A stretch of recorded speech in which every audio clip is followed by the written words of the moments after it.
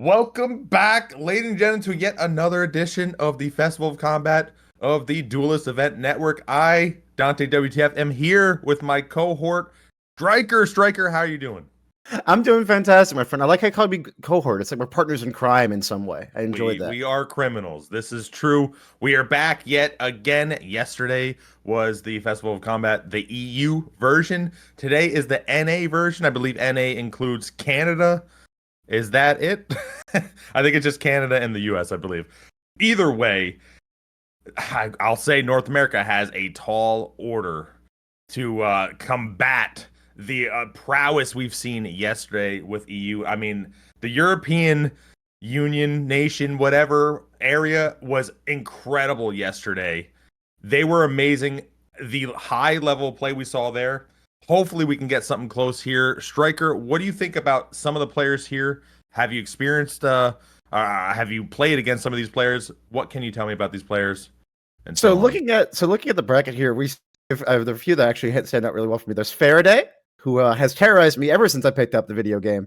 There's Frosty, who's terrorized me ever since I picked up the video game. There's Sip, who has terrorized me ever since I picked up the video game. There's a lot of players here that are very, very scary. Barebones as well. There's WaZeus, who I also know. These players are gonna be very, very fun to watch. Slandz is actually another player that's very, very good at the video game. I'm very excited to see what Frosty brings. Because Frosty usually brings some wacky stuff and does really well with it. So excited to see that. Barebones, the master of Claymore, could bring the Claymore, which would be fun to see. I don't know. I heard you were a master of the bonk build. Maybe Frosty will bring some of that. We were talking about that yesterday in the tournament. Yeah, I mean, as far as I see from the players here, Beven, a lot of people say Beven is one of, if not the top players, not just in NA, but maybe even overall. I mean, again, Frosty can use basically everything, so that's kind of the scarier part with Frosty because they use weird stuff you're not used to. Raskills, I think, did he win last tournament? Either he won last tournament or he was second place. It was very close. So we got a lot of heavy hitters here, but again, yesterday with the EU, they were crazy. They were out of control. They were in top form. But let's go through the rules real quick and the format. Obviously, you can see it on challenge.com/September, but it's in the Twitch chat. Someone can post it there. Either way, first prize, first place, $100, second place, $50, and third place, $25. This is double elimination, means you're not out yet. Best 2 out of 3 all the way until the semifinals, which is best 3 out of 5, and the finals or grand finals is best 4 out of 7. Of course, this is PC. It's got seamless, the magic of seamless. Sadly, I believe yesterday we only were in one. I don't think we switched arena areas at all yesterday. Hopefully, maybe today we can go somewhere else, a little bit different scenery. Although, obviously, I guess what works is what works, and that's kind of good for everybody. But same rules, general rules. Nothing has really changed from last month, but I do like to point out some of the more interesting aspects of this, especially since it's on PC. So rune arcs are allowed. Generally, people use kind of the same rune arc. It's like more health, right? Kind of that situation. There's not too many crazy things. Of course, no light rolling. Obviously, Briar armor is banned because of the sort of hit deflection. Royal Remains armor is not allowed because of the massive health gain. Ashes of War, Bloodhound Step, Quick Step, Royal Knights, Resolve, Determination, Endure, Oath of Vengeance, Last Rites, Raptors of the Mist, Storm Stomp, obvious, but I believe the new addition is Golden Parry, and I believe Frosty was talking about it yesterday. What do you think about this Golden Parry being on the ban list? What do you think? See, actually, you just gave me like the most PTSD I've ever had in my entire life because I've been playing a lot of Armored Core 6 recently, and I forgot about Royal Remains armor, and I just thought about all the times I've dealt with light roll Royal Remains running away from me the entire time. Good lord. But talking about Golden Parry, that's very interesting. I wonder what were people just hard swapping to it and just mashing the parry button? Like what happened there to cause that? Well, see, the way Frosty was explaining is that it was sort of because of the higher damage of crits of riposts. They sort of wanted to limit that ability to basically just completely either swing or win a match off of just one parry. And I kind of understand it because then it's like, I like it and don't like it. Personally, I wouldn't ban it because you don't see parries often anyway. And usually when somebody throws it out, it's kind of a last-ditch effort because it's very risky. and I think that's the whole point. But people, I guess, voted on it, thought it was bad, so it's out of here. I don't believe it was here last month, but that's about it. As far as a lot of the other things, fan daggers are banned, and I like to go through some of the new or maybe weird ones because again, you can get headshots, you can get combos. You just don't want everyone to have to wear either the jar helmet or to have a certain play style. Like we try to limit things so that everyone doesn't have to do the same things all the time. Sometimes, you know, and some things like drawstring, rot grease are just very powerful because rot is very powerful. And even though in with seamless you have very good net, so you actually have much less ghost hits, but still drawstring rock grease is very powerful.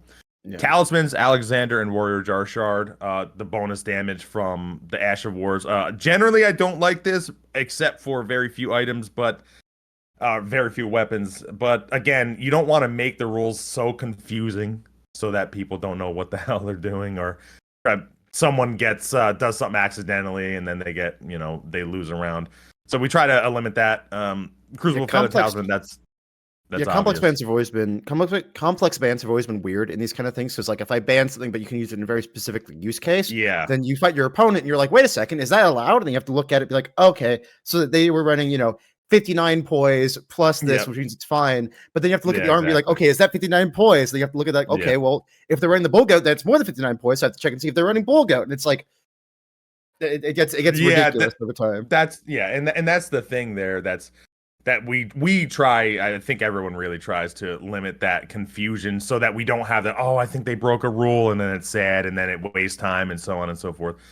Dagger Talisman again because the higher crit damage. We're just trying to limit the possibility of just like basically full to zero death kill. And then the new addition from last month to this, and we were talking about this yesterday, is you can only have one of these equipped at a time. So Blessed Dew Talisman, or Blue Feather Branch Sword, or Red Feather Branch Sword. And I think that is a brilliant move. I believe Frosty said he had a big hand in having that rule change. It can be a little confusing, but the thing I like is that you can't, because having all three of them is very powerful, especially in end fight. And I like that you have to choose, and it's sort of more of a mental game at that point, and I think that's really cool personally. That's such a cool rule, because Elden Ring duels have always, at least in my experience, and also me watching, being a big fan of the Den, have really come down to the wire a lot more often than not, because Blue Feather is just so gosh darn powerful. So Blue Feather plus Blessed Dew, you can just like keep healing and healing and healing and healing to the point where duels like can sometimes just last forever. So the fact that you only have one on like that's so cool. There's a lot more skill expression involved as well, like switching from Blue Feather to Blessed Dew to Blue Feather from Blessed Dew. It's like that's such a cool idea. I love that. That's a very cool ban. Now, I think it's really cool. My biggest concern with that is, let's say someone's in their menu and messing with their talismans, and they accidentally equip both Blessed Dew and Blue Feather, but just for a moment before they switch off. What happens? We call that match, or what's up? No, I believe that has happened. I think if it's for a moment and nothing really has happened, I think Blessed Dew might tick for 2 health. That might be the only benefit, but I think unless that really came down to the wire where the guy had 2 health or something and they lived, I don't think that has come up yet. But I believe we've seen that where they swap so fast that they might touch.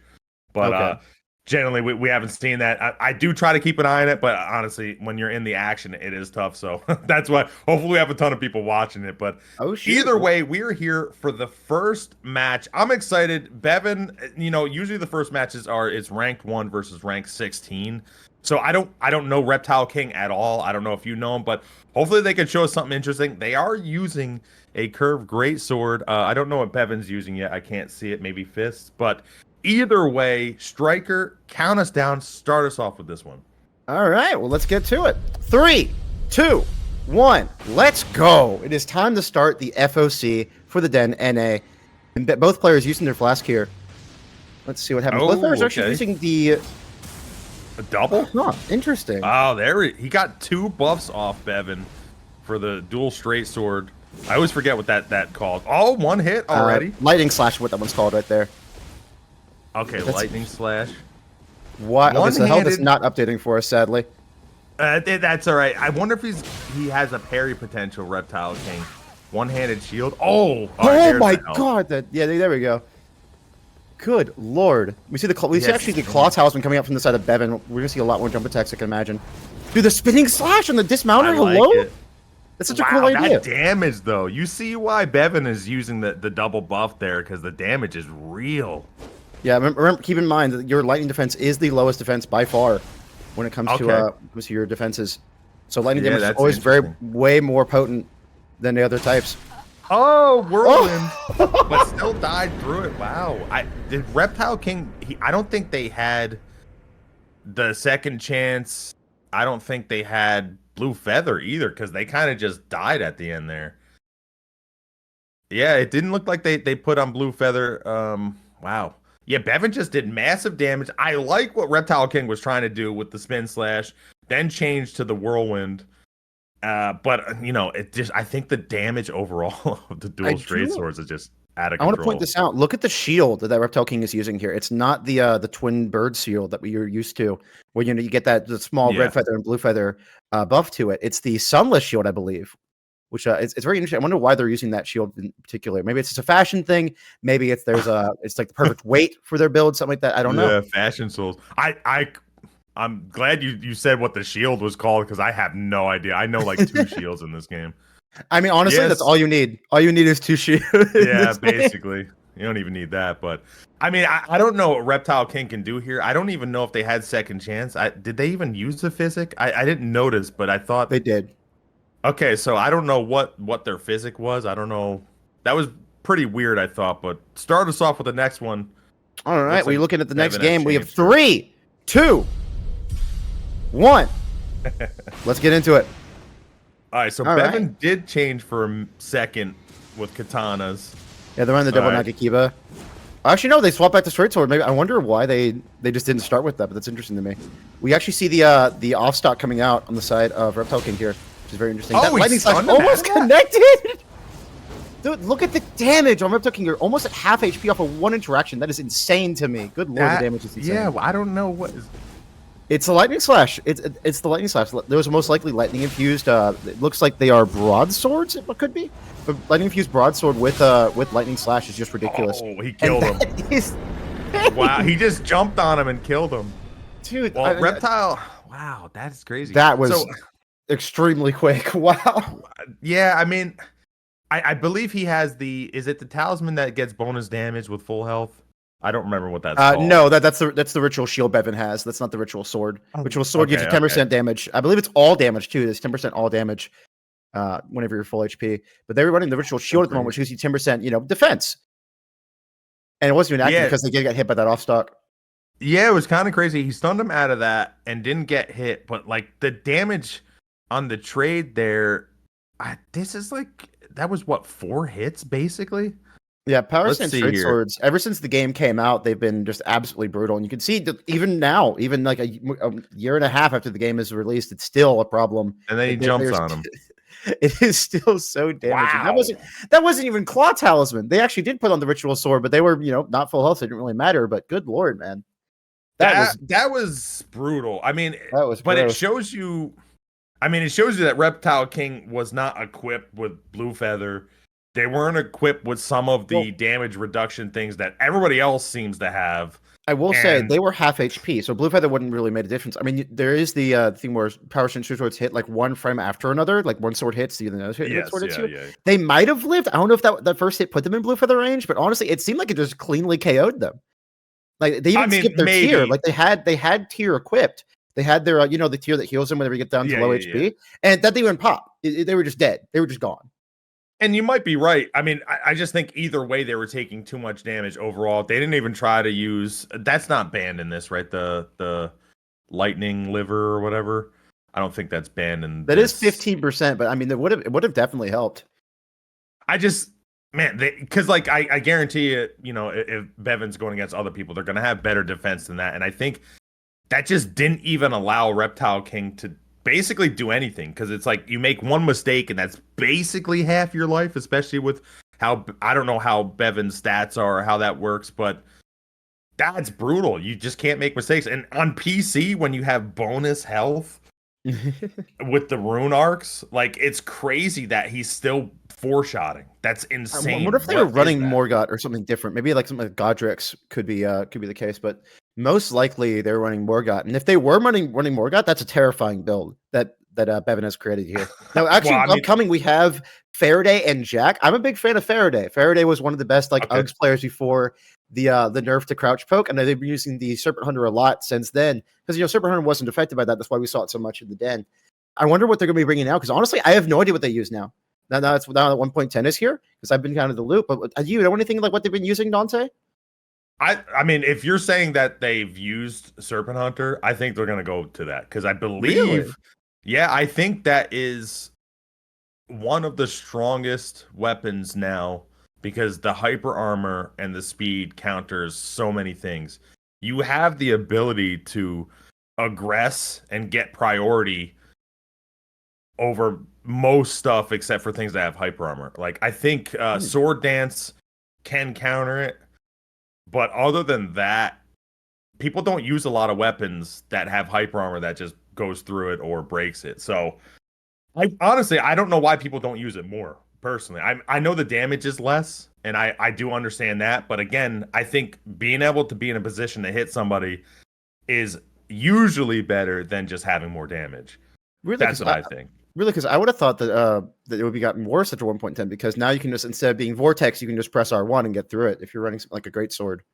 Well, that's what I'm That's saying. No interesting. one's using greatsword, so no one Really interesting. is having that hyper armor counterattack except for maybe like sword dance or something like that.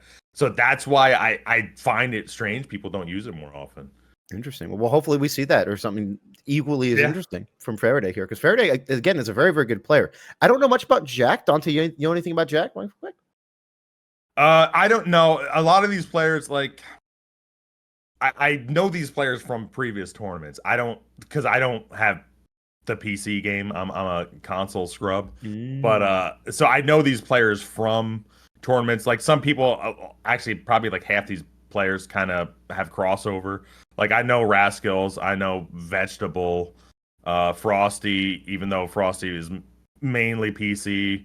But like I know a lot of these players who are very good. I mean, if you're making it on this tournament, generally you're good enough, obviously, because you got to make it. You got to fight in the I The guess latter. the ring of combat, the ladder, Mm. and so you make it here. So that's why like the first match was rank 1 Beven versus rank 16 Reptile, and you see that difference, the skill gap seemed fairly apparent there. It seemed Well, like Beven just had the movement over ReptileKing. Now, I Reptile will King's not also out. say, I will also say, Reptile didn't really get a chance to play the game very much. They got hit like maybe they Yes, got maybe like 2-3 interactions in before they died. So I feel like we haven't seen enough about ReptileKing yet. I feel like we got to wait for the losers bracket run to see what Reptile can really do. Because like you're up against the first possibly. seed. Like Bevan's the reason why Beven was seeded number one is because we think Bevan's going to win. Yeah, But Beven is most likely yes, going to win the tournament because they're seeded number one. That's what we think. that's They usually how it works. Yeah. so like Reptile was it would have been a huge upset for Reptile to win that, and we didn't even see Reptile like play the game very much. They kind of just got hit by like 301s and died. So we'll have to see in the future what Reptile can do. I'm excited to see it. I'm Yeah, very excited about that. but again, that's part of this game, right? The best 2 out of 3, especially early on, you can just lose quick, and you don't even have time to figure out anything. And I think that is part of being a good player is adapting quickly or not getting yourself in the trouble early. And that's what happened. Reptile threw out some errant Ash of Wars, and they just got punished for it, or Yeah. it was ineffective and it didn't do anything. And it's again against someone like Beven, who obviously is a top tier player who has damn near perfect spacing. You have to play near perfect or just weird enough to trick Beven. You can't just play normal and expect to do super well, right? So I think that's what ReptileKing did. They expected, someone's gonna just run into my whirlwind. They didn't do it. So now what I do, and then they were already half health at that point. Like Mm. I mean, anyone's gonna have a hard time with that, regardless. Because again, I It- don't know it's what the Bevan. defenses were, but that's crazy. Like Bevan would have. I feel like I would have lasted even less time than Reptile did in that match. I'll be honest with you. Yeah, I mean, and it depends. I mean, because who knows? Like, I don't know how Bevan deals with hyper aggression, right? You know, I don't know if you get Beven stuck in a corner and like let's say you have Shunter and you pressure with the hyper armor, what are they going to do? They get stuck, they get Vortex down. I don't know. Yes. Yes. Oh, here we go. Here we go. Dark Souls 2, baby. All right. This is what I'm talking about. Count us down for Faraday versus Jackk. I will gladly do so. All right, look at 3, 2, 1. Let's go. Faraday versus Jackk. Let's see. What's Faraday running? Club. Faraday! What a match! The health steeple. The health and steeple versus the great club. What is happening here? I love this. That steeple does massive damage though if you have the right stats. Speaking of Dark Souls 2, look at that chicken leg on Jackk here. Yeah, that is exciting. Dude, the health and right, steeple, I'm so excited to see it. I knew Faraday was going to bring some crazy stuff. The health and steeple doing a lot of damage, and also with the cold proc too. Like, I'm very excited to see this weapon in action. There's the cold proc that I was talking about. Proc. Yep. Exactly. Now we see both players are less than full HP, but they're still running the HP regenerating, the HP increasing talismans like the Erdtree Favor and the Ritual Shield. I would love to see them swap soon. But right now, like they can't. That's it.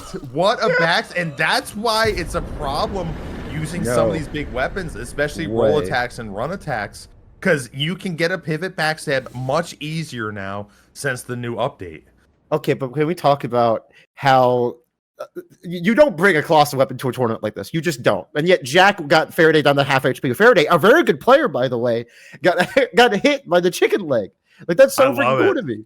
Like, that's awesome. Yeah, no, this is fun. This is what this is what we didn't see in EU, by the way. I think we saw one person use something a little bit wonky in the EU. But yeah, you're never gonna see this. Oh my god. It's just bizarre match. I mean, I do think that the great sword here wins this most. I think it has a much better matchup, especially with the damage you can get if your stats are proper. I just want to say real quick, I'm dumb. I thought Faraday was red. I'll be honest with you. No, actually, Jackk was the one with the health and steeple, and Jackk did actually end up winning that match. Yeah, I was wrong. So nice on that. I would assume. I was about to say. I would assume that we're going to see a change. Look what Faraday has. Look what Faraday has in their hands right now. Look what Faraday has brought to the table. Hunting the serpents right now. Double serpent hunter. I'm so excited. I have no idea if this is even good. I've never seen people use 2. So you still have the crouch R1 that does, the poke, but you also have the crouch L1 that does like the little sweep upwards. So you basically have PSGS and Shunter at the same time, which will be extremely fun to watch. All right, Dante, you know what? You count us down this time. Oh, I'll do it. I decided you're going to do it. Go ahead. Let's do it. 3, 2, 1, fire. So, but you lose the hyper armor, I believe. If you're that is true. Yes. I don't know if it matters in this matchup though. They're actually two-handing it right now. Interesting. And we have the. It looks like actually they are running it two-handed. It looks like they're doing the one-handed running R2 for a moment there, but they're running R1. Oh, I like that. And you know what's scary about the great swords? Nice one-handed roll catch and the frost proc immediately. Yeah, we're seeing it looks like an off dagger come out from the side of Jackk, which is pretty interesting. Now, one-handed greatsword is very scary because you do have that true combo with the running R2 into R1. I believe that is a true combo and would do a massive amount of damage and also get that frostbite off, which already is off, actually, on the side of Faraday. Yeah. The running attacks are wild, too, because the range you get from them are crazy. Mm-hmm. It is a very deceptive range, too. Faraday nice running. Ooh, Faraday, 5 HP! It's close. If they can get a Vortex off, though. Could make this work. Vortex again. Which maybe he's going for the hyper armor, and the running attack gets him. Jackk wins. Good lord, that looked very close. I love how Faraday was swapping between the power stance and the two-handed serpent hunter just very quickly there, to the point where I was having trouble keeping up with it. I can imagine actually fighting, but Jackk just pulling through, doing basically the exact same thing, swapping between the off dagger and the two-handed version of the weapon. That was fantastic.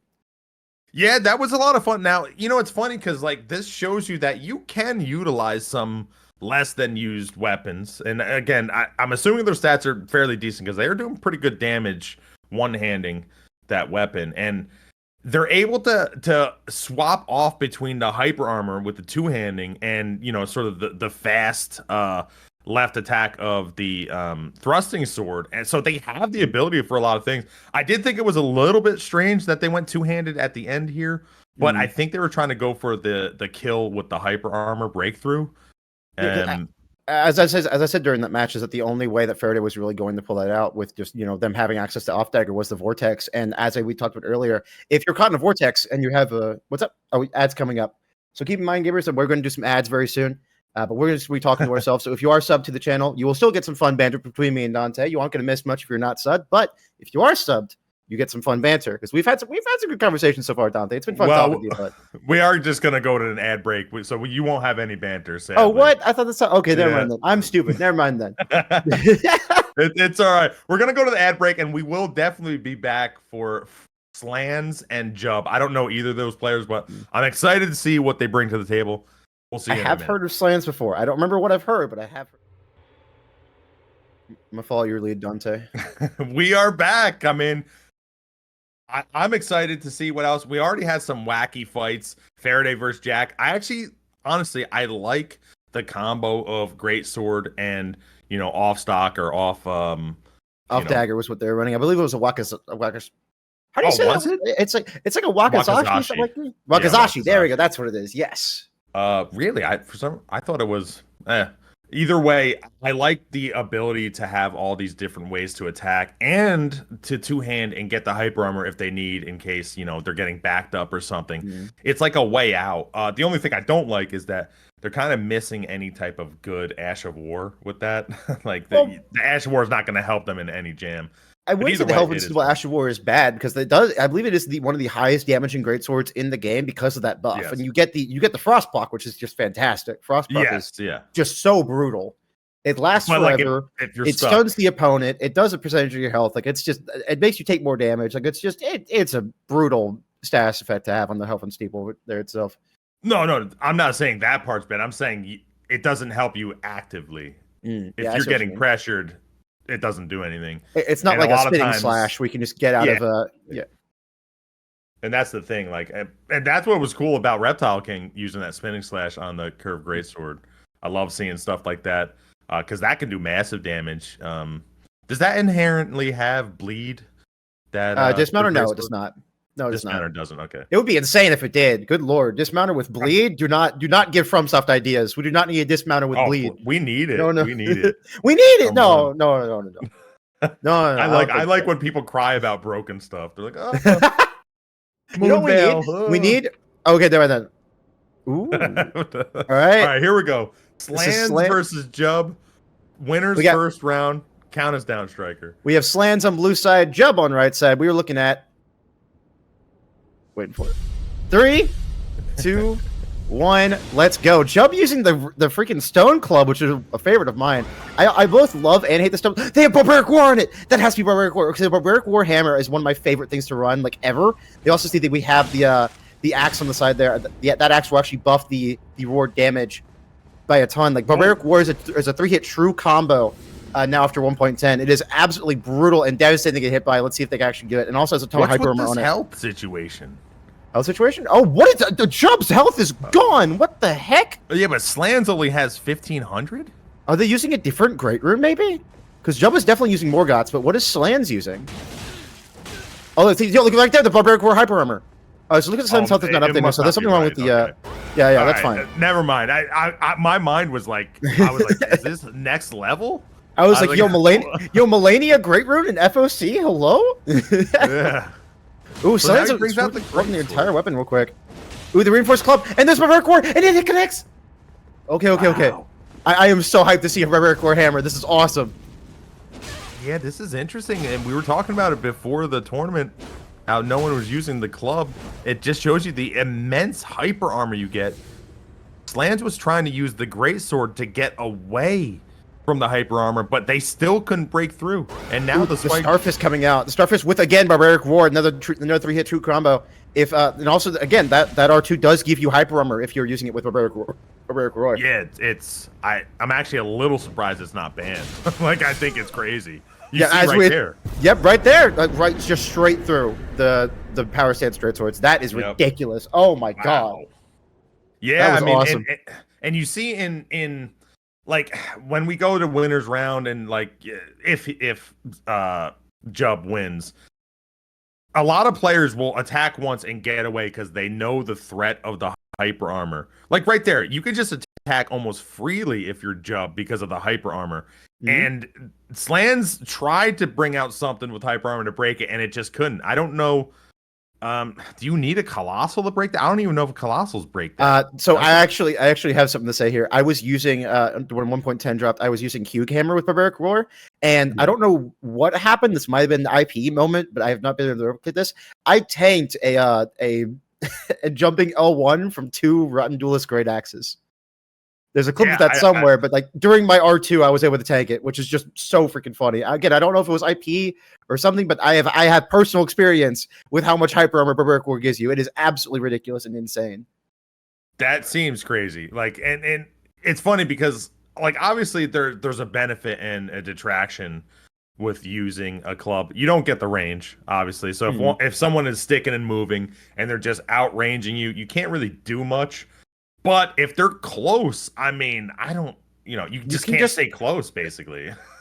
Our club is my favorite and also least favorite hammer at the same time because it's probably the best hammer, like almost definitely the best hammer. But at the end of the day, it's like an R1 stick. Like all you do is just mash R1 and benefit. Crouch attack though is good. Crouch attack's good. It's pretty good, I will say. But all right, so it looks like we're back into it. Slandz, pull out the colossal. I'm excited about that. The colossal sword. Okay. Look at that. I mean, like we were talking about things that can break Barbaric Roar, and there you go. All right, so Dante, go ahead and count us down, my friend. All right, let's do it. 3, 2, 1, fire. I'm curious. I don't even know if this will break because now, like, let's say I'm pretty sure it will. I think he it doesn't will. have Bull Goat either, so I don't know. Maybe that changes. Oh yeah, that's true. It does actually. Yes, it does. Because Bull Goat, again, remember, it does actually reduce the amount of poise damage you take instead of just adding poise to you. So I believe it's 25% less poise damage you take. Which counts to like a 30% boost in poise, something like that. But look, we see, there you go. It did break it. It broke the. Oh, no, it didn't. The Crouch Poke did it. Barbaric Roar is so good. Dude, that's the reason why it's my favorite Astral War in the entire game, baby. Barbaric Roar is crazy. Essentially, it also gives you a buff to your attack, buff to your AR. Wow. Look at that, just right through it. Oh my! If we had this back before Colossal Crouch Poke got nerfed, could you imagine how freaking good this thing would be? I mean, I don't know. Like, I know why he's using the Colossal. I just, nice. Oh, the Crouch Poke. Now, I also want to say here, nice Jub is, I believe, the 13th seed in the tournament. Let me make sure that's right. Yeah, they're 13th seed, and Slandz is 4th, so this would be a major upset if Jub can pull this out. Yeah, I mean, this is tough. I mean, because you also get bonus defense on the hyper armor, 18%, I believe, with Colossals, so he might be able to tank a hit and maybe just win over getting more damage. Oh, and there's the tier. The Slandz tier has been propped. Oh, they're just weaving around the Colossal Poke. That is insane. Oh, there's the poke. Oh, but no follow-up. They didn't. Maybe they're on it. Maybe they're running out of stam. I'd be very afraid here if I was Jub. I want to see the blue feather. There is the blue feather. There it is. All right, Jub should be able to take 2 hits now instead of just 1. Yeah, can he get the... How much does the combo damage do at the end here? Is it worth swapping to dual straight swords, though? I don't know. Ooh, oh, the stun! No way! That was a free. That was a free L1 for Jub, but the Barbaric Roar did actually stun them. That's insane. And there's the power of straight swords. He couldn't get the hyper armor on the attack to start up fast enough, and got 2 insane. L1s. That was insane! Wow. Oh my god, that was incredible. Is just the first round too, and we're getting some wild fights.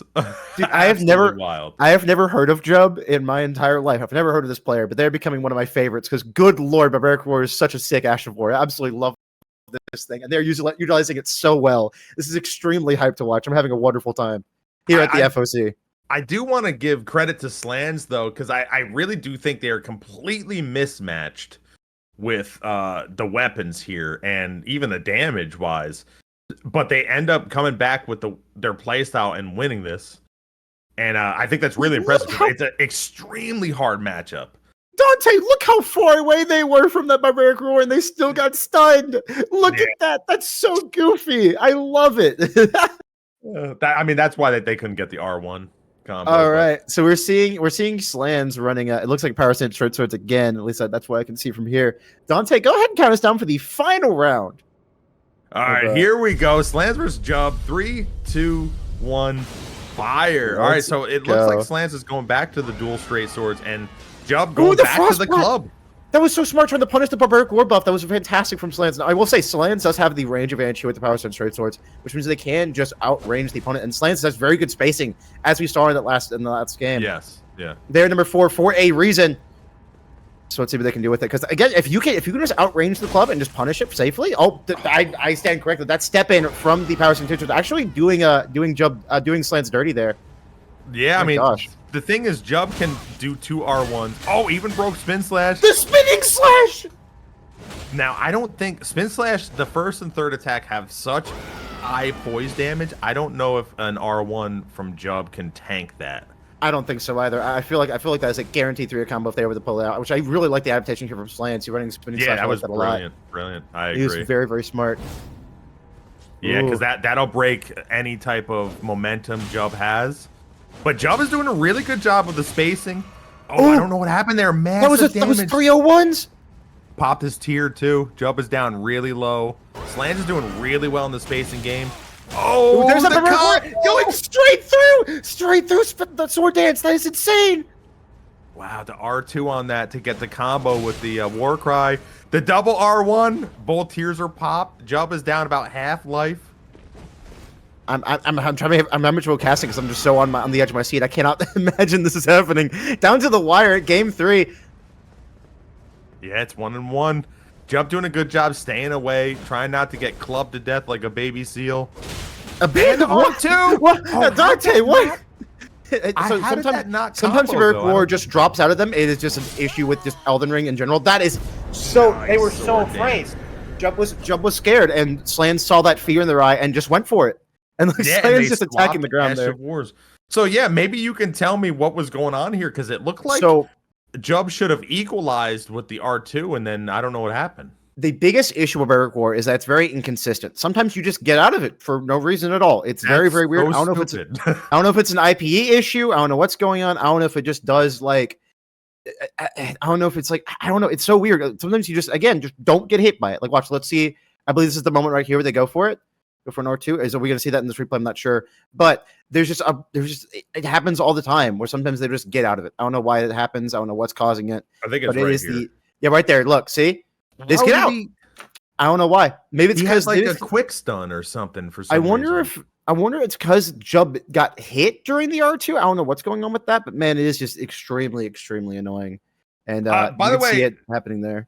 Jub actually played really well, considering they were using something no one plays. They were doing really well spacing and timing their attacks, and also knowing how to use their hyper armor to their advantage, like timing the R2s really amazingly, timing their second R1s to get that hyper armor on the second hit to get the trade.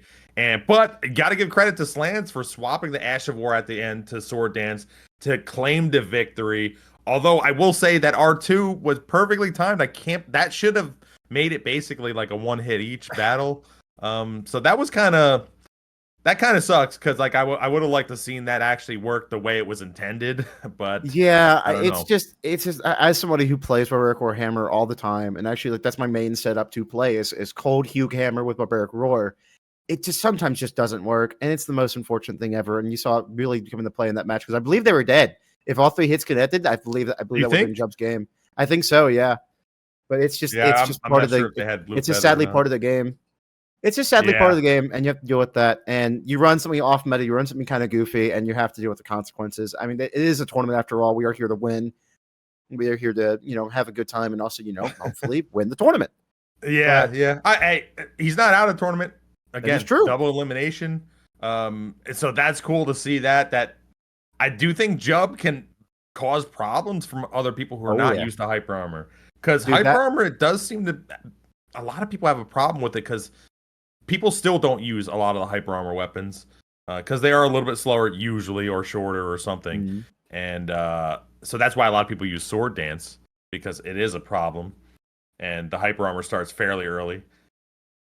I don't know, man. Jub could cause a problem up in the losers bracket. We'll see. We'll see how far they can come back. Yes, being the 13th seed. Let me make sure that's right because I'm second guessing myself again. Yes, Being the yeah. 13th seed in the tournament and doing that well against Slandz is fantastic. That was wonderful to see. And Slanz's adaptation in that second round was wonderful. Like you saw their Colossal come out, you saw their spacing got a lot tighter. Like that was absolutely wonderful because they got they got kind of messed up that first round because they just weren't expecting, Barbaric Roar Club. Who would expect that in a tournament like this?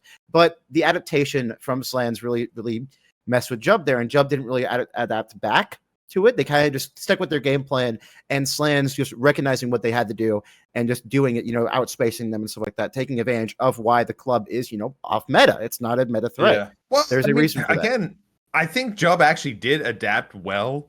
It just was an unfortunate event at the end in the third match because the second match, the matchup was very strange, and I thought it was really impressive how Slandz was able to use the Colossal Sword to somehow help take that victory, which was crazy to me because I think that is a brutal matchup, that with the Starfist. But they were able to take that third match. I thought Jub must be playing a lot of dual straight swords because I think they played that pretty well, spacing the first L1 fairly well. Again, their timing I thought was incredible with how many times they got the hyper armor trades or the R2s to get the combo. So I just think it was an unfortunate event at the end, and it was actually really close. One of my favorite things about Elden Ring is that you basically just have a giant toolkit in your inventory. Like being able to hard swap, being able to swap between weapons, like you basically have a tool for every situation, which is what makes Invasion so interesting to watch and perform. And even Duelists, like as we see right here, they're swapping from Colossal to Power Stance Straight Swords, or like from Club to Starfist. Like you have so many tools at your disposal to just engage with your opponent with, which is so interactive and so fun. It's why we're still playing this game after a year and a half, even though, the balance isn't fantastic, and there's still some issues like Power Stance Spears and your Bloodhound Step, all these things that we have to ban. There's a reason we're still playing the game. And the reason we're still playing the game is because it's so interesting and so interactive and just so fun. Yeah. This game is awesome. I think so. No, I mean, with the update, I'm back, and I'm back better than ever. I just love it. I just think I almost think sometimes making the game wackier by having even more broken stuff can make it more interesting, just so people can just be silly and just have fun with it. And then, of course, if we want to be in the competitive scene, which you see here on the challenge, we will ban the things that we know are atrocious, right?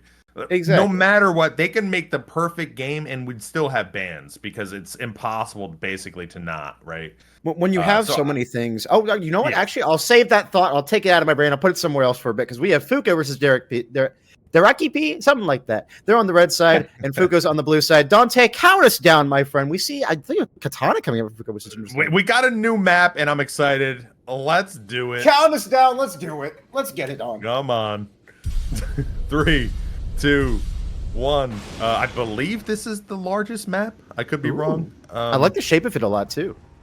I like the aesthetics, the purple, the starry sky. What is that? Is that Katana All-Star coming outside of Fuuko? Excuse me?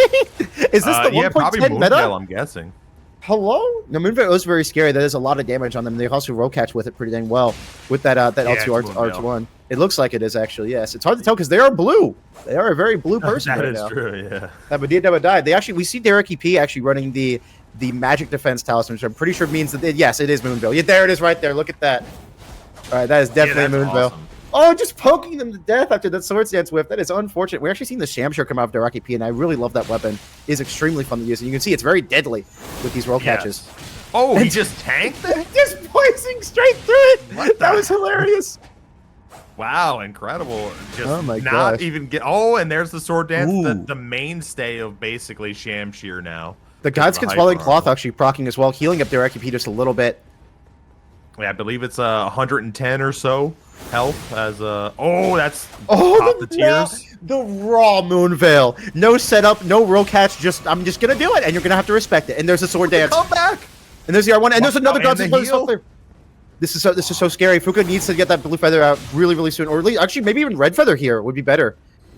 Both players at 1 HP now. Blue feather comes out inside of Dariki. Blue feather comes out inside of Fuuko. This is very close. 1, maybe 2 hits for Dariki. This is such a cool match, and we would not be seeing these weapons if we didn't get 1.10. That's what the backstab. Oh, the off-star barely whiffing. That is so unfortunate on the side of Fuuko here. Just raw Moonveil. It's so hard. It is so hard to react to just Moonveil. If you're already sheathing, the actual sending out the projectile wave is so quick that it's hard to tell when it's happening. Dude, the amount of raw Moonveils we saw from Fuuko. That was ridiculous. That was awesome to see. Oh man, that Swaddling Cloth was putting in work. Ricky, as people are calling him in the chat, so I'll call him that too. Ricky was doing well, brought this match to basically one, maybe 2 hits left. And, Fuuko brought it back with the Moonveil. Now, the one thing I thought Fuuko did that was weird was, I believe it is a true combo. If you get the hit with the regular Moonveil attack, you get a true combo with an R1. But they were using their off stock to get the hit instead. I believe the combo is you get the Moonveil Ash of War off, you do R1, and then the roll catch L1, I believe. But Ricky was kind of, or Fuuko was kind of doing the off stock hit. So I don't know what that's about. Maybe I'm confused, but I believe that is a true combo every time if you get that hit to register. Either way, we are back. Fuuko is 1-0. Very close match. I mean, what is their rank here? 5-12. So Ricky actually made that very competitive. Let's see if they can bring it back. Count us down. Heck yeah. I love seeing the Moonveil. All right. I'm going to count y'all down for Fuuko vs. Dariki. Round 2. 3, 2, 1. Let's get it on. Look at that. Both flasks coming out for both players. And Fuuko, it looks like they're running the exact same setup, and the same with DarikiP. We should not know if Ricky still has the sword dance on that, but we are seeing the Moonveil and the offstock coming out. Ooh, I like the spam. Spam when someone's on a wall, I think needs to be utilized more. Ooh, the offstock. Doing a ton of damage there. Yeah, Ricky needs the pressure. Obviously not get hit by the Moonveil there. That's a real problem. Went for a pretty far away sword dance. I didn't think that was the best time to use it. Now would be a better time when they're by the wall. Oh, good roll. That Moonveil barely not catching that roll there. It's unfortunate. Oh, nice punish. Broke up his Moonveil attempt. Getting the Swaddling Cloth health. That's a big deal here. It really is in a game like Elden Ring where you can't. I like that. I like the spam. Health is so valuable. Even just 110 health, or how much the gods can Swaddling Cloth heals, like it can make a huge difference there. Like we saw in the last round, it was very down to the wire. And if Dariki didn't have that gods and Swaddling health, they would have been dead before that raw Moonveil even killed them last round. Ooh, that sword dance catching this roll though. Good lord. I would have liked to see another sword dance because they were next to the wall. I want to see people utilize the arena more. Definitely. It's pretty close. They both still have their tiers here. Yes, they do. I wonder if Moonveil R2 would do a tier skip here. Well, I guess it doesn't matter anymore because Ricky's tier is gone. But they're getting health. They are getting so much health from that. The gods can is insane. Ooh, the outstock with the spam. Another frozen too. Any hit now would most likely kill them. Freeze, to remind y'all, does actually make you take more damage. So while they're Frostpock, they are in very much danger here. Still blue feathers on, but they don't have any sauce, so Fuuko can't do Moonveil. And the spam! The clean rod pokes! Dude, that weapon is insane. Oh, they're out of it! Go for the ash... The sauceless. The sauceless Ash of War there. Way. Imagine. Oh, the Frostpoint! Dude, that was such a good. Okay. I gotta bring this out. So Fuuko did like a small spin while they're doing the Frostpoint pull out and throw animation to hide the fact that they had a Frostpoint in their hand. That was so dirty by Fuuko. I loved it. That was awesome. It looked like they threw it on the ground in front of them instead of lock on aim. Brilliant move at the end there. Very close fight, by the way. I mean, that was very close. Both that was matches. Incredible. And Ricky almost brought that back. I did not expect to see a Moonveil today. I'll be honest with you. I didn't realize that people would be running Moonveil. Like, that is so freaking cool. I wonder if Ricky kind of feels the same way. I mean, they were equipped with that Magic Defense Talisman. The Magic Drake Talisman? I can't remember what the thing is called. I don't even care anyway. You're probably right. I mean, we know what it does. It's 8%. It's 8% magic resistance or something like that. It's a very small amount, but it definitely did come into play because Ricky had a very tanky build with the Gods and Swelling Cloth. Gods and Swelling Cloth again is just so much health you get back, but it ended up not mattering because Fuuko just played really, really solidly. Yeah, that was putting in work. I wonder if Shamshir is one of the best with Swaddling Cloth because of how many ghost hits you get with it. Because a lot of times you spam down with it because of the speed of the hits and the high poise damage it has even on backswings. So Shamshir is a very aggressive weapon. Like the running R1 is just really, really powerful. The running R2 is a very good mix up. And if you get a hit, you can usually combo that into the second hit. So you can just, get a lot of Gods and Swelling Cloth Foxstaff. Now, for the best weapon in the room with Swaddling Cloth, I'd probably give that to Power Stance Straight Swords. Because as I mentioned earlier, they hit one frame after another. So you actually get 2 procs of the Swaddling Cloth off at the same time. Okay. You don't get 2 health. I mean, I'm talking about you get 2 ticks towards that health bonus. Yes. You get from that. So It that's doesn't actually count as really, really one, powerful. Exactly. All right. So I'm loving the fights we've seen. We've seen, I mean, how many different weapons already? We haven't even seen, we saw one dual great spears, but that was sort of like a strange pairing. No one really does dual serpent hunters. So we're seeing like so many different varieties of weapons and play styles, and I love it. I mean, if we see a caster, a pure spellcaster, my mind is gonna just explode. Pure I will be spellcaster. amazed. I don't know if pure spellcaster could even work super well in 1.10. I mean, you have the Gavel of Heimer got hyper armor, but Gavel of Heimer is not super great.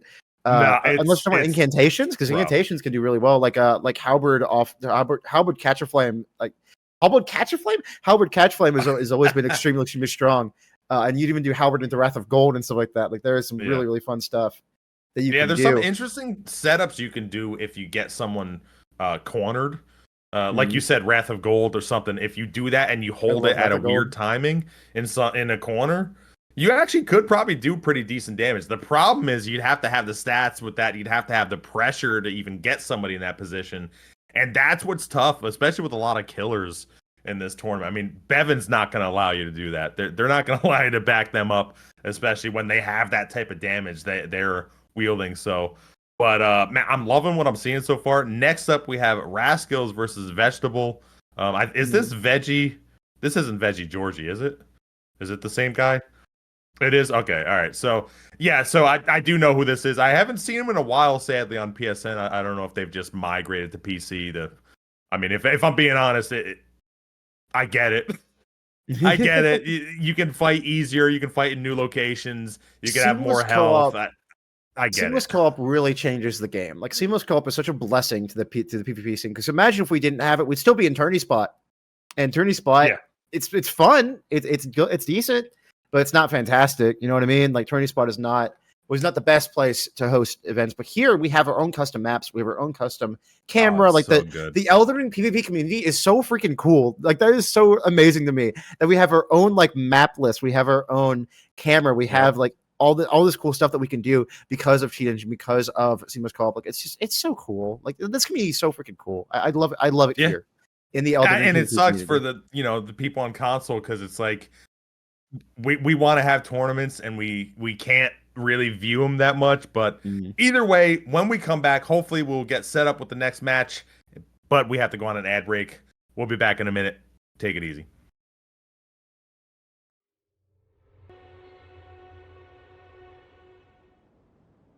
All right, ladies and gentlemen, we are back. I do want to mention real quick, we didn't have it yesterday, but we do have it today. Luckily and thankfully, if you do exclamation point losers, exclamation point lower, I believe. Both of those work. I believe you can see the losers bracket or lower bracket, however you want to say it, because I guess no one wants to be a loser. But wow, you can see that stream too if you wanted to see some of those other matches. Which, if I'm being honest, I think especially early on they might be more exciting only because of how weird they're gonna be. But either way, right now we are here with Rascals, Blue, Vegetable, Red. Count us down, Striker. Well, it's time to get it on. Looking at 3, 2, 1, go. And Vegetable, it looks like we're running Power Stance straight to maybe that Power Stance S-Stock, actually. I can't tell from this distance, but we're seeing the double Sacred Blade come out. Is that double Power Stance Spears? Look at that right there. Yeah. With double Sacred Blade, that's going to do massive damage. They can connect no one. Yeah, so this is Slenders, right? It one looks thing like I like about Slenders, Slenders, I like that you can put many Ash of Wars on it, so you can really trick your opponent. Good job. That damage was gross. Yeah, I mean, that's why they use it. I mean, yeah. Weird sword dance there by Vegetable. Good play by Rascals not to get caught up in just aggression. The trade was a bit strange there. I don't know how Vegetable got stunned by one spear. That running attack. The pokes. But what I love about Sacred Blade, it's one of my favorite Ash of Wars in the game. It's usually a huge damage buff. It's 125 AR buff to your attacks, which is pure holy damage, which is really good into players.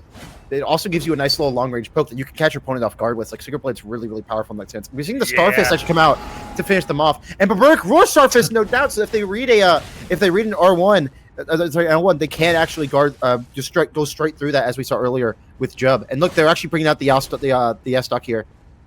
Yeah, this is really rough for Vegetable here. I mean, he got down very early, made a bunch of mistakes. I don't know if they were in their menu. They got hit by a bunch of running attacks that were just normal attacks. Usually that means, yeah, that's two one-handed R1s to clean it out for Rascals. I think that was more of mistakes on Veggie's side than Rascals.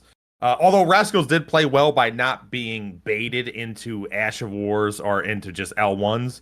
Rascal would just faint, sort of moving forward and then stop. But you see here, I mean, Veggie was just getting hit by just running attacks and panicking and then getting hit through the roll. And that was a bit strange. I think we're going to see Veggie play a lot better this next round, hopefully. I just think, I don't know, something happened. Maybe they're in the menu.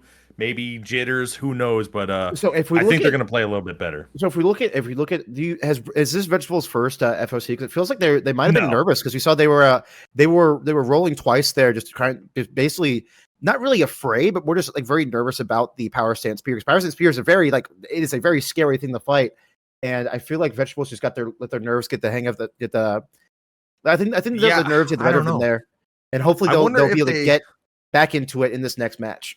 Yeah, I do wonder if they maybe didn't practice as much or something. They are ranked 15. I swear they've been ranked higher before.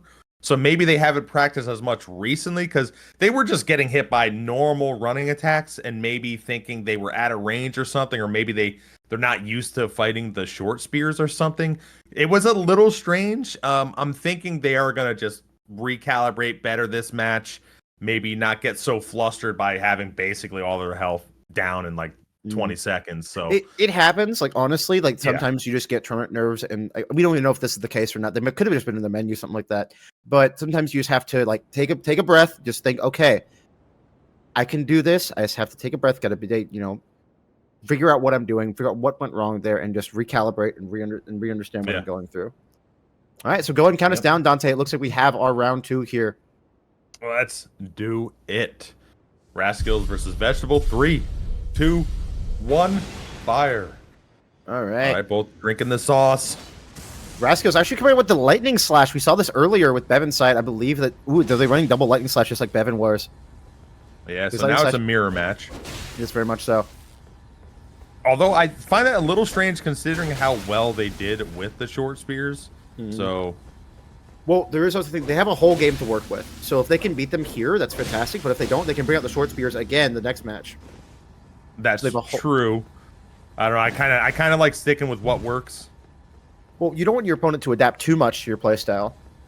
That's interesting aspect, actually. I can see that. This happens even with fighting games where you'll be changing your character like in the second round, even if you won the first time. I mean, Vegetable's doing better here than they were the first one. They did a jumping R2, which was fascinating. Yeah, jumping R2, not usually a fantastic option. Yeah, it looks like Vegetable's tier has been popped, yes. It's still close, though. I mean, 1 L1 will equalize this. Very much so. And also, we won't see a tier skip, but we will see Rascals' tier being popped with this next L1 from Vegetable here. Who knows?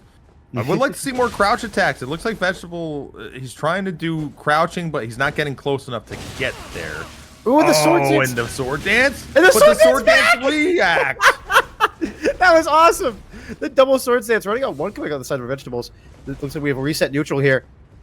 Both players with blue feather bridge swords equipped. 1 L1 might take it from either player. Oh, this is close. I don't know. I think that it's 2 L1s, but I'm not sure. The damage is out of control with dual straight swords. Yeah, power sense straight swords are very, very scary. Uh-oh. Starfist. Ooh, the Starfists are here, and there's the Barbaric Roar. That is going to be brutal. Scary. Sword Dance can break through the regular attacks, but I don't think it breaks through the R2. Almost definitely not. We saw them tank a Colossal earlier. Yeah. There's no way Sword Dance breaks through that. Nice the poke! attack. The poke! Spamming the L1. There's the L1. Wow, that was close. Went for the jumping Flag, attack. there it is. That last jumping attack was so out of range. They should have just jumped and didn't attack and then try to reset. They did make a mistake at the end, rolling straight back. Again, with fist weapons, you want to roll into your opponent diagonally because that won't hit you. But man, at the end here, your blood's pumping, your heart is exploding. I could totally understand why maybe they made a mistake there, but very close. This was very close. Yeah, wonderful showing by Vegetable. Honestly, that was wonderful to see. I don't really know what adaptation they could have made here, to be honest with you. I feel like maybe delaying the jump attack would have been nice there, because like as you know, you can delay your jump attack for a very, very long time. Like even after you've already landed, you can still do the L1. So maybe catching them off guard with a delayed jumping attack could have worked here. But honestly, it was so down to the wire, and the match lasted so long that I honestly could have just imagined Vegetable just getting like not impatient, but more just that was close. wanting it to be over, wanting to play more aggressively and get this match over with. And hopefully get them down. I'll say the plan I thought they had at the end was I'm going to attack once, bait a running attack, and then my backswing is going to kill him. And they did it, but they didn't delay their backswing. If they delayed the second R1, they may have won that match, but they attacked immediately, worried about the running attack reaction. It was very close, man. Honestly, very close. I don't blame them. Starfist running attack is terrifying. It is so dangerous. Like the reason why we're seeing Starfist so much is because it's such a high damage weapon and it's so quick. It's so brutal. Quick. The combos, the roll catch, the punish of basically any misspaced attack. It's brutal. And if let's say they were right next to each other and Vegetable went for the L1 and they had the Barbaric Roar online, they could just press R2 and just eaten the entire L1 and just killed them back. Like that is a terrifying setup. That's why we're seeing it a decent amount. Starfist is just brutal, especially with Barbaric Roar. Yeah, I mean, one thing I did like that Veggie did at the end there was he incorporated a couple crouch attacks. He actually stunned Raskills at the end and got him, I thought, in range. I could be a little bit wrong, but I thought in range to die with one L1. And I was thinking that's one thing that can mitigate the running attack is that crouch attack, because you don't get the hyper armor on that. You just boom, crouch attack. It's so fast. You can reset, do it again, turn around, so on. And maybe that would stop something. Also, they had the ability of the sword dance. But again, that's so scary because you can either sidestep it, you can run back, get out of the way, and then you're punished with the running attack and you die anyway. So that at the end there it's all mind games. It really is all mind games. It's all trying to read your opponent as well. Like it is trying to trap them into something. And like we saw Razkiz like at the very end there where Vegetable did that jumping L1 and they just Razkiz just took full advantage of that and just killed them off of it. It's an interesting thing when it comes to never mind. You know what? I'll save my essay for later. We have Barebones versus K2. Barebones on the side of red team and K2 on the side of blue team. K2 just ready, stance the heck up with their crouch. Look at that. Like a bird of prey, watching over Barebones, ready to take them down.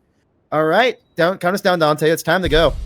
3, 2, 1, fire. You know what I like about these tournaments, by the way, real quick, is that we have people who are fans or on the side in the chat of like every player here.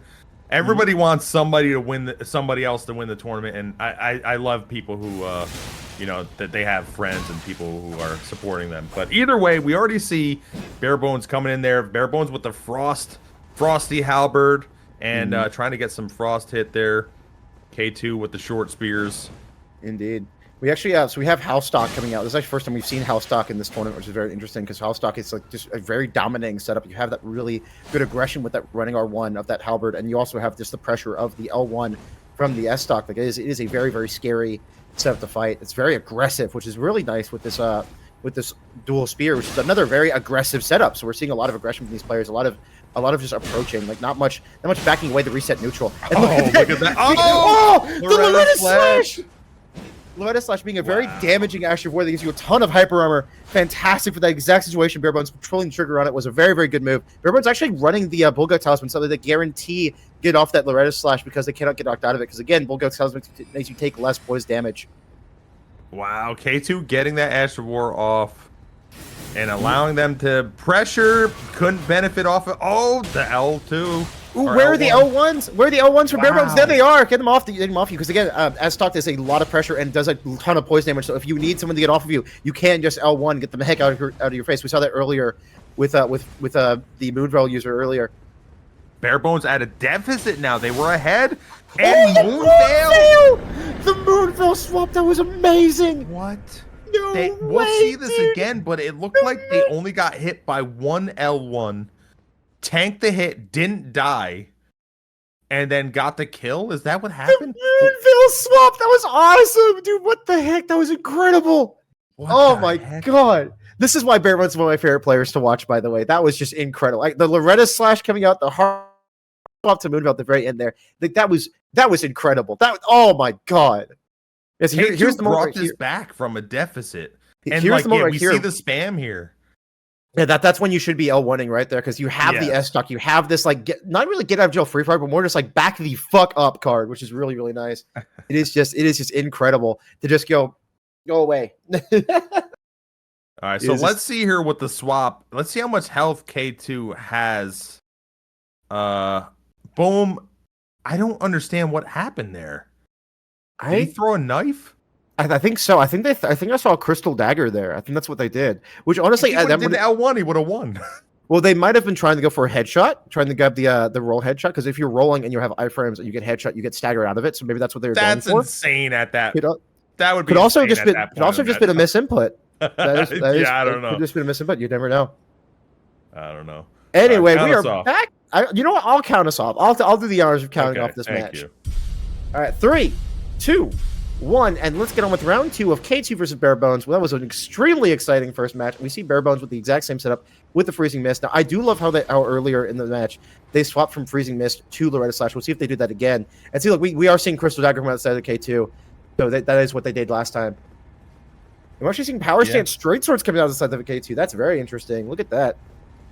Yeah, I mean, K2 played really well, brought it back after being in a deficit, and then sort of flubbed at the end. But now it's Power Stance Straight Swords, like you said. Is that Frost too? It might be. I mean, it makes sense because they were on a more oriented build early on. Now, I do want to point out. Spam! That was a lot. Good lord. Okay.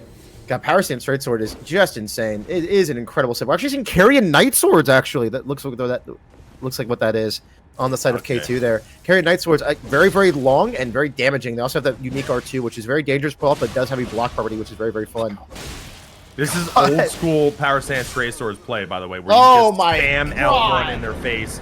And it shows you how powerful it is, and it shows you that. Oh, and the disrespect too with the poop putt. That's messed up. That's messed up. That is mean. Now, actually, I want to bring out something real quick. By the way, if you will allow me, if you look at K2's Talisman setup, they actually have the Talisman sets up in the reverse order, which means they most likely play on PC. It's not PC. They play on mouse and keyboard because they play PC because I'm doing. Fascinating. Okay. But that means that they might have actually done the misinput in that last round, like we thought, because they could have their hotkey set up to where, let's say their L1 is close to their item throw. Okay. So most likely they're playing on mouse and keyboard, and that's most likely what happened that first round when they whiffed and did the Crystal Dagger instead of the L1. I see. Yeah, I wouldn't have known that at all. Which actually could have been why we saw the poop pot disrespect come out there, because they were just upset that they lost that first one to a misinput. That could be true. But like, honestly, look at this. He's just L1ing out of every hit stun, L1ing in the face. And I will say this. I think Barebones needs to utilize either crouch halberd attacks or just halberd attacks in general to get the stun every time. I would love to see Loretta Slash come out again, because Loretta Slash will win that trade every single time. Because now you know K2 is just attacking basically anytime they get close. So Loretta Slash, you're right. Anything that has hyper armor that can break through. But here we go. The rubber match. 1-1. Count us down. I'm going to count us down. I'm going to do it this time. All right. 3, 2, 1. Let's go. Barebones is K2 round 3. This is match point for both players. It's going to be very, very fun to watch. And look, the magic liver actually coming out from the side of both players there. Look at that. That extra 15% max resistance will be helpful. Will be very, very helpful in this int versus int matchup here. And both players actually running. Looks like they're both carrying straight swords. They might be. Yeah, they're probably if they're intelligence. I mean, that's basically the best option, right? Well, you also have just like frost infused weapons. Like Frost is a very, very dangerous That's what we were talking about earlier. And the Moonveil coming out, look at that. That was swift too. I didn't even notice it. It's hard to. L1 spam. L1 spam. But the spacing on K2 right now to get away from the jumping attack, pretty good. It's very, very fantastic coming out inside of K2. We actually see the Nolson's prosthesis. Oh, this is interesting. They actually are running they're running the extra stamina talisman. If you look up there, that's very interesting to me. That's fascinating. I've never seen that before. I've seen the green turtle talisman, but never just like the more max stamina. I wonder why they're running that. They must have low stamina in general because they're using the jar arsenal as well. That is true. This could be like a maybe 20 endurance build, maybe 25, something like that. But maxing out damage with intelligence. Barebones is just getting obliterated here with all these L1s. This is just absolutely brutal. K2 really waking up after that first match, and we see the Moonveil swap, and dude, they're trying to punch and turn on top of them. Crouch. Oh, I love that aggression from K2 because you know that they're running something that they're not supposed to be. They're not supposed to be having in their hand. That was their hard swap to a Moonveil. They do not want to have that Moonveil in their hand. They want to have the other shirts out to get access to that power tracer moveset. So you're staying on top of that, making sure they cannot go back into the menu and swap that out. Oh, and it was very smart. Starfist. There's the Starfist. I wonder if we're gonna see Barbaric Roar on it. We're gonna see another Barbaric Core Starfist in this. Oh, the hard swap to Albert. That was wonderful. That was very, very scary because was brilliant. You roll expecting the Starfist L1. I have no idea, but you know what? It did it, and here we go. Moonveil trying to equalize things. The pressure, very, very I don't know how much sauce they have left, and then L1 the game, or whatever keyboard is. Whatever the keyboard mouse uses. And the point down. That's so mean to my homie Barebones. Like, we saw no point downs in the EU tournament. All right, guys. I don't know what's going on here. But either way, I want to say K2 played really well here, exceptionally well, as Frosty would say, with the space of game to getting out of the range. This, by the way, I want to say is brilliant. They did a running, and they wanted to scare Barebones into rolling. So the delayed attack of the halberd probably usually catches people because they're so afraid of the attack of the running of the Starfist. It was so sneaky and so smart. And honestly, props to Barebones for not getting hit by it. That was an insane reaction roll. Yeah, exactly. Yeah. Good Lord, that blew me away. The fact that they did not get hit by that. But honestly, K2 is good. I think our theory is correct that they are running a low endurance build just to maximize the damage out of those power sensor swords. Because good Lord, that was a ton of damage. Like, good Lord. I like seeing you don't see that often in this anymore. People min-max and they don't really rely on high damage as much anymore. Usually it's more about, usually it's the balance of everything. I can take more damage and I can dish more damage.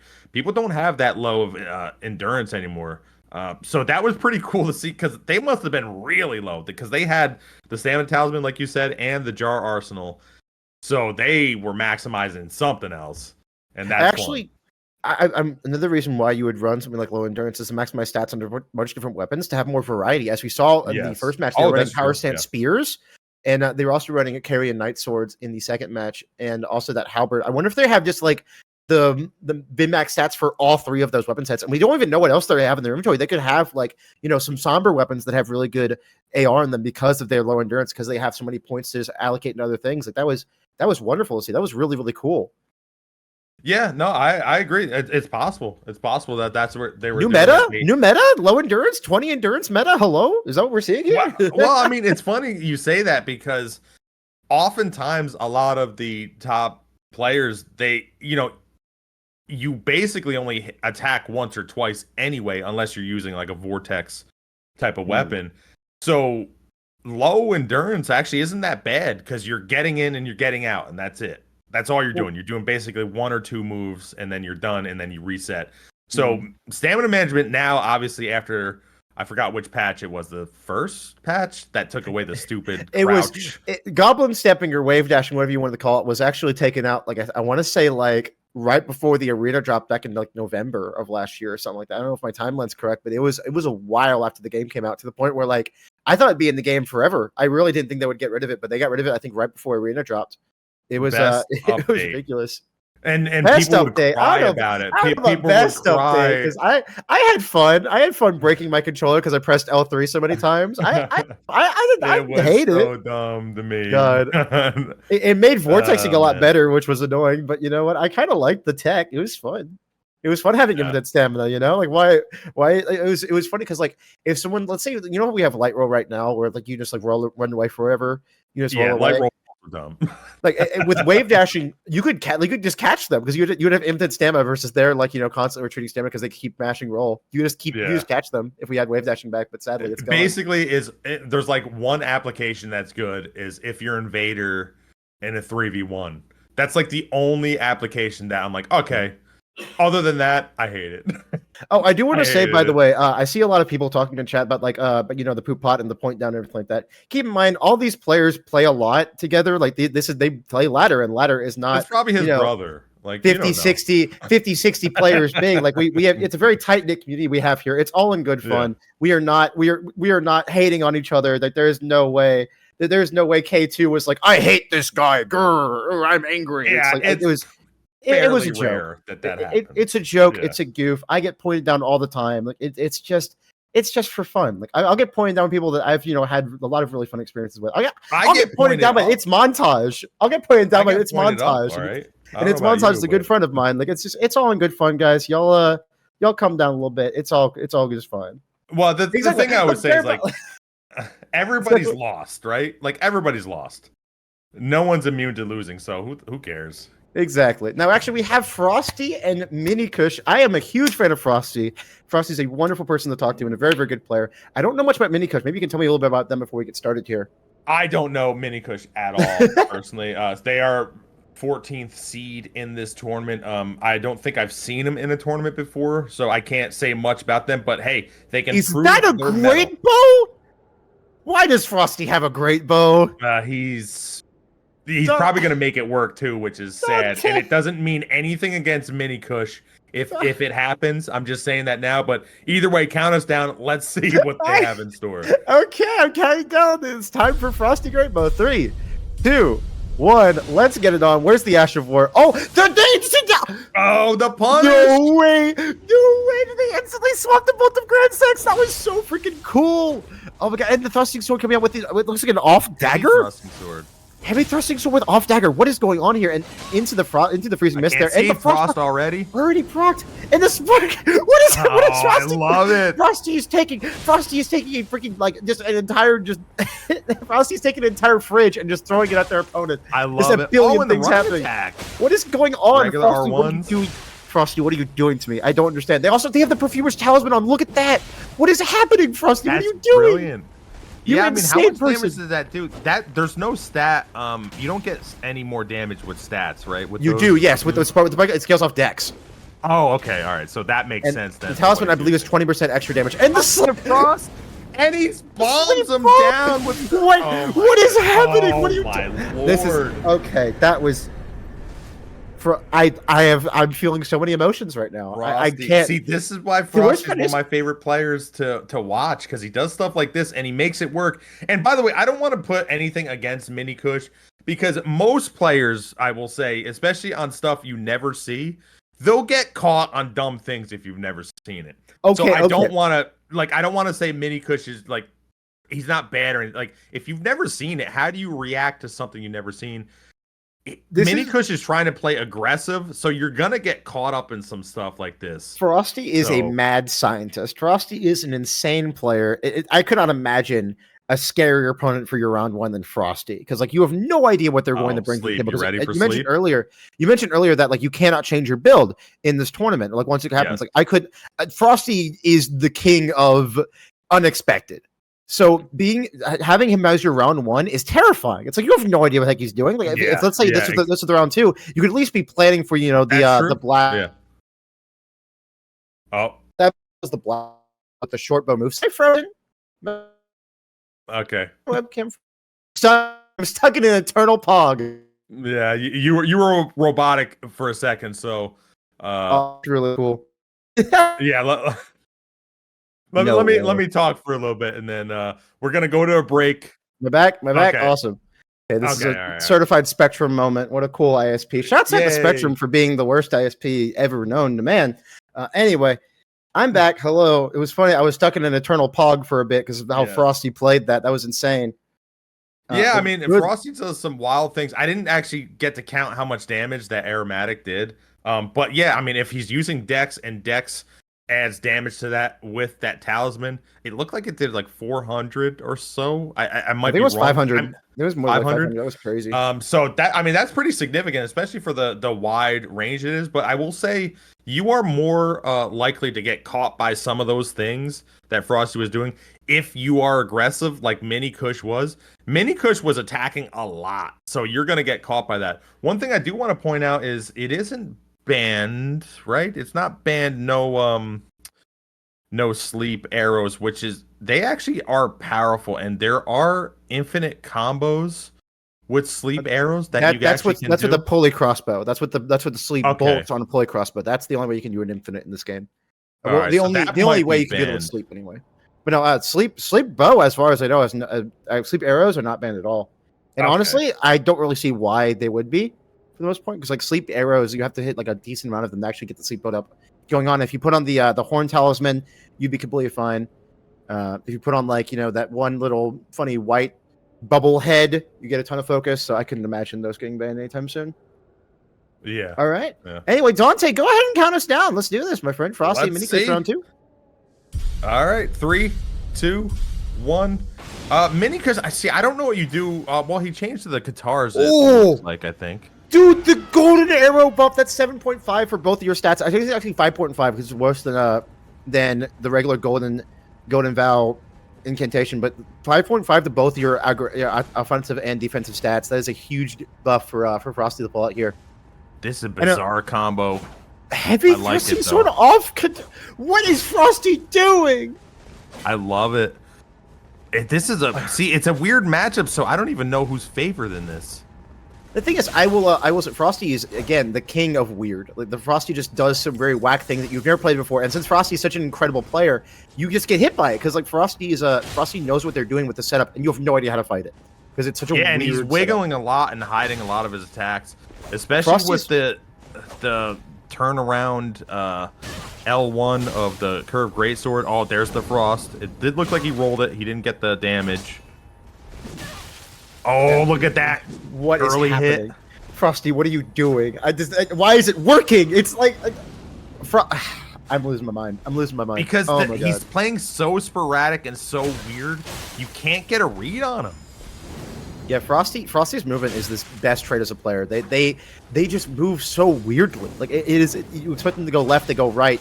You expect them to go down, they go up. Like it's such a whack thing to fight against. And honestly, I love it. There's a barbaric roar coming out of the side of minikush though. If they get the R2, this could be an even game.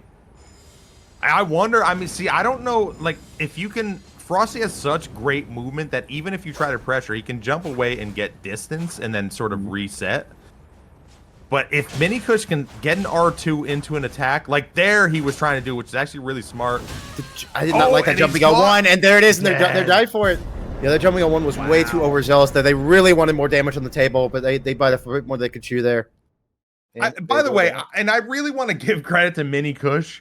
And even though it didn't really look like it, the fact that minikush was even in that match for that long, considering the sporadic movements and just the overall oddness of what Frosty was bringing out, minikush was staying in distance the whole time and not getting punished for everything and really reacting well to a lot of these strange attacks and things.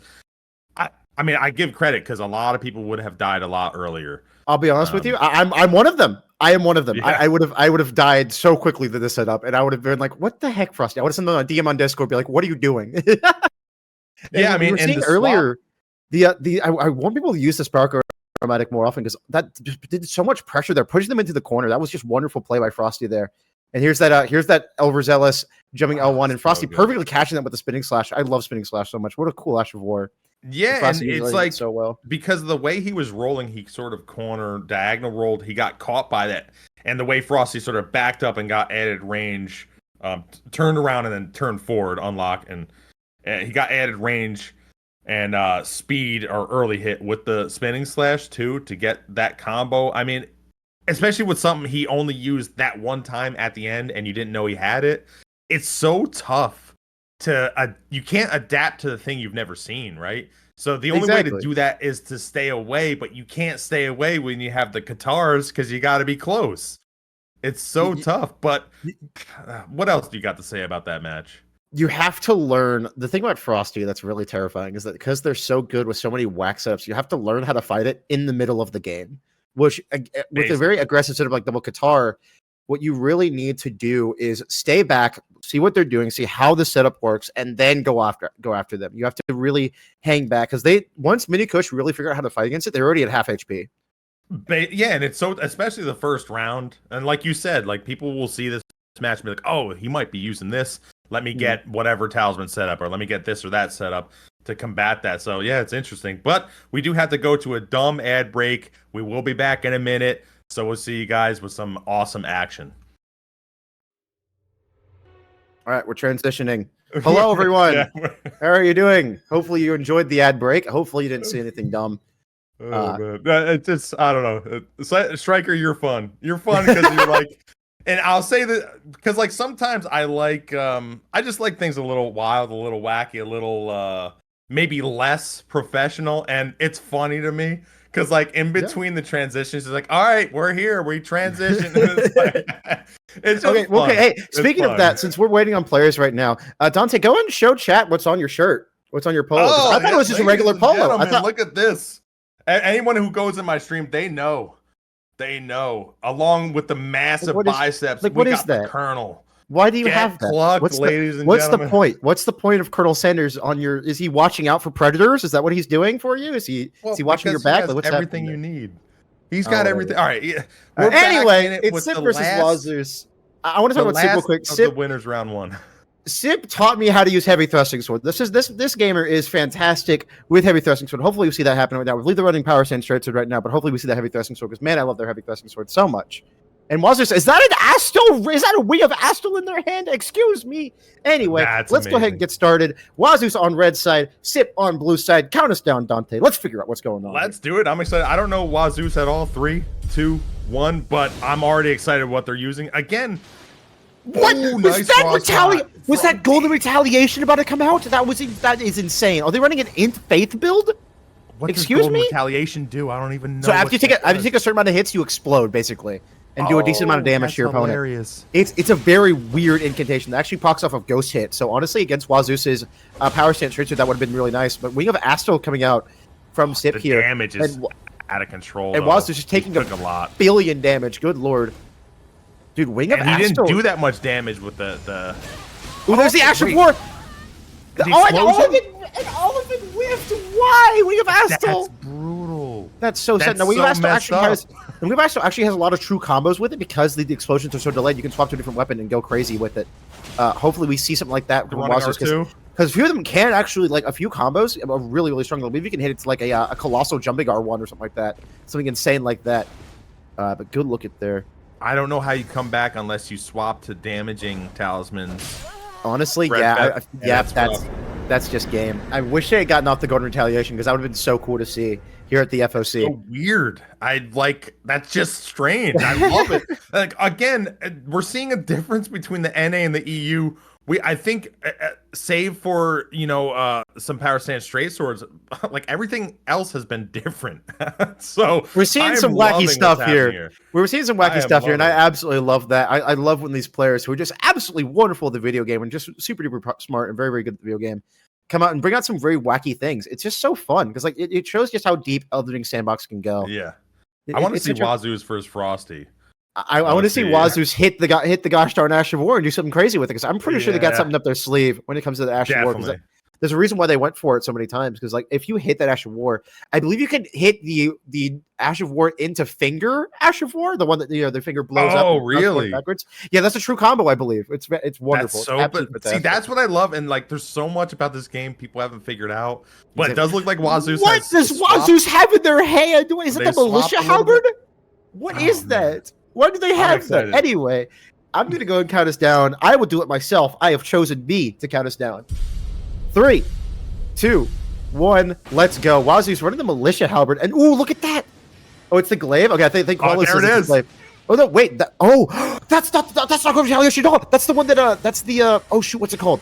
It gets rid of all buffs and debuffs. Meaning that Sip might actually not have their tier, even though it does show that they have it. They might actually not have it. Oh, okay. That was so smart by WaZeus. Does that mean WaZeus has theirs then? Yes. It gets rid of all Okay. buffs and debuffs on your opponent's side, I believe. I don't believe that's it also crazy. hits you.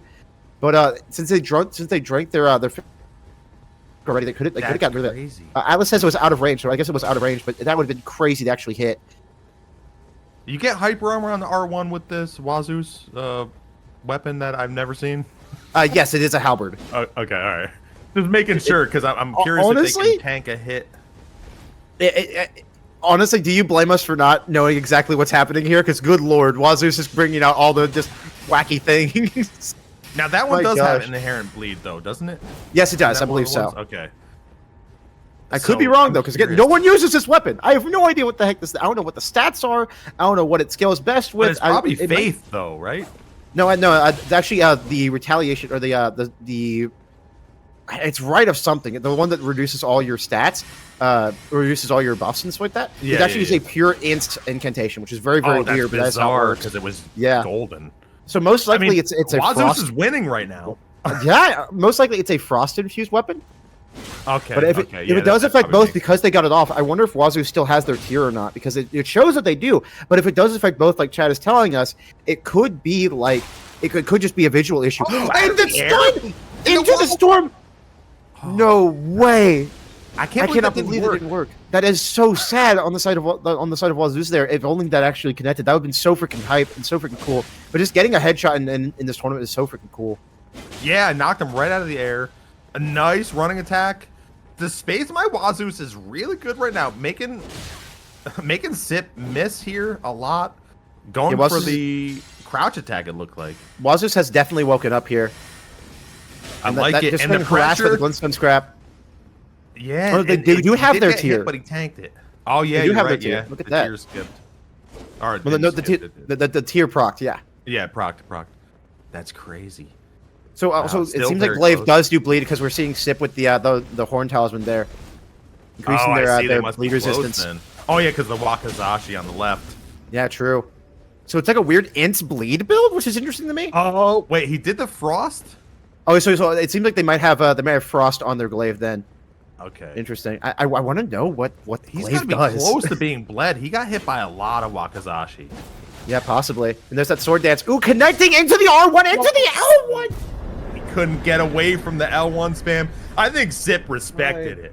Gosh, I think well, Zip respected honestly, WaZeus right there. I hope we see WaZeus again. I hope they run through Loser's bracket like a bull in a china shop. That was wonderful. Good lord, that was insane to see. WaZeus made that very competitive. It was very close. If they got a bleed proc, they could have won that. That was pretty definitely close. I wonder how close they were to a bleed proc, because if it's frost infused, I believe you lose a bit of that bleed buildup. So maybe maybe the Wakazashi was also frost infused. I'd love to know that. That would be surprising, but yeah, I mean, it could be. I don't know. I do want to mention though, again, you can see some of these other players if you want to see it in the lower bracket, losers bracket, exclamation point lower or exclamation point loser and losers. And you can also see the stream that is showing the losers bracket. So that's really cool that is happening here. You can see some of your favorite people like WaZeus. So that is a lot of fun, but all praise to Sip for winning that after seeing a bunch of weird stuff. First match handily took the victory. Second match very close, and you got to hand it for WaZeus for making that competitive against rank 6 Sip. So that was really cool. We're seeing almost everyone has a different weapon or style or something. So this is just fascinating so far. There's actually, if we can go to the bracket real quick, I'd like to see the bracket since that we're in round 2. See, look at that. So we have Beven versus Jackk. We have Slandz versus Fuuko. We have Raskos versus K2. We have Frosty versus Sip. Frosty versus Sip is going to be a very interesting one because I believe those are very good friends together, Frosty and Sip. I believe Frosty. I know they have some shared kinship with heavy thrusting sword. I think Frosty taught Sip, and it's like Sip taught me, something like that. Anyway, I know Frosty and Sip are good friends. So that'd be very fun to fight. I taught Frosty. Oh, you taught Frosty? Oh shoot! Yeah, damn, Dante! I didn't realize you were so good at the game. All right, we got Beven versus Jackk coming up first. Then we have Slandz versus Fuuko. And then we have Rakiz versus K2. Now Fuuko again being that Moonveil player we saw earlier, that was wonderful to watch. And K2 being that power stance spear player that beat Barebones. Razkills versus Vegetable. Remember that one? That was fantastic. I'm super excited to see these. And again, a lot of these players, like, there's a lot of weird stuff happening, and the losers bracket, if I'm being honest, is probably more fun right now, just because of the Wild West that it has I do want to say, now when you get not to losers, you might be less incentivized to use the wacky and fun stuff because it is your last tournament life. Like if you lose then you lose the entire tournament. So I don't know if that's necessarily true that you are we're looking at more wacky games than losers. I feel like winners might actually have. I hate to say it, but like if you took the top 10 clips, it would probably be all from the losers bracket. Like, I mean, there you go, maybe because like it's just gonna be the Wild West. I mean, but either it looks like, so if we're looking at losers bracket here, Faraday beat out ReptileKing, Jub beat DarikiP or Ricky. Yeah, vegetable actually taking out Barebones. Dang, it's very good for vegetables. 2-1. It was a close match. It was close. Seems like it. But we'll see if Zeus can come back. I do think there is a thing where the more you play, depending, I think early on it's better the more you play. Later on, maybe fatigue can get you. So the fact that WaZeus just fought might lead them to have a little bit more warmed up to the match. So it could be interesting, could be tough for minikush to get out of that. Well, there's also the concept of momentum. So, let's say that you are fresh off a victory and you're feeling really good. Like, you can take that energy into the next match and feel really good about your play and stuff like that. Like, I can imagine Frosty's feeling pretty dang good about their play right now and excited to get into the next game. Yeah, and we're going to be in winners round 2 with Beven versus Jackk coming up shortly. And, we're not quite there where people are playing extremely hardcore yet. Once we get into really the semis, that's where things slow down, usually significantly. Although, based on what some people are bringing, I don't know. I don't know if the action is going to stop. I think we're going to just keep running through it. We Beven versus Jackk. Jackk actually running the health and steeple again. That's interesting. So Jack's on the red side. Beven's on the blue side. Let's go ahead and count it down, Dante. You go ahead, my friend. I'll give you the honors of counting on this very exciting match. 3, 2, 1, fire. I'm excited because I want to see what Jackk can do with this strange setup. I believe it's Wakazashi also on the left. No way, the lightning strike trying to hit them while they're buffing their sword. That's hilarious. The early hit and the R2 trying to get the roll catch. Jackk already first blood. Look at that. Oh, and damn, how much frost buildup does that do? A health and steeple does a ton of frost buildup, but it is ridiculous. But also, if you just have a moment, you might as well bolus anyway. Because even if you have if you're at 20% frost buildup, that could still be the deciding factor. Because frost is just so gosh darn scary in this video game. Yeah, that's true. Oh, and you have to roll a lot of those running attacks because it has strange range, as I like to say. And also you have that true combo. Early hit, brilliant. Ooh, and trying to vortex them. Again, it does actually have that true combo of running R2 into R1. I wonder if we're going to see that today. So that's why they're going for a lot of these R2, because you get massive damage and massive frost buildup. Now, I want to see Jackk be a bit more aggressive here. I wonder if they were backing off just to regen stamina, because maybe. Beven already has had the bolus twice, which means you could actually get them to. They're barely going to be able to punish them though. That is insane. How? Yeah, I would love to see Jackk get a frost proc off here. But the thing with status effects in this game is that you have to be really aggressive because your bolusing does not take very long. Oh, and the spam. I like the spam by Beven there. Now, this is interesting because one thing Jackk is doing, he's getting an early hit to interrupt some of the attacks of Beven, which is very smart because sometimes, right there, early hit, he can't get punished. He can't get roll caught. The R2 catch. Gotta be then the frost. Oh, my goodness. Beven's tier has been popped, gamers. Beven's tier has been popped. We actually see the blue feather come out. We need Jackk to put that. Has their tier. He's got a pressure, so he can't follow us. Oh, he's tier skipped. The tier skip. He did red feather. Did he do red feather at the end there to get the tier skip? That jumping attack range, I can't believe it. We'll see it again here on the replay, but we'll see the combo, which was awesome. I love seeing combos. That was brutal. Oh yeah, my gosh. Right here, the spam happens on Beven, which is always smart, especially if somebody's against the wall and they don't have any recourse against it. I like spam. I think it's good. It's delicious in a can. It's everything you need, really. But right here, we're about to see an awesome combo by Jackk to bring this match back. Boom, early hit, pivot. R2 catches Beven. Clipping his and then Achilles heel R2 right there. And then, oh my god, it's such a beautiful setup. good. Great sword off dagger. It's so fun. Then we actually see again, Jackk does have their tier here.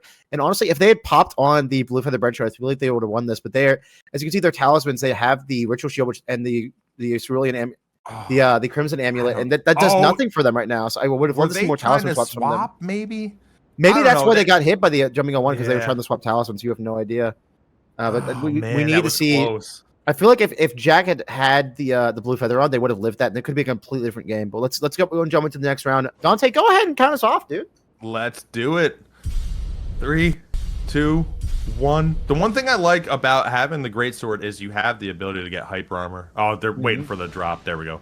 You have the ability to have hyper armor when you two-hand it, and I think that's what he was going for at the end with trying to get close to him and two-handing it, but didn't work out. Beven actually connecting with that lightning strike, trying to get the trying to basically get trying to punish Jackk for buffing the weapon, which is very smart on the side of Beven. Not gonna lie, is very spooky to get hit by that.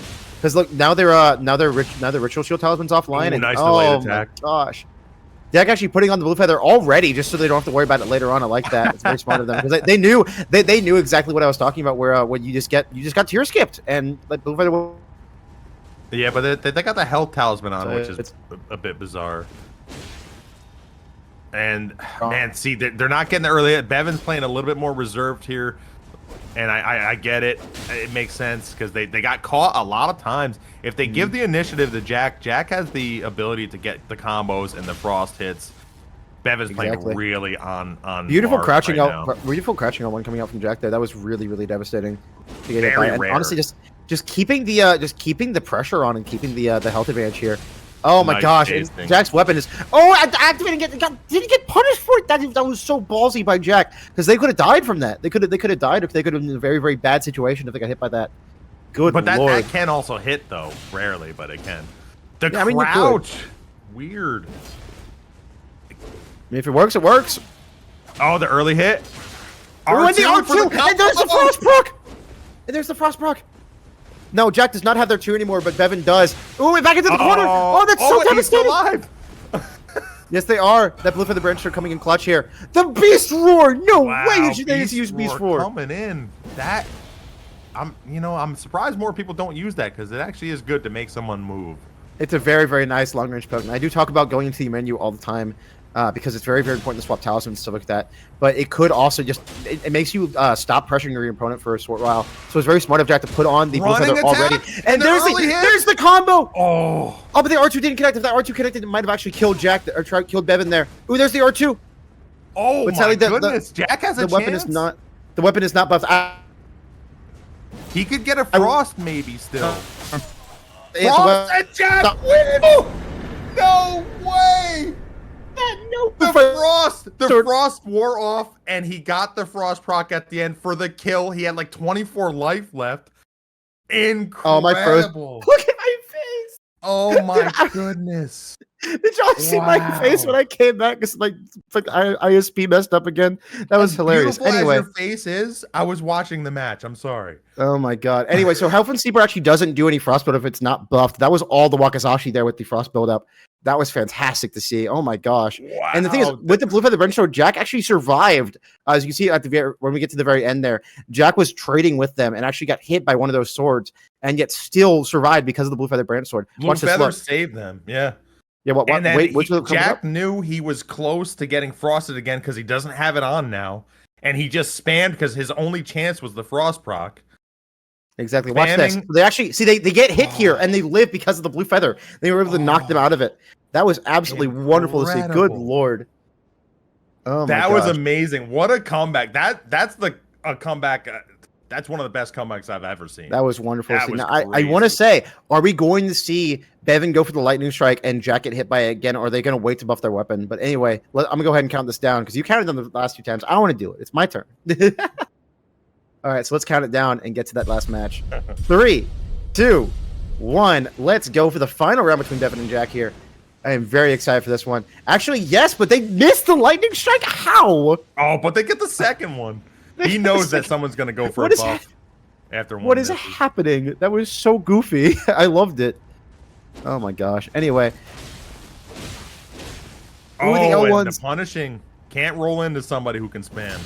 No. Those L1s are very, very dangerous. And honestly, why not just press it again? It's such a quick attack. You might as well. Exactly. I mean, that's old school Elden Ring right there. Oh, the running attack, the range is just incredible. It's very, very, very, very strong. He's got to keep range so that he can't get a Frost Bolus. Jackk actually rocking the Godskin swaddling cloth this time. Interesting. I mean, that can proc a decent amount. Yeah, the dagger can actually get them to proc that every once in a while, which would be very, very nice. Let's see if they get a lot of procs off that. Godskin swaddling cloth again, very, very, very, very useful because of all that healing you can get off of it. Oh. You can get a ton of health of Godskin swaddling cloth if you keep getting ghost hits and stuff like that, and that's what we're seeing a lot from Beven here with these good reaction rolls, but they're still procking ghost hits, which means they're getting that frostbolt up on. They are also getting that Godskin swaddling cloth to get towards that heal. And there it is, Bolus. Yeah, you knew it. If he was going to buff, he was going to Bolus. I would have liked to see Jackk do a running attack to try to anti-air a jumping attack of Beven to maybe counter that, because he's getting interesting. He's losing priority on these jump forwards of Beven. Oh, a nice crouch L1. Gosh. That's crazy. Beven has such a huge health advantage here. This is kind of interesting. Because look at that! We saw that happen last time. That's true. We did see that. My gosh, and I'm sure Jackk is close to a frost puck at this point. Look, they're running away to Bolus. There it is. You got to know when someone's running away that they're going to do that. You got to stay aggressive. You have to, because you can even punish that with a running R2, which leads to an R1, which would be a devastating combo. Because you can also do an R1 into a Wakizashi. It would be extremely, extremely devastating. Ooh, the R2 close range, fascinating. Was the R2? Man, it just Beven's onto him. Beven has Jackk received any healing from the Godskin Swaddling Cloth? I haven't noticed that if it has happened. Think so. Yeah, I'm not sure if that is the best. The best setup for that. Oh, the L1s! I mean, honestly, I don't blame him. This is a very spooky setup to deal with a power stance turret. So this is one of the best setups in the game, if not the best setup in the game. It is just absolutely insane. The damage you can get off it, and also the step in on the L1s. There's so much range. It is ridiculous. Yeah, I mean, the normal attacks are not working right now for Jackk, and Jackk is dead with the crouching attack. Snapped right in the belly button. That must have hurt. Good lord. Yeah, that's scary. The one thing that Jackk could have done is Jackk was getting rushed down after either jumps or just running or crouching. Jackk could have tried to get an early R1 hit with the greatsword by pivoting, and it could have stopped some of that aggression, and then make Beven either attack early and then try to get a reaction. But it was just a little bit too late to try to think of something like that. Jackk was panicking when getting pressured and wouldn't attack. Maybe dagger play, and while he's getting pressured would have been better. One dagger and then a roll or something. That's tough, though. It's a tough matchup. Beven, I mean, Beven is seeded first for a reason. Yeah. Although Jackk, again, incredible taking a stock off of him, especially with this setup, which you don't see. That was it was incredible. So keep on, even though it does have off dagger, even though it has a very powerful setup, it's still off meta. It's still not power stance shred, so it's still not power stance great spear, stuff like that. It is still an off meta setup to run health and sleeper off Wakizashi, but it is a very strong setup, as we saw earlier with the off meta setup coming from Jub. That was just that was so fun to see. But I want to say, don't count Jackk out. Again, we still have a losers bracket. Jackk seems to be a very, very good player, very competent player, and I want to see them. I want to see them make it back into this bracket. I want to see them in grands. Hopefully, we can do that. we could. And we're just gonna go to an ad break real quick, and then we'll be back in a minute. So we'll see you guys. All right. All right, we are back, ladies and gentlemen. And apparently some of the players are at the wrong side of the arena, so we're trying to fix that. But I do want to mention, basically every time we come back, that you can see the losers bracket. We do exclamation point losers, exclamation point lower, and you can see some of these wacky builds in the losers bracket as well. If in the downtime of the winner's side, or you can pause it and just watch everything. Who knows? So just have fun all around. Striker, are you enjoying things so far? I am indeed. Sadly, I'm having some technical issues, but besides that, I'm having a wonderful time here at FOC. We're just seeing some really cool players and some very fun plays. Like, it is just Elden has such a deep sandbox, and it's so fun to watch it. Like, even if we're seeing a lot of power stance straight swords, they're different power stance straight swords. Every single one has been, we've seen a lot of Noble Slender, we've seen some broadsword, we've seen lightning fused broadsword, which is crazy to me. Yeah, we've seen Carrion Knight Sword. Yeah, we've seen a ton of stuff, and I'm excited to see Slandz and we have Fuuko versus Fuuko here. I love this culture of like both players just crouching, staring at each other. It's such a funny thing to see. It's like, hello, how are you? I am also kneeling on the ground. All right, well let's make the countdown happen, Striker. All right, so we got Fuuko on the red, Slandz on the blue. 2, 1, let's get it on. And now Fuuko, if you remember, was that really cool Moonveil player that we saw earlier, hitting a lot of raw Moonveils. And we actually have the Shunter come out of the side of Slandz. Look at that, how spooky. Yeah, that's gonna be very, very fun to watch. Shunter's really good. This is gonna be tough for Fuuko now, because the hyper armor on Shunter and the pressure you can exhibit is brutal. Yeah, this is the vortex is happening. The spastic movement of Slandz is brilliant. The movement tech, look at him go, look at him spin like a Beyblade. Good lord. Oh my goodness. This is brutal. Stab. This is brutal. God, I wish we did a thing where like every time someone gets hit by a Shunter, we go, hey! But look at that. Oh my god, right in the face. The raw Moonveil. Oh my goodness. Out-traded. Good lord. Slandz is an incredible player, wonderful movement, and just the pressure of the Shunter is just way too much sometimes. Good lord. That spastic movement is hard to get away from. Oh my god. You have to attack first and from far away if you have the Moonveil, because you can't stay close. The hyper armor destroys you. The issue with just attacking is that you can just be hyper armored through. Like if I see you winding up to attack me with your funny katana, I just go no and just poke you. Like it's just that's what you need to get range. You need to do the Moonveil from range. And that's really your only recourse, or that and try to time jumps maybe. But you can't stay close. The spastic movement of Slandz was tremendous, hiding a lot of the hits, being very aggressive, understand that they have the hyper armor. They can just basically do whatever they want. I mean, look at that. I feel like this might be a really rough matchup. I feel like this might be a really rough matchup. I think we might need to see a weapon swap from Fuuko here, because like, what do you do with Moonveil here? Like, what do you do in this matchup? What like, he just did at the end. That's what you do. You just raw Moonveil into their face and pray. Yes, because you can trade up, so you can jump if you time it right, and you can trade up with the Moonveil damage. That's what you can do, but you can't stay close and try to play the normal game. You can't do that with the hyper armor. Well, let's see if we can see some adaptation from Fuuko here. Go ahead and count us down, my friend Dante. WTF? All right, let's do it. 3, 2, 1, fire. I want to see more jumps by Fuuko. More jumps, more just Moonveil spam, honestly. Right there. Oh, and speaking of Moonveil spam, look at that. Good lord. Getting him right in the face. And there's a block. They blocked with the Shunter. That was so ballsy. I would never block with Shunter. That shit's crazy. Oh my gosh. And we're seeing, oh, look at that offstock. But again, you're just getting pressured by the offstock. You just go, no. And you just poke them in the face with the Shunter. That hyper armor making such a huge difference here. And Slandz actually running Godskin Swallowing Cloth on Shunter. This is interesting. We're seeing Godskin Swallowing Cloth on a lot of like not traditionally like Godskin Swallowing Cloth setups. Oh, but we're seeing why. Good lord, all these pokes. And the Moonveil again into the offstock. Oh, he was able to get a poke into a roll, which is brilliant. Oh, he's panicking a little bit. Jump. Oh, he's got to jump. He's got to get out of there some way. But what I love doing against Shunter players is what they go for the vortex. They go for the second crouch poke, and I just jump right over it. And I hit him with an art. Look right there. See exactly what Fuuko was talking about, or what you were talking about with Fuuko. But it didn't end up working out. Do anything, like just you got to get away and reset some way. Fuuko needs to pop on this blue feather branch sword right now. Oh, there it is, right there. Look at that. Maybe go for the vertical attack, get more damage. It is a good mix-up. Ooh. It's close. This is extremely scary. But Fuuko, what great adaptation, like making this a lot more competitive. Oh, the Moonveil like didn't connect. That's insanity. Tears popped, both sides. Oh, I don't know what's happening. Fuuko's a ghost. Fuuko has enabled God mode. I believe that's a loss regardless with Fuuko, because the net. Yeah, I could imagine. So that was very straight. They ascended. Godfrey says in chat. They figured it all out. Their mind grew 20 sizes that day and decided, you know what? I'm just gonna stand here and let it happen. Much like Obi-Wan Kenobi in A New Hope, they just stood there and died. I don't know Star Trek references personally, but I will say IQ 1 billion at the end for Fuuko, understanding that maybe they didn't know what to do, but I thought they were playing actually rather well, considering they were making a lot of good reads. They were attacking at a lot of the right times, and I mean, they popped the tears at the end here by regular attack.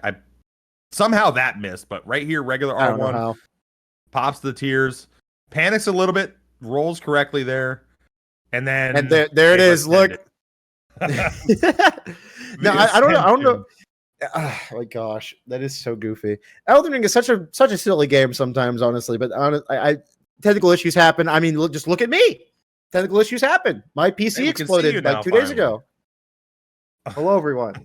Hi. Hey. Was I roboting that entire time? No, you were good. Okay, you were good. Okay, good.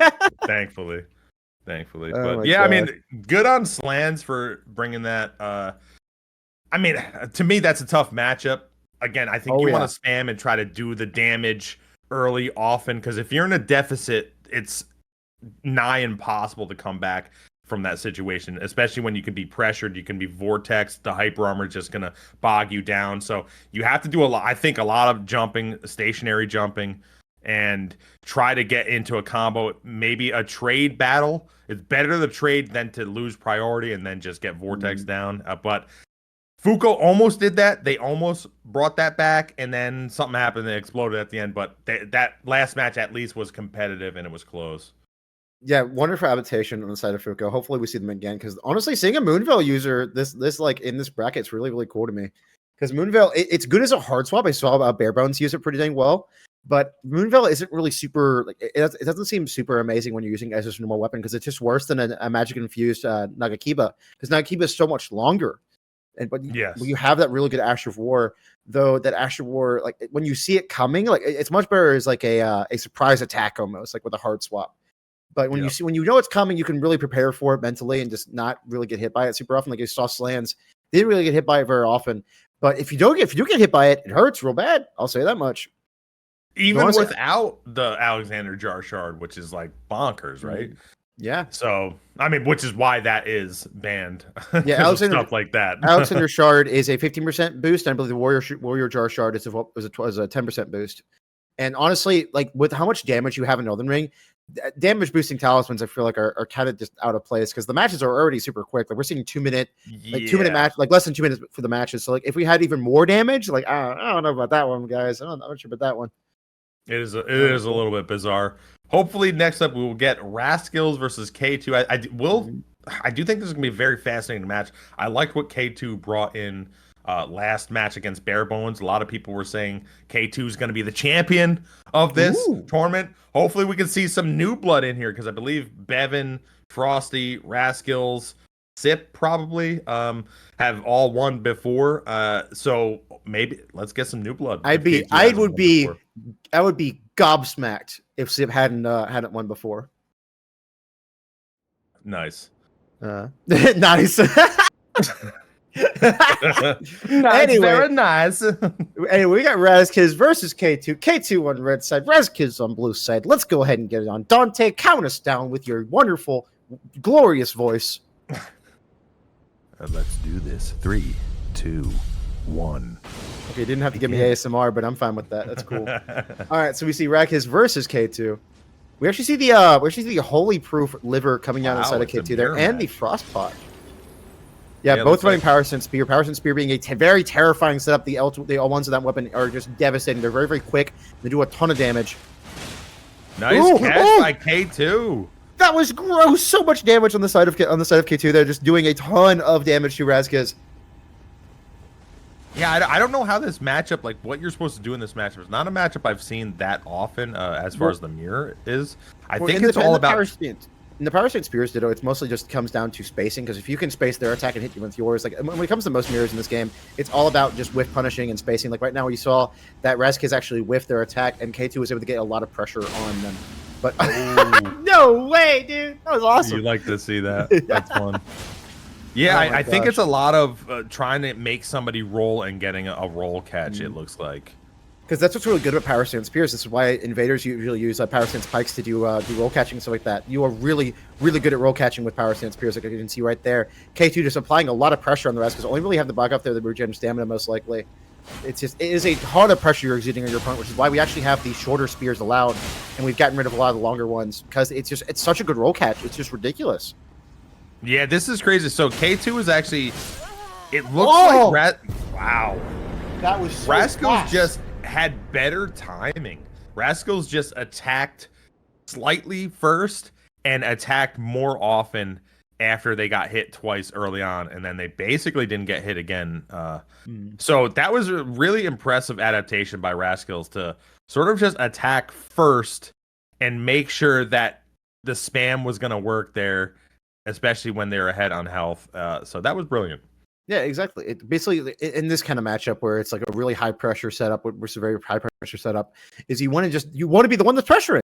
It makes sense, right? Like when you have two setups that are so good at roll catching, so good at keeping your opponent on the defense, you want to make sure they're on the defense, because some of the game with Power Stance Pierce that you don't really have that ability to get out like an off stock would allow you, because with off stock you can be like, okay, go away from me, get away from me, or like a great sword or a serpent hunter where you get that hype armor. With Power Stance Pierce, it's very much a glass cannon style setup. You have to get out using your defensive options like roll, instead of just being able to mash the hit stun like with a S stock or a hype armor weapon. Yeah. So one thing I'm curious about though is no Bull Goat Talisman. Would that allow you to tank the second L1? I don't believe so. No, I don't. No, believe so L1 spam just wins. So whoever attacks first basically wins. It sounds like 1.10 changing it so basically every weapon breaks in one. Besides stuff like dagger and two-handed thrusting swords like that, really buffed Power Stance weapons really, really well, to the point where it's like you can't just put on a Bull Goat Talisman and tank it. So it's mostly just whoever can keep their aggression up, keep that chain of aggression going. Attack first, profit. Let's go ahead and get into the next match. And Dante, I want to hear your highest pitched voice for this countdown. I can't, because I still have my testicles. Either way, let's count it down. Wow! What? Let's count it down, ladies and gentlemen. What was 3, that? 2, 1, fire. You have mentally flashbanged me with that. What the heck? All right. Anyway, back into it. We're seeing the same setup actually go out, and K2 actually using the glintstone scrap to do a lot of pressure here. Get that chip damage going. Get those. Get that great shield talisman gone. The ritual shield talisman gone. We see. I want to see more jumping L1s actually. Jumping L1 is pretty strong. It's a very weird move because it attacks with the one spear, then the second spear, which means you can just kind of like, I don't know. It's a very weird attack. I like it though because it gives you added range and it makes someone have to roll and you get priority afterwards. Now, what I actually really like doing with Power Stance Spears is the empty hop. Basically, when you just jump and don't do anything, and then when you land, you run at them and then do the L1 because they're rolling the assumed jumping R1 or jumping L1, and you basically just try to get them. Like, oh, there we go. That was a jumping L1 right there. But you basically try to get them into a roll. And then you can punish that roll with Power Stance Spears. Because again, what I talked about earlier is the Power Stance Spears are so gosh darn good at roll catching, and that's what their best property is keeping that pressure up. Yeah. Oh man, K2's doing really well at a huge health advantage. I believe Rascals' tears popped, and K2 has basically full life. This is insane. Yeah. And now they have the ritual shield talisman on as well. And again, they're running that green. I believe that's the cerulean. No, that cerulean is a. I can't remember what that thing's called, but the green stamina plus talisman. That's interesting to me. We've seen that again. Yeah, that's because this does take a lot of stamina to constantly try to attack. You're always running too in this in these matches. Exactly. Yeah. Oh man, K2 is really ahead on health here. Oh, I guess he didn't. No, he did pop the tears. Yeah, so maybe 2 hits, maybe 3. So with that, I mean, they do have Blue Feather. They do have Blue Feather online, which is very important. As we talked about earlier, that is a ton of damage resistance that you get from Blue Feather. I don't believe that they have it. They're at the health threshold yet, but they are very close to it. So maybe one poke from that spear can get them there. Yeah, I like that Rascals is still trying to be aggressive too. Oh, mistake by K2 to get basically a free punish there. Have we seen K2's Ash of War? Yes, I believe we have. I think are they the ones running Sacred Blade? One of these players is running Sacred Blade. I know that. Yeah, Rascals is. Oh, the jump. Yeah. Ooh. Both are popped. It's very close now. What can K2 do to finish this off? Is it one hit away, or is the Blue Feather that powerful? Pretty sure this is one hit away, definitely. Oh, it's that. Ooh, it's Clipping Phalanx. And look, there it is. Oh, they're down. And K2 makes it back. Oh my gosh. That was a huge deficit at the beginning. K2 was playing out of their mind, not getting hit by anything, and then Rascals, I mean, all power to Rascals almost coming back and taking that victory. It was actually really close at the end. And then what was interesting to me is that K2 really played a lot more patiently, which I enjoy. Like they weren't just like rushing in, like what we talked about earlier with Power Stance being a very aggressive setup. They were more just like a very calm, collected. They choosing when and when to approach, which I really liked. Honestly, I would kind of like to see even more Glintstone scrap usage from them. And this was a really fun moment where they both just threw a Frostpot. They just same brain cell moment there, which I absolutely love. They were just like, well, you know what? I kind of want to throw a Frostpot at you because why not? Yeah. Was that the Phalanx Ash of War? Glintblade Phalanx, yes. It's used to apply a lot of pressure. As you saw, it actually ended up winning them in this game because you're rolling the Phalanx, you're getting hit by it, and then you're rolling into... Yeah. It's just so much pressure because you don't really know when it's going to go off because it seems very like weird when it goes off. You have to get a lot of experience with Glintblade Phalanx to know exactly when it activates, but good lord, man, that is a ton of pressure that's what you're applying to your opponent. I like it. I like to see it. Also, 1-1 rubber match. Who's going to be sent into the loser's bracket? Count us down to find out. Well, I will count you down then. 3, 2, 1. Let's go with the final round between R2 and Rascals. Look at that.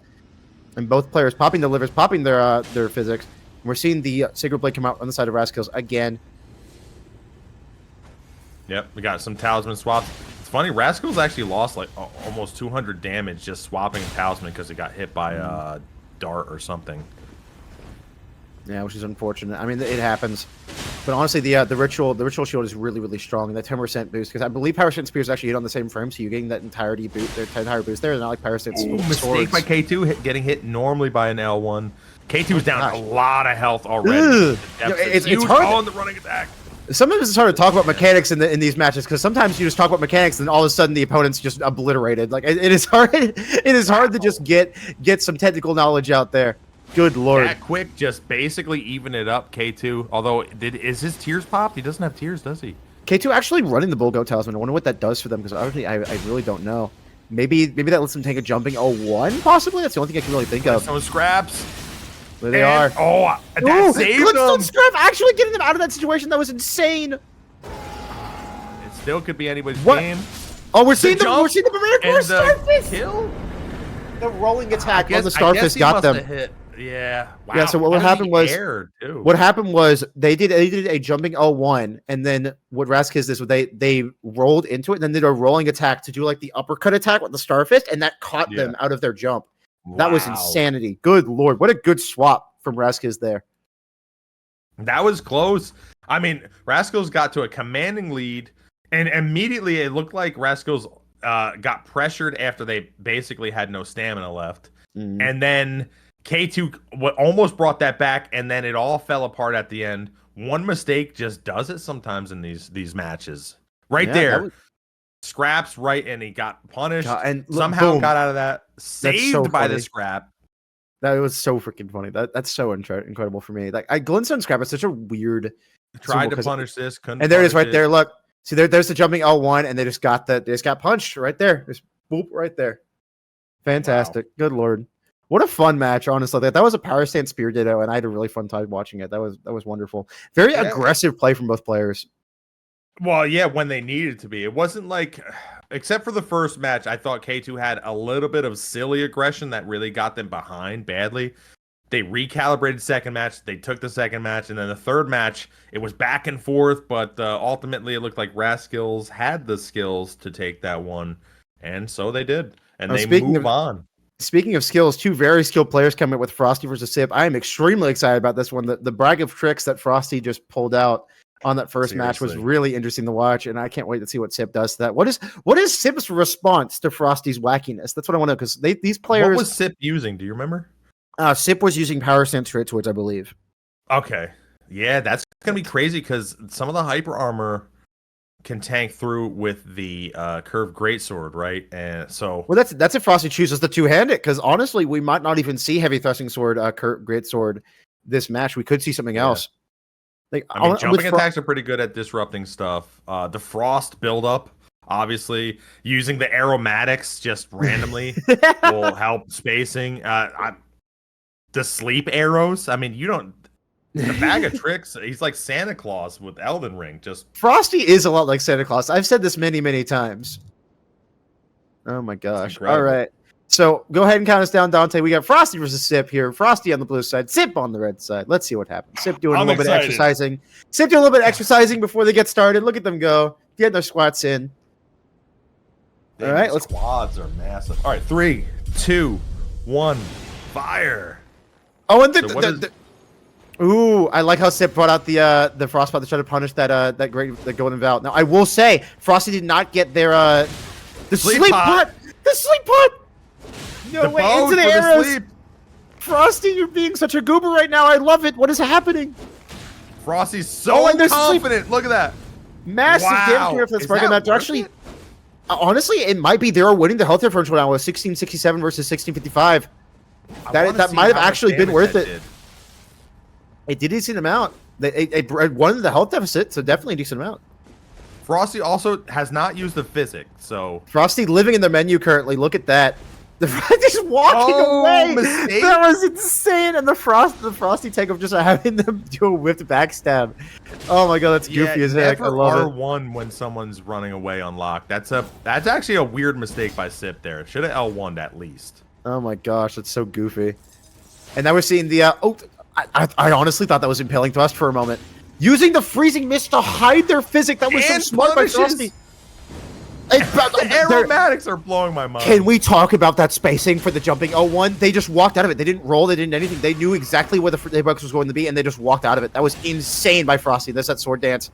Not getting hit by it, though. And the two-handed curve greatsword is coming out. Ooh, and the running R1. The early hit and the slash for the kill. Oh, my God. That was insanity. What is happening in the FOC? Wow. Yeah, that's what's scary. That's what's scary about going against Frosty is because you can't be too aggressive because you will get caught in something.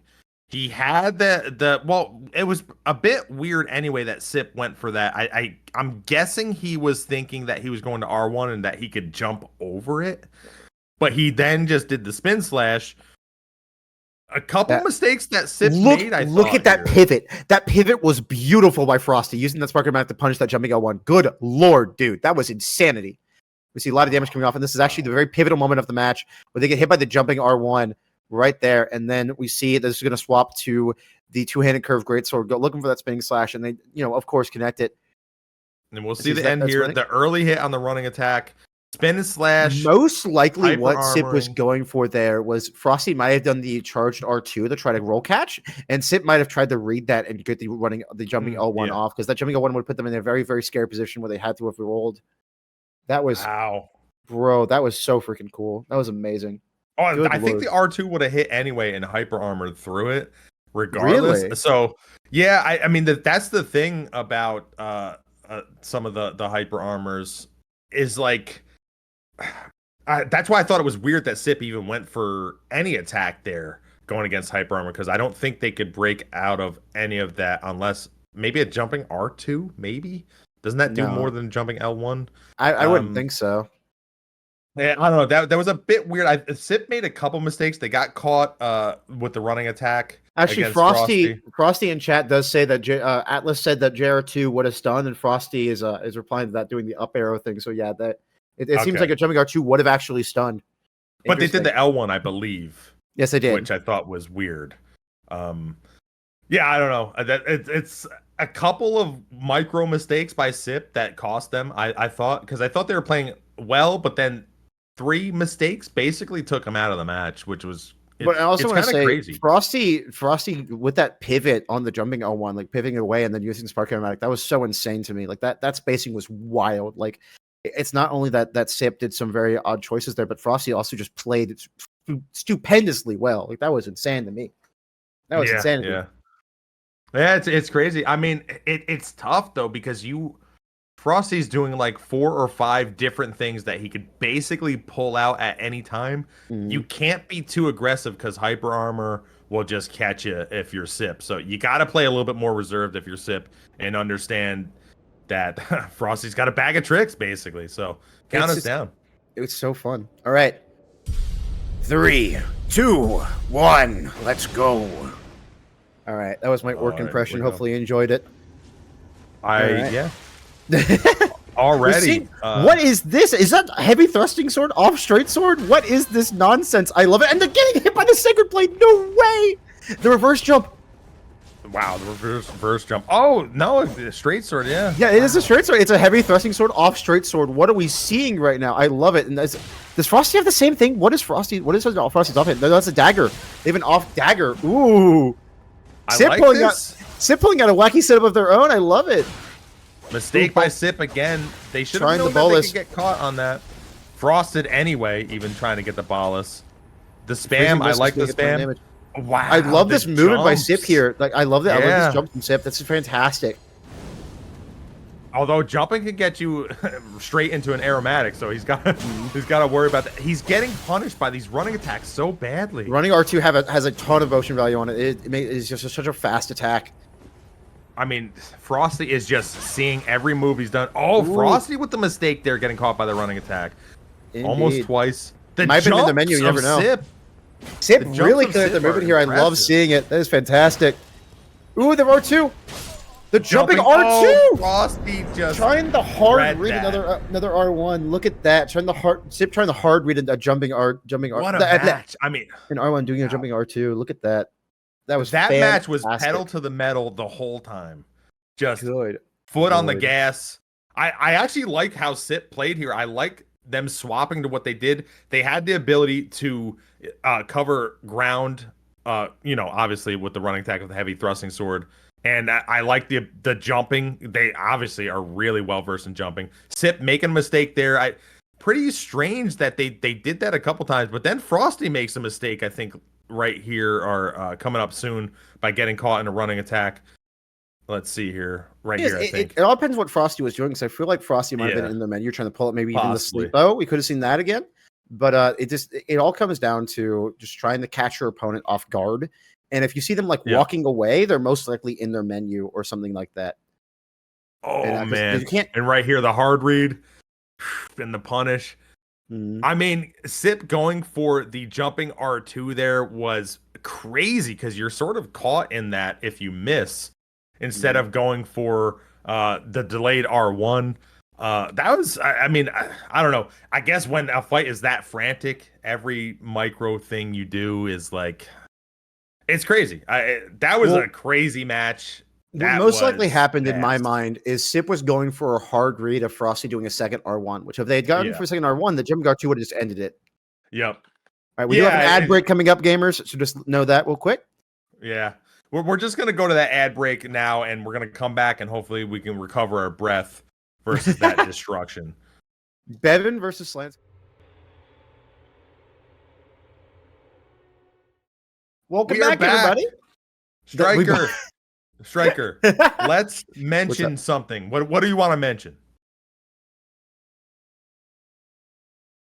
The bracket. Let's mention the bracket. Oh, the bracket. Yeah, we can talk about the bracket. That's a wonderful idea. If we look at the bracket right now, we have during the semifinals, we have Beven versus Slandz and WaZeus versus Frosty looking very, you know what? The seeding was accurate. Look at that. Beven, Slandz, WaZeus, Frosty, all 1, 2, 3, 4. Look at that. So the seeding is very accurate here at the FOC, which is very interesting. I cannot wait to see WaZeus versus Frosty. WaZeus being a very strong player, a very the running power stance spear will be very interesting to see against Frosty's more wacky setups. I wonder how Frosty's going to deal with that.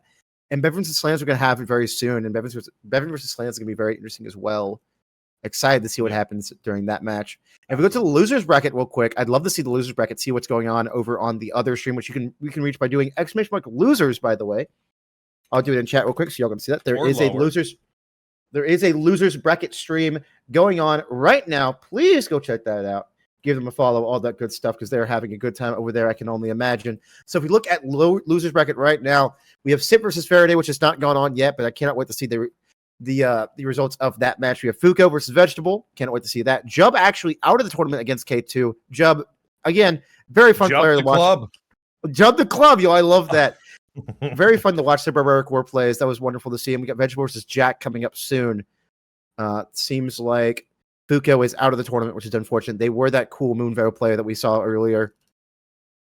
Yep. And Veggie coming back from losers round 1, having a lot of close matches against Barebones 2-1. Fuuko 2-1. So Veggie is going through it right now. But hey, who knows? Seed 15 can maybe make this miracle run back to the winner's side. They've already outplaced their seeding, which is fantastic to see. And yeah, incredibly.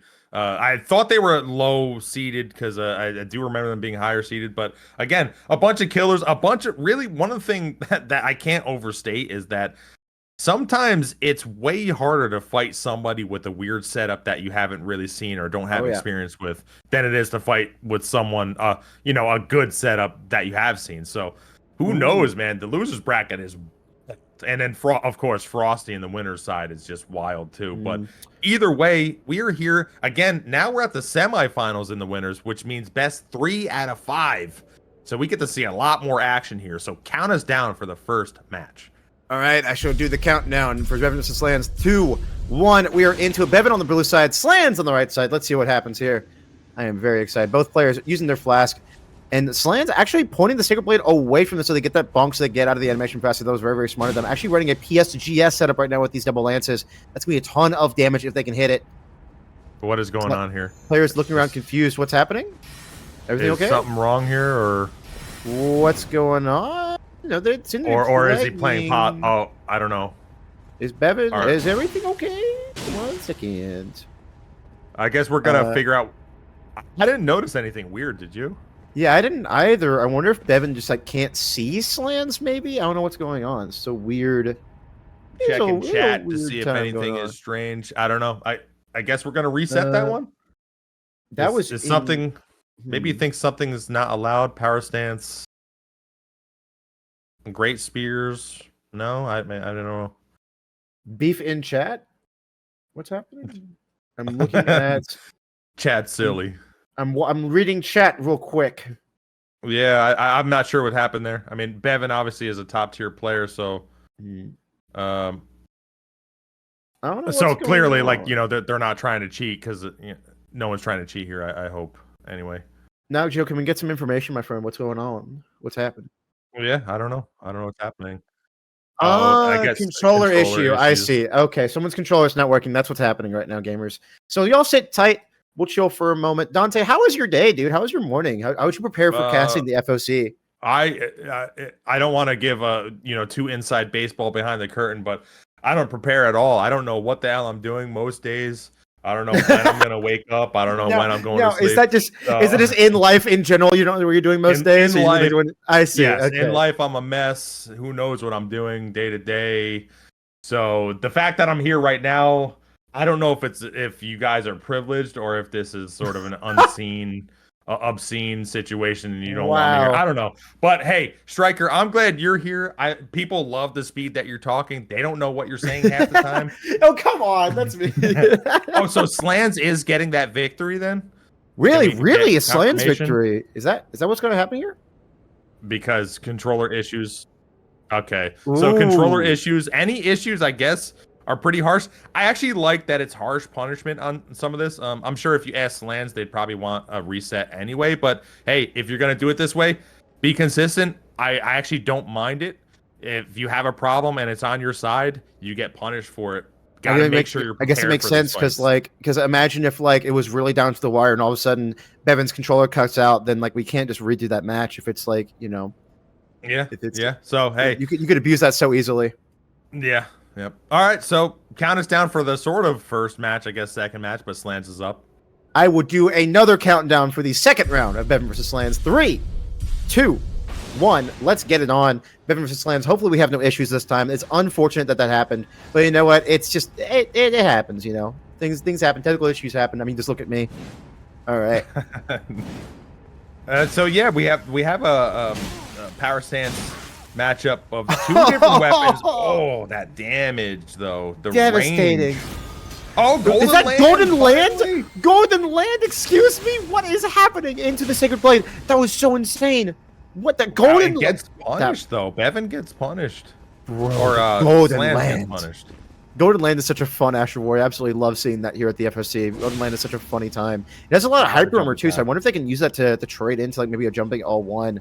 from Beven. That could be interesting. It's a bit slow. It actually is usually better for pressure. We used to see a lot more earlier on, and then it fell out of favor for some reason. Oh, the tears are popped. Beven is just brutalizing at close range here, getting the long hits. Oh shoot! We see the L1 come up from L1. Beven. Oh, and the There it roll is. catch, and Wow. Beven wins. Look at that, tying the game up, showing that like. Interesting. So just because they got a controller issue before does not mean this will be free for Slandz. You got one free win. That's all you're getting. Everything else you got to work for.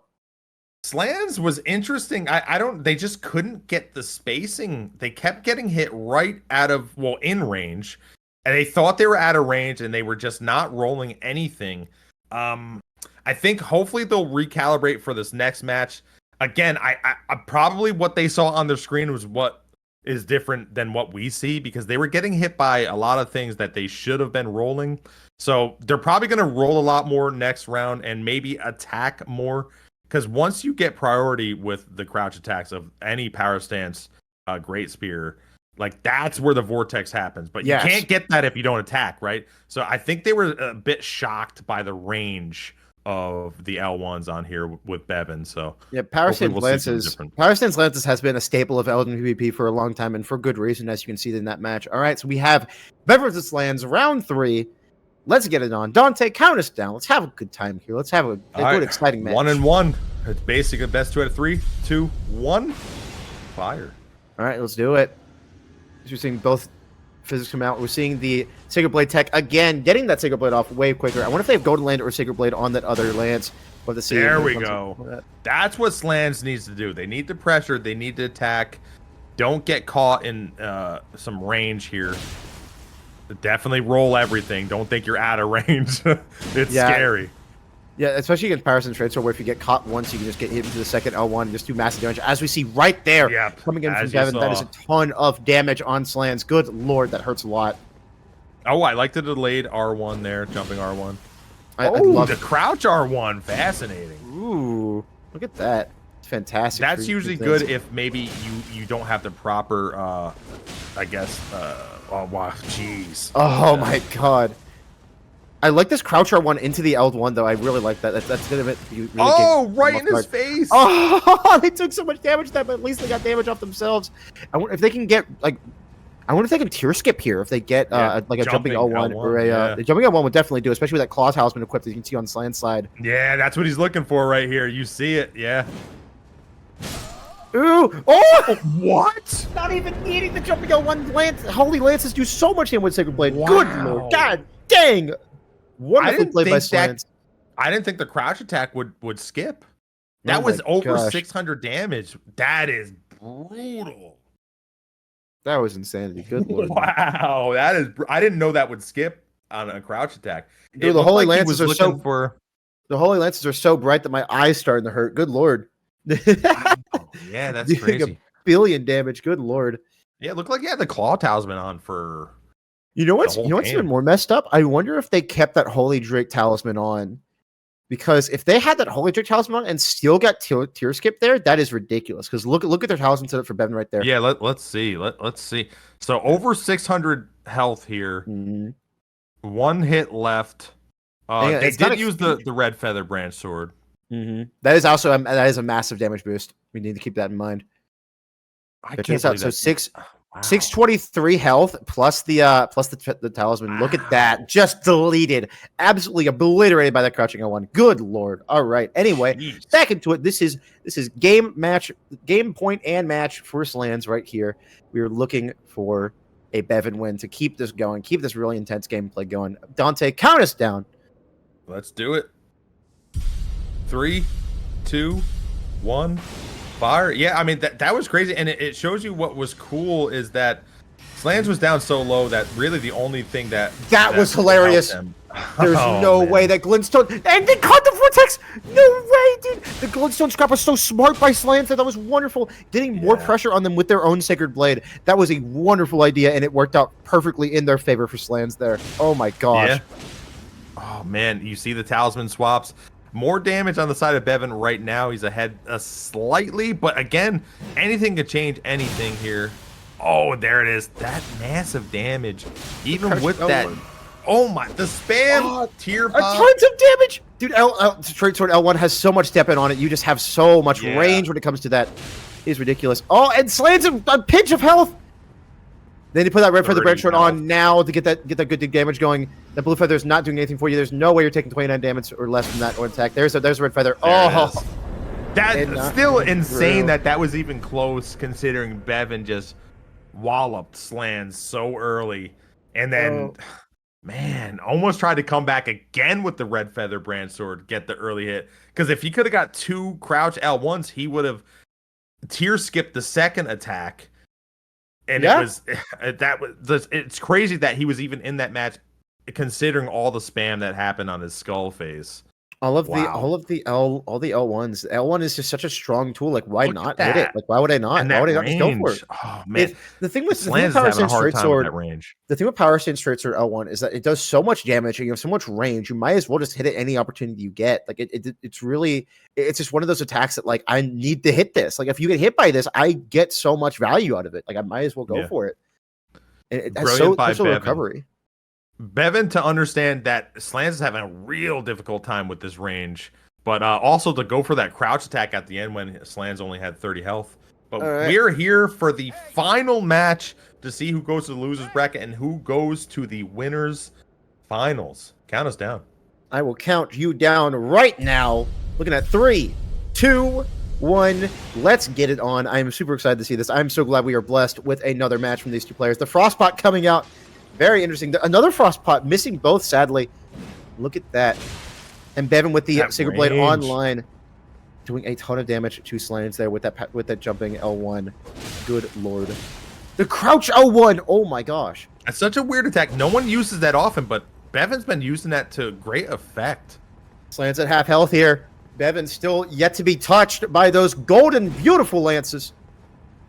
I wouldn't mind seeing Slandz get range and go for the golden lance. No way is this happening. That's so much damage.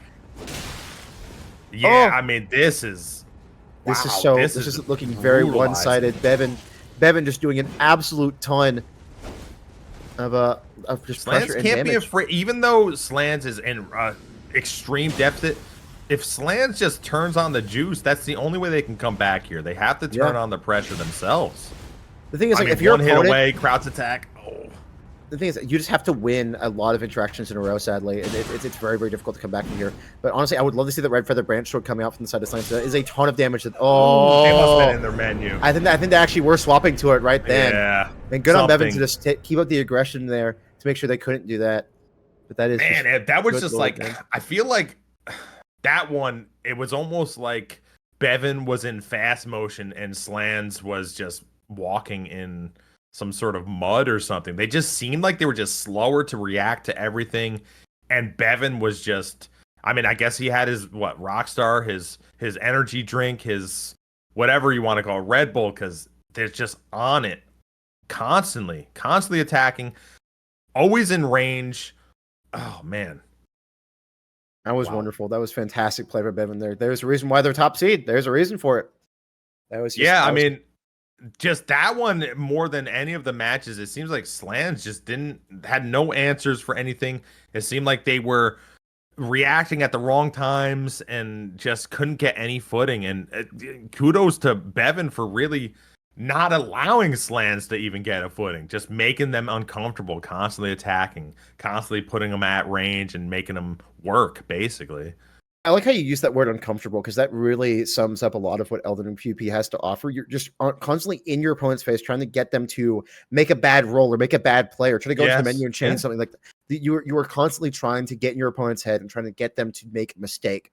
And uncomfortable is a perfect word for that. Like I am not okay with the power stance straight sword being right next to me. I don't want that to happen. Go away, please. I don't want you to be here. Yeah. This is my personal bubble. That's the whole thing. Like that's why I thought it was a little bit weird, because that's the whole point of power stance great spears. It's you make your opponent uncomfortable where they do a poor decision of rolling, and then you catch them in the roll and then the vortex happens. That's like the whole deal. You attack first, you get the priority, you get the initiative, but Beven just didn't allow that, especially that last match. Just kept attacking at range, kept stunning before they could even attack, did the jumping attack at just brilliant spacing with that. And man, just I mean, the thing is, Slandz just couldn't do anything. If you never get hit, you never get into that situation. Yeah, exactly. That's what Beven has made a wonderful discovery. Is if you don't get hit, you win, and that's what Beven decided to do. I know. That's yeah. Who knew, right? I can't believe it. All right, so we have a Razkills. I can't say that guy's name. I'm so sorry. Razkills versus Razkills, yes, versus Slandz coming up here. We have Slandz on the red side and Razkills on the blue side. Let's count it down, Dante. Let's get into this match. I am very excited for it. Oh, versus Frosty, not Slandz. Sorry about that. Yes, I have made a mistake. You want to see Slandz again? You know, Slandz is a cool player. I'm not going to see Slandz again, but that's not what's happening. We're actually seeing Frosty on the red side and Razkills on the blue side. Let's get it on. Excited to see what Frosty pulls out of their magic hat today. And let's count it down, Dante. Go ahead, my guy. Count it down. 3, 2, 1, fire. I'm excited because Razkills isn't generally the sleep arrows both connecting. Wow. That actually is amazing. Was that a sleep bolus? I think that might actually be a focus bolus right there. Yeah, I'm not sure. Ooh. Yeah, maybe. Razkills plays generally fairly safe, so I think this could be a rough matchup. Only because bags of tricks. I mean, the frost is happening. What a Frosty tech! The Frosty tech! That's so strange. So the reason that's don't called R1 when someone's back is in front of you. That's so weird. Yeah, that Frosty is so good at just making the opponent with a backstab. That's why it's called the Frosty tech. And there's this Spark-O-Matic. Big damage on this Spark-O-Matic. Oh my gosh. The damage is real. Spark-O-Matic does lightning damage and scales off of Dex, as we talked about earlier. So Frost probably has a lot of Dex investment, and you know, lightning defense is your lowest defense as a player. That is insane to me. The Spark-O-Matic tech coming in clutch for Frosty here.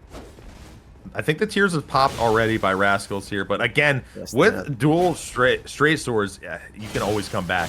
One combo, another frost. Jump attack by Razkills.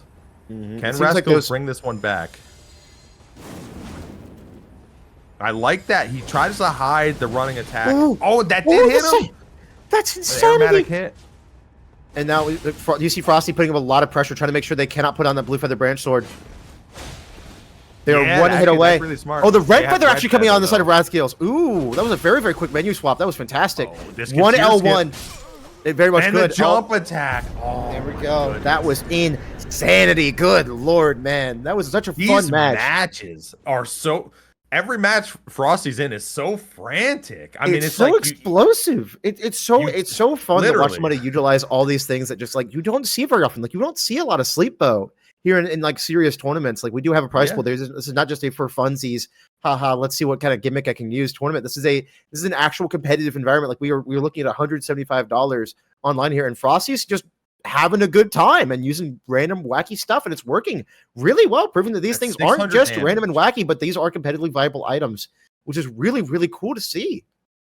Yeah, it's crazy. And it's tough. You know, it's really tough to fight something like this because you have to be on your heels and you really have to be on the ball with anything that can happen and come out here, especially with Frosty, who you'll see at the end here on how he finishes up, who's one of the best jumpers in the business right here. Oh, yeah. Jumping R1. Now, and it's so tough. Before we get into the next match, I do want to talk about what I think is the turning point of that match. And it was right at the very beginning when Frosty started with the sleep bow and just popping them full of arrows at the very beginning. I think that really set the tone for the whole rest of the match because they got the sleep rock off. They got a ton of damage off on their Spark-O-Matic and just went from there. Like you had to, like Razkills had to play on the back foot like immediately when the match started. That was fantastic. But here we are in the second match. Count us down.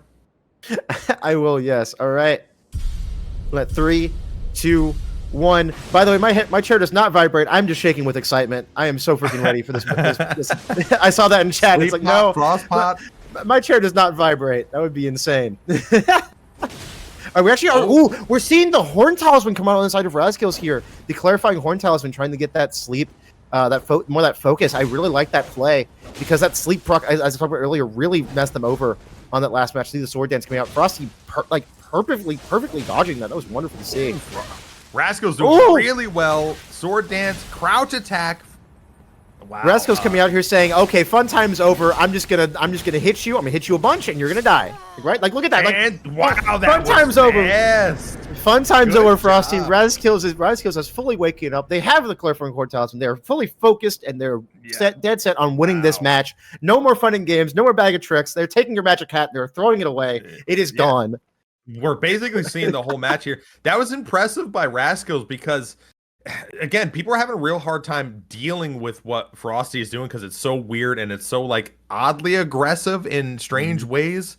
But I thought initially having to take away a couple talismans that Rascals had to do, I thought that was going to be a huge deficit, but he showed that if you go in and you just keep attacking and you just do damage and make the right reads right here, like the sword dance and the aggression, the crouch attack, brilliant.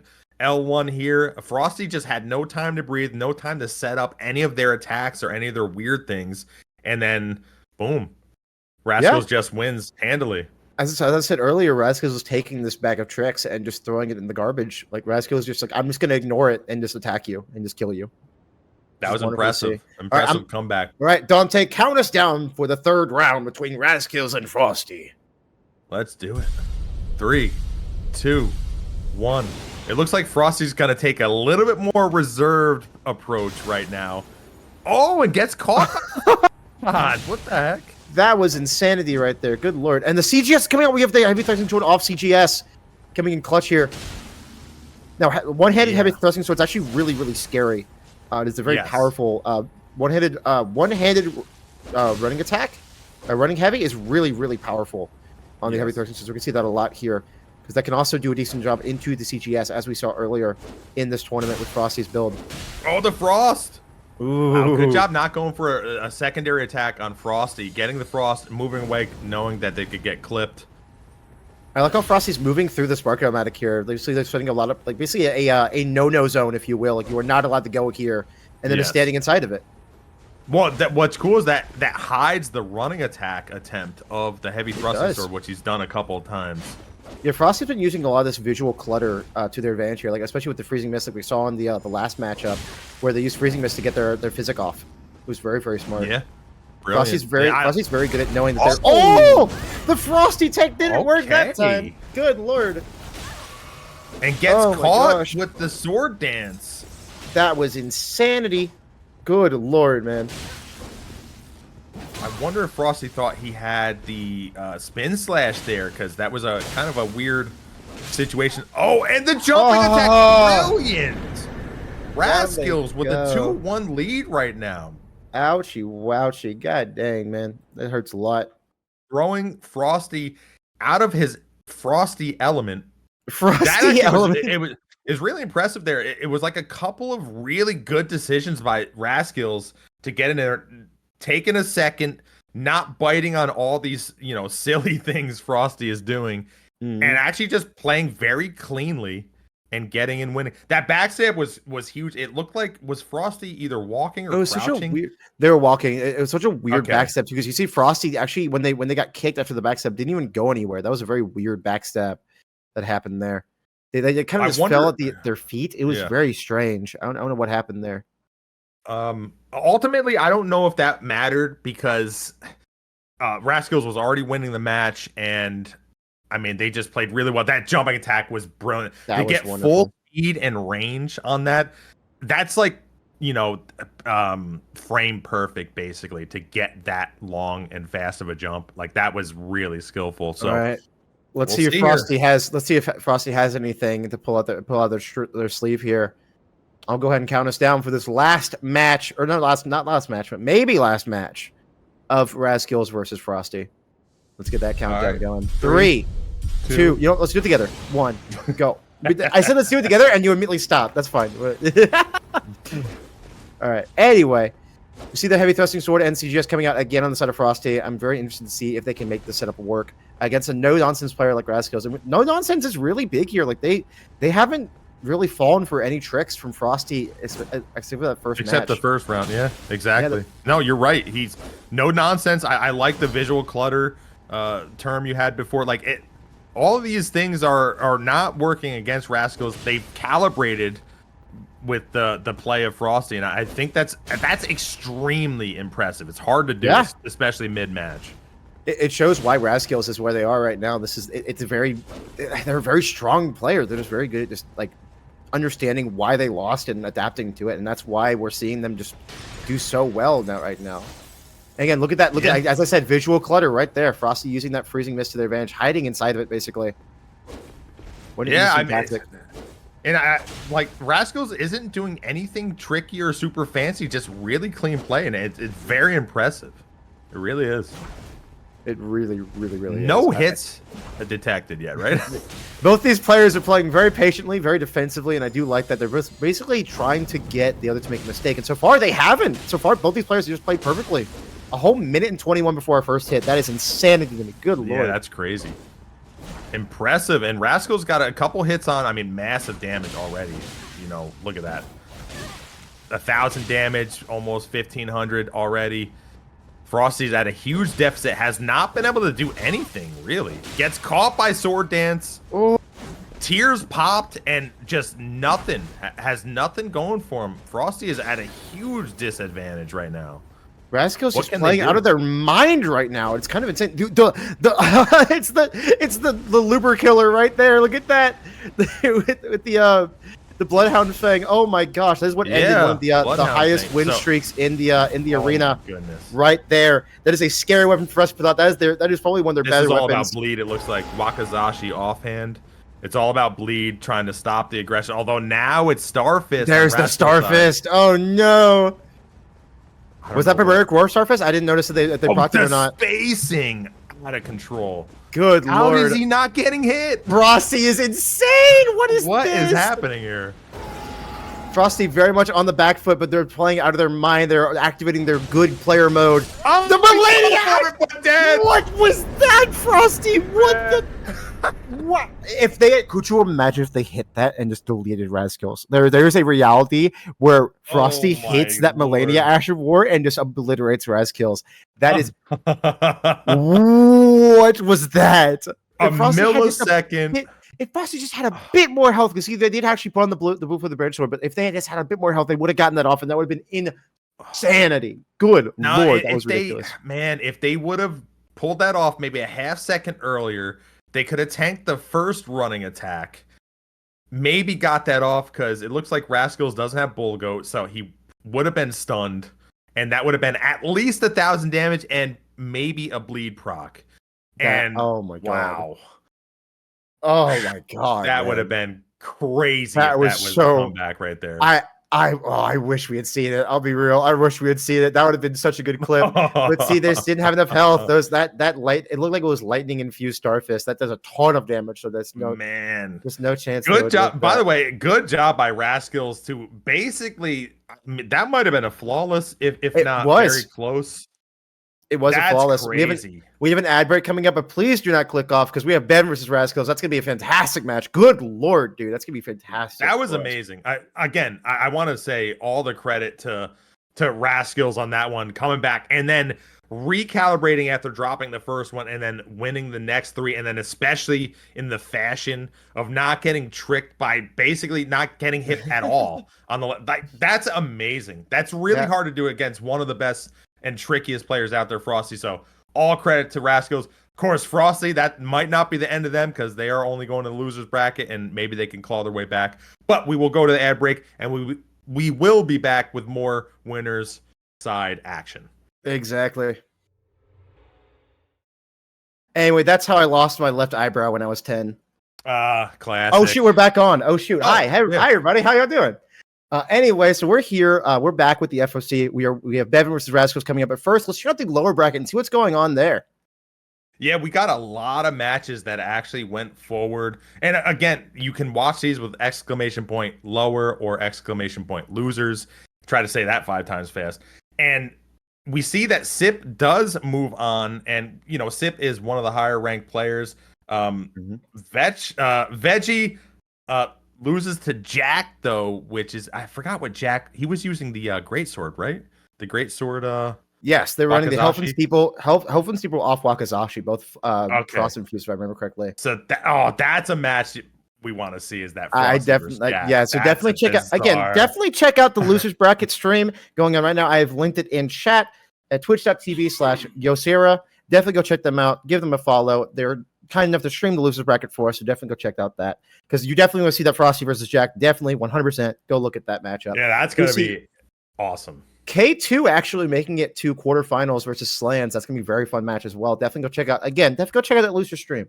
Be very, very fun. Yeah, got a lot of killers and a lot of strangeness in the losers round, and I think that's really cool. I mean, a lot of experimentation in this tournament overall, which I find very fun. But as you can see, Rascal's shooting up with the whole dual straight sword situation, and we'll see if in the winners finals, best 3 out of 5, if this clean play will translate to another victory. I don't know. See, I mean, if I was Rascals, I would be riding that high of being able to like perfect Frosty, one of the better players in the world. Even that is insane to me. Like there's so much momentum on Rascals' side. Yeah. All right, so we're looking at, I believe, Beven's on blue and Rascals is on red. Correct? The perspective is swapped, which is strange. Yeah, it just flipped. Yeah, I'm not sure because I can't remember the armors. A bug. Okay, it's yeah, just a bug. Okay. We have confirmation that is what's happening. Awesome. So we have Beven on blue side, Rascals on red. Go ahead and count us down, Dante, for this one. Most likely will be a very explosive and very fun match. Let's try it. Winners finals. 3, 2, 1. I think this is going to be a very slow but skilled matchup. And okay, power stance. What Already? the Storm Assault just going for it? What was that? And they won the health trade too. Look I at think the that was a HP difference. mistake. Are you sure? Because it worked out. Yeah, I think they were looking for Sacred Blade or something. That was a bit weird. That was awesome. What it was? That was hilarious. I love that. Storm Assault is such a fun Ash of War, and it just going for it raw like that. Like if that was truly on purpose, that was a wonderful idea by Beven. That was actually bad because he wasn't even close to him. So that's why that was strange. I think that's but they won the health difference. It worked out. It worked out. I guess a glorious mistake. Anyway, speaking of working out, we're seeing a L1 come out from the side of Rascals there. That's very spooky. As we've seen from this tournament, power stance straight swords are just ridiculous when it comes to the damage output, but we're seeing the Lances come out from the side of Beven here. Lance, again, very spooky. We saw multiple tier skips happen the last time we saw these weapons. Yeah, Beven's not biting on this. Beven, ooh, that was close. Ooh, getting clipped by that by one of the straight sword hits. Oh, ooh, the vortex! This is it, man. I expect Rascals to actually turn on the aggression. Now saw that it looked like Beven is looking for some roll catches here. I'm surprised. Oh, there it is. I love the spam in the corner and the comeback. Wow, tears pop already. The pressure of the power stance straight swords in the corner there, it was insanity. It is a lot of pressure and a lot of damage on the side of Rascals going towards Beven. That hurt a lot. That was 4 hits and Beven, can Beven do it? It's like every time you want to talk about something, there it is, and the roll catch. Ooh, and one more hit. We might see a Starfist come out on the side of Beven here to finish it off. And the jumping attack. R1. Ouchie, wouchie, that hurts a lot. God dang.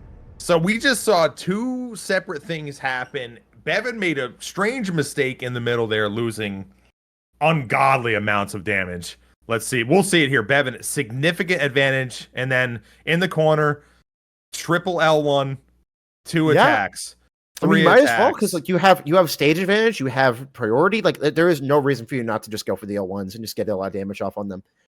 Like, yeah, but I want to talk about the timing on Rascals' side, just like basically just delaying the L1s ever so slightly to catch Beven off guard, which is very very smart of them. But it was a problem with Rascals right here, and it's a problem with a lot of people because it's very scary when someone crouches with those near you. The panic rolls, we see the panic rolls here and getting caught up, and Beven is just a master at just trapping people here. This jump was beautiful, by the way. I absolutely loved it. Reading the L1 coming out and just jumping and just hitting him in the head with the lance. That was so smart of them. Ooh, Beven takes the first one, but Rascals, we've seen them come back before. Count us down. Are we going to? I'm gonna count you down. 3, 2, 1. Let's go. Are we going to see another Storm Assault from mid range? No way. See, look, I told you. I told you, Sacred Blade. I was allowed to believe, though. I was allowed to believe. Oh my I think gosh. that's like a backup Ash of War to maybe try something. Catch them off guard, maybe. Because honestly, it's a good idea because Storm Assault does 133 poison damage now, which means you can actually catch them off guard and do major damage. Beven's twirly-do attacks are insane right now. Twirly-do? I love that. I'm gonna start using that myself. Twirly-do. 180 no scope. 1260, whatever. Oh, nice jumping attack by Rascals to try to bring it back, but man, it's just so. Where's that Storm Assault? Hit him with it. Oh, come on. Oh, the twirly. Oh no. It's like who can attack first? A crouch R1 is interesting. Yeah, they're both looking for openings right now, and they're not really giving the other one an opening. So see all that pressure that everyone was building up there. Rascal is just being extremely patient. The roll discipline just being very much on display here. It's so scary. Oh, never mind. He's The roll just discipline. out of control. I'll tell you what. That was commentator's curse. 100%. I talk about how good their roll discipline was, and they just start mashing that B button. And I got very much punished for it by Beven. But it's so scary because the Beven's movement is so sporadic and spastic. One thing I would like to see by Beven is more stutter stopping to really trick Rascals. But I mean, Rascals is panicking. Rascals is not able to find the proper rolls away from these crouch attacks, and it's literally killing them in this game. Very difficult. I mean, again, it's difficult for anyone to get out of these. It's one of, if not the best attack in the game. And man. Rascals just couldn't find the timing to roll out of it. It's like what, frame 13 that move? Like, but it seems so much faster because it's such a weird animation. Like you just basically lift it up, like right there, just lifting it up, and does so. It's hard to react to, even though it is relatively, it's only frame 13. It's still, it's the animation blending you can do with it. And that's why we're seeing all these swirly come out from Beven, because you can blend that animation so perfectly and just really catch your opponent off guard. It's just such a fun dynamic to watch. Is it fun? I think I'm having a good time. I don't know about you, Dante. I'm having a good time watching these players. We'll see if Rascals can bring it back. Rascals needs to be aggressive and honestly just attack. If Rascals is on the back foot, they're panicking and they're losing that neutral game situation. Sometimes attacking at a hit stun's the best option, because I think you're going to do a defensive option because I just hit you and you're like, okay, when you're going to roll, and instead of getting hit in the face with a sword. All right, so I'm going to go ahead and count us down for what might be the final match with Beven and Rascals. Let's do it. 3, 2, 1. Let's do it. Yeah, I mean, the thing is, Beven is constantly looking for the panic roll here. They rarely actually attack twice, which I find fascinating. Oh, the catch! That was so sneaky! You think they're going to hit against the wall, do the Sacred Blade tech, and get that buff off without the end lag, and instead they just bop you in the face with it. Nice roll. We actually are seeing a complete armor swap on the side of Rascals as well, going for extra dex with that, I believe the Okina mask, I believe that thing is called. I believe it also gives you a ton of more dex. So we're seeing a more dex-oriented setup coming out on the side of Rascals, which I'm glad you know that. That's fun. Okina mask. I had to look at all of those for an event that I ran a while back, so I know all of the stat boosting helmets are very weird. Really? I can't talk about. Y'all won't let me talk about anything, will you? Y'all let me talk about anything. I can't go off topic for 1 second with you around Beven. So difficult. Wow, Beven just made that look brutal. I mean, brilliant spacing by Beven, especially at the end, and the timing of that jump attack at the end. We see here it starts off bad for Rascals. Getting hit by Sacred Blade, trying to get the Frost Pot off. It's just Rascals couldn't get the footing, couldn't get the spacing. The panic roll there, the punish.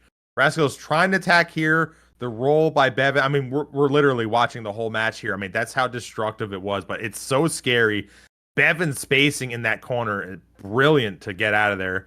It's a tough spot to be, but I think we're going to see here, Rascals is really trying to pressure, which I like. I actually think that is the move.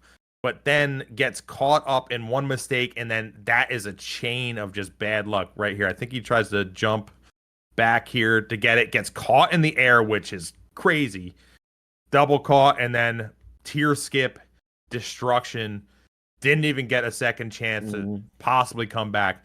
That is tough. I mean, it just shows you why that is one of, if not the top build in the game. Yeah, Power Stance Great Sphere has been good for a very, very long time. I feel like Vortexing gets a weird rap in the community, because Vortexing, people count as a kind of a coin flip, where like you either delay your roll or roll immediately, but it's a lot more than that, because you still have other options like jumping. Like neutral jumping can get you out of it. You can sometimes not get got by the crouching L1 from the Great Spears, you just jump immediately, which then you can also do like a jumping R2 or a jumping R1 or a jumping L1 in the case of Beven of Raskills there. They could have done a jumping L1 and hit them out at the Great Spears.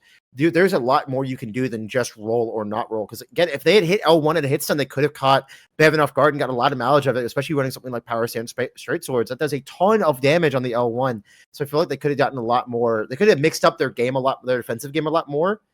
But sadly, they just got obliterated by again. It's tough because PSVS. like if you, what do you have like? If someone spams attack, you have like 15 seconds before you're dead, right?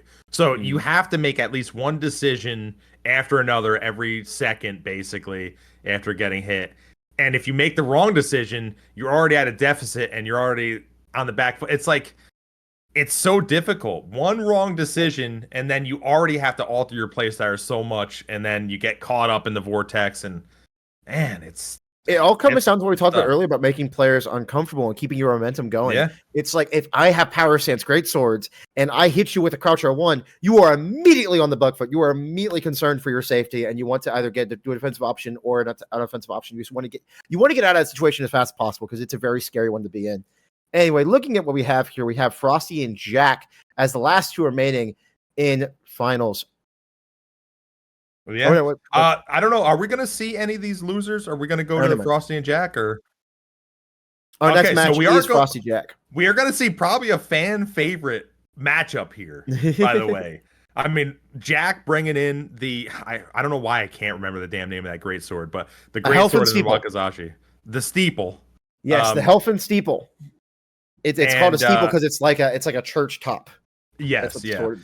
So that's it. We're going to see one of the more fan-friendly, silly matchups. Although high level, I don't want to take any skills away, but like just something you would never see elsewhere. Like I don't know, it's crazy. The thing is, like, there is something about not running in a meta setup. So like not running Power Stance Spear, Power Stance Great Spear, running Power Stance Swords like that, because you can really catch your opponent off guard. I mean, we saw what happened in the first round with Frosty. Opponent that bag of tricks, they obliterated their opponent because their opponent just wasn't expecting it. Like you spend all day practicing against these meta setups, and all of a sudden you get hit by heavy thrusting sword, off curve great sword. Like, good lord, man! Like what a just wacky thing to fight, and you just have to learn the matchup mid game. It's like it's similar to choosing a low tier in a fighting game. It's like you don't really know this matchup very well, nearly as well as you know the high tiers. Yeah, again, that's why I love this update so much, is because a lot more things are.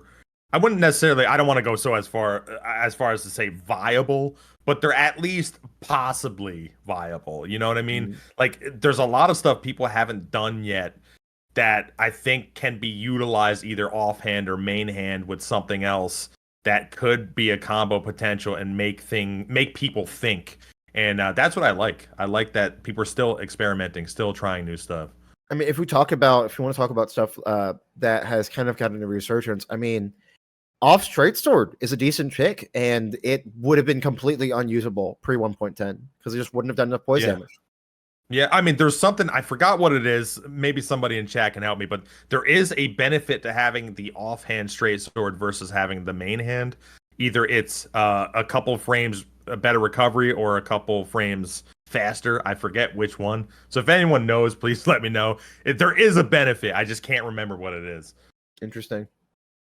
So there is like a reason to do that, and like it's funny because Sword and Board, people were so upset with the fact that it basically died in Elden Ring. It was so horrendously bad. It was like, if you're using that, what are you doing? Just use Power Stance Straight Swords. Like, this is a joke. I wouldn't say it's viable now, but at least it's not as much of a joke as it used to be. Yeah, it is usable.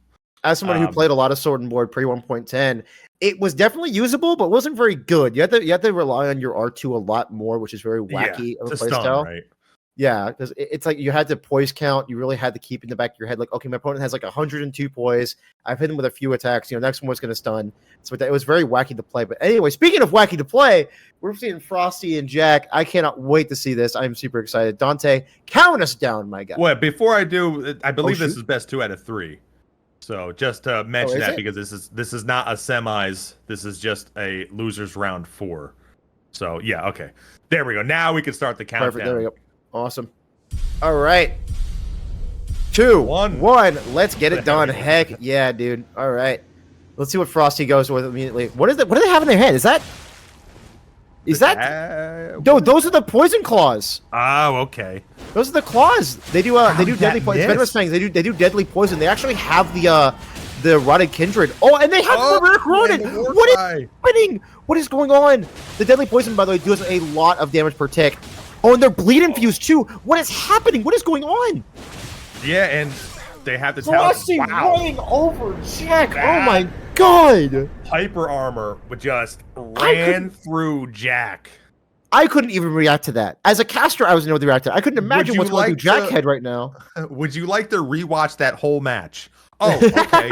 Let's do it. It's just straight up that's the replay. There it is right there. So the Venomous Fang, I believe, is what Frosty is running there. It does deadly poison, which is like poison plus, basically. It's not as good as Scarlet Rot, but it is a decent amount of damage per tick. And running it with bleed is a very interesting idea. That is just insane. And we're seeing Barbaric War. We're seeing Barbaric War a lot this tournament, actually. Because let's say like Jackk right here tries to swing into Frosty, and look at that. They just get knocked right out of it, getting with a 3-hit combo. And because of the 3-hit combo, it's building up all that bleed on them at the same time. Yeah. And you see Frosty's actually running the Lord of Bloods. Frosty's also running the Lord of Blood's exaltation. They're running the Kindred Rot. And they're basically both talismans that boost their AR based off of poison proc and blood proc. That is insanity to me. That does so much. Yeah, because the those weapons like innately don't do that much damage, but when you stack all of those together, it looked like it was fairly formidable. Yeah, that was good lord, and especially in a best 2 out of 3 environment. Like you only have one game to adapt to it now. Right? But basically, Frosty just ran you over so fast and so quickly that it was hard to adapt in the first game. So now Frosty just needs to take one more and win the whole thing. All right. Well, let's count it down. I will do 3, so. 3, 2, 1. Let's go. That was beautiful timing on us, Dante. Yes, I liked how we counted that together as friends. I like that. we should do that more often. Exactly. Hands. Go together into this warm night. I do expect Jackk to maybe stay away a little bit because clearly the hyper armor and everything kind of went against them. Maybe they could two-hand the great sword. Maybe if Warcry comes out, I don't know. Ooh, we're seeing an S-Stock actually. I wonder if that's wow. Look at that. And that's what not having Bulgo can do right there. Is that Ansper? Is that Ansper Rapier possibly? It could be Ansper Rapier. There it is. See, Warcry. Jackk needs to get away from that. Maybe two-hand, maybe do some jump attacks, jumping R2s. Can't get the Jackk has no footing here right now. The speed advantage though of Frosty is crazy. Can we talk about how oh my god! So that was the Ansper? Is the Ansper have that was the Ansper. The Ansper has rot innately on the weapon. So if you make it poison or bleed infusing, you actually have both rot build up and bleed or poison, which is really strong. Crazy. Frosty just the bag of tricks just gets larger and larger. It's like the pocket of Doctor Who, right? It just like infinite amount of space, and it's just everywhere, everything all at once, and it's incredible. Jackk just had a very huge speed disadvantage. Couldn't do anything. Couldn't set up anything. I would have maybe even liked Jackk to switch to maybe a thrusting sword to maybe get some stuns because they couldn't set up anything. Frosty was just not biting on any of the R2s. Incredible, just getting around every attack. And yeah, it was just really rough matchup for Jackk on this one. What I absolutely loved about Frosty's play is that they were very aggressive. They did not get Jackk a single opportunity to be able to bolus there. Yep. So they just got they weren't able to reset their statuses, like especially that Deadly Poison, which again, we don't see a lot here at the FOC of Deadly Poison because it's only on a certain amount of weapons, but good lord, it does so much damage. It's kind of ridiculous. And if you can get both rot, and poison off, that is a ton of damage over time. Yeah, and especially if you're keeping that pressure like he was, where you just can't do anything against it. You're stuck taking that. What is that? If they're together, what is that, like 20 HP a second or something? I think it's honestly more than that. Like rot plus deadly poison is so much damage. It's ridiculous. Deadly poison. Yeah, deadly poison. Yeah, regular poison. Deadly poison I think does twice as amount of damage as regular poison, I'm pretty sure. Something like that. It's twice amount of damage, insane. But like half the time, something like that. I don't think it's even half the time. I think it's just a straight up upgrade. I don't know. I don't know. I don't know the exact... over time it does less damage. I believe it's like 800 to 600 or something. I don't know. But it's faster. I don't know. Somebody knows. Anyway, it's better than regular poison. It does a lot. Yeah. It's very, very good. Use it. It's very strong. Venomous Fangs, I think, are definitely underrated in this kind of environment, especially duelists where you can't heal in like invasions and stuff like that. You can just get away from the opponent using the terrain, and you can your bolus. You can heal your Estus, whatever. But in a duelist environment where you have no healing basically at all, besides the Godskin, Swelling Cloth, and Busted Do, you're really on the back foot. You're on a timer basically, which is very important, by the way. Like you have to be, man. You have to make space. You have to be aggressive. Like if you're on a timer like that, that's why we actually banned Rot Grease. Like there's a reason why drawstring Rot Grease is banned. Yeah, and again, like it's. I was talking about this with Frosty yesterday when we were commentating. He was saying how like sometimes it's not even the damage that does it. It's just that you have like a mental note in your head that your health is depleting, and you're just like, and you make mistakes because you think you have to hurry up, and sometimes you just don't. And it's just like a more mental almost than anything. It's kind of crazy. It's all about being put on a timer. As I said, it's just you have a certain amount of time before you just straight up lose. Yeah. Well, we're going to see Frosty again anyway against K2. And, Frosty could have a comeback story. I mean, we might see Frosty refight Rascals. But, hey, K2 has been running through the loser's bracket also. So we might see K2 making maybe an upset, I guess, depending on how you think Frosty's weapons are. I don't know. But either way, count us down on the best 3 out of 5 for the losers semifinals. Heck yeah, I'm glad to do so. 3, 2, 1, let's get it on. K2 with the power stance straight spears. I wonder how Frosty's going to react to that. The Twin Blade? The Frost Twin Blade. What is happening? What am I looking at, Frosty? He's out of control. That is no so spin cool. slash allowed, though. Spin slash is not allowed in Twin Blade? Really? I did not know that. Yes, because the hyper armor. People don't like it. Now, K2 actually is running looks like the Lightning Drake Talisman, it looks like, or the Holy One. I wonder why. I don't think Frosty's running that is a little... Here. Yeah, maybe they just... You know what? I think it's the Lightning One for the Sparker Aromatic. Oh, interesting. I don't even know if that's worth it, though. I mean, I feel like a Talisman's slot is... I don't know. He's in the match. I mean, it looks fairly even so far, but the buff has already worn off on Frosty's weapon here. Let's see. The running attacks are very fast and tricky. I actually think that Twin Blades have some of the best end of match attacks. Oh, was that bleed? Yeah, it's a bleed Twin Blade, it seems. Okay. Yeah, I believe that was bleed. They got stunned. And you see Frosty's actually running the Lord of Blood's Exaltation, so it's almost definitely bleed. Wow. Oh, look, there it is. Yeah, bleed right there.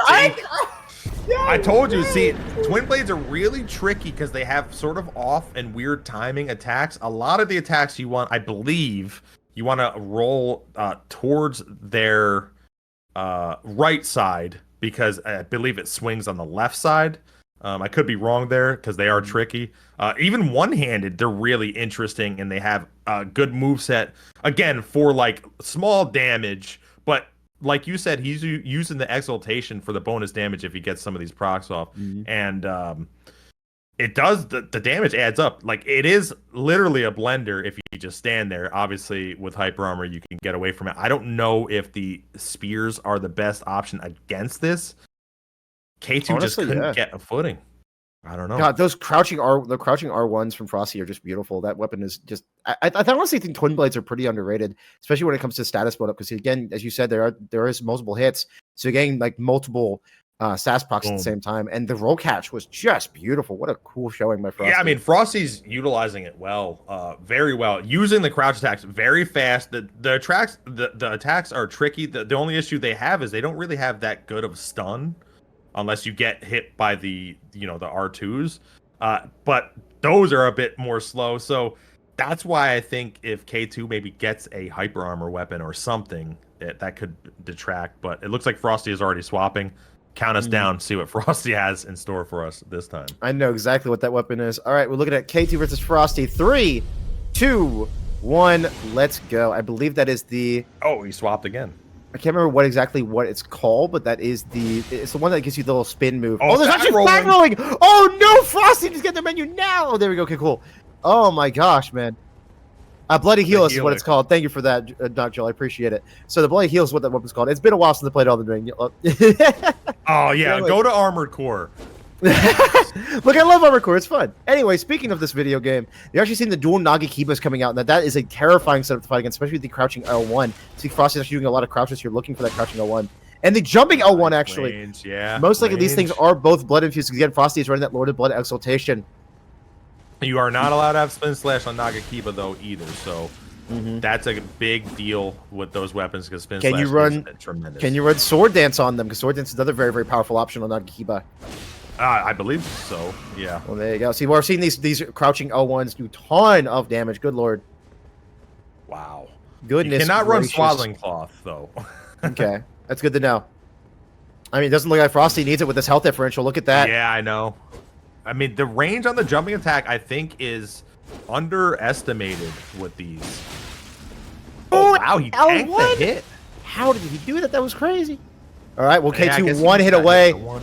Popping on that. It looks like red for the branch sword. Hoping the tier skip. Frosty, possibly. Ooh, the And running the running R2. attack. Dabbing him right in the belly button. That must have hurt. I like K2's aggression at the end there to try to mash out and try to stop some of the aggression. But I was actually a little surprised he didn't get hit.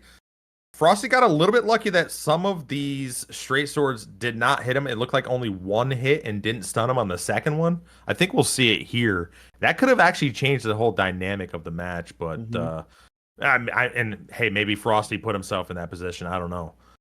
I think we'll see. Frosty does have fantastic movement. We've seen this throughout this tournament, so they could have actually gone for that on purpose. You never know. But good lord, man, that was a very. It's weird seeing Frosty use a very meta setup. It's kind of like I feel like we see Frosty use so many off meta like wacky things. We kind of forget that they're very proficient with just the more meta setups in the game, like dual Nagakiba. Dual Nagakiba? I definitely think so. This is one of the strongest. I mean, there's a reason why we banned certain Ashes of War on it. Like it is a very, very strong setup. Interesting. Yeah, I mean, I don't see it often. I'm just curious. But either way, it looks like Frosty is changing again. I mean, Frosty is the Ruth of NA right now, because Ruth changes all the time in EU. So this is very fascinating. K2 also changed again. K2 got to bring this back. So let's see if K2 can make this competitive. Count us down. I will count you down gladly. 3, 2, 1, and let's go. K2 with the dual lances right now. That's interesting. And the Glintstone scrap, trying to get Frosty to stop being aggressive. But oh my god, it does Frosty stop. didn't care. Frosty does not give a heck about that. Good lord. Oh, and the spinning slash. Oh, and the bleed, Frog. Yes, that was that bleed. Was really fast. Holy Frosty, crap. a big Arcane fan. As we can see, look at that. Using a lot of bleed and frost and just a ton of really cool stats effect buildups here. Yeah, let's see if K2 can get the vortex happening. K2 is not out of this match at all. Although I do think spinning slash is a huge deal with this weapon. So we'll see. That's poorly due by Frosty. Look at that movement. Oh my gosh, it's beautiful. Ooh, trading hits with a power sense great speed. You definitely do not want to be doing that. Oh, and the running attack and the bleed for the kill on the Wagasashi. I love that bleed build up. I love how aggressive Frosty is. Like we saw earlier in the tournament where people, were getting frost status build up effects where they kind of alleviate the pressure a little bit, maybe go off and regen stamina and allow their opponent to bolus. And Frosty is not doing that at all. Frosty is constantly up in your face to the point where you just can't bolus. You're not allowed to. You are not allowed to bolus at all. And that's the way you should play. Exactly.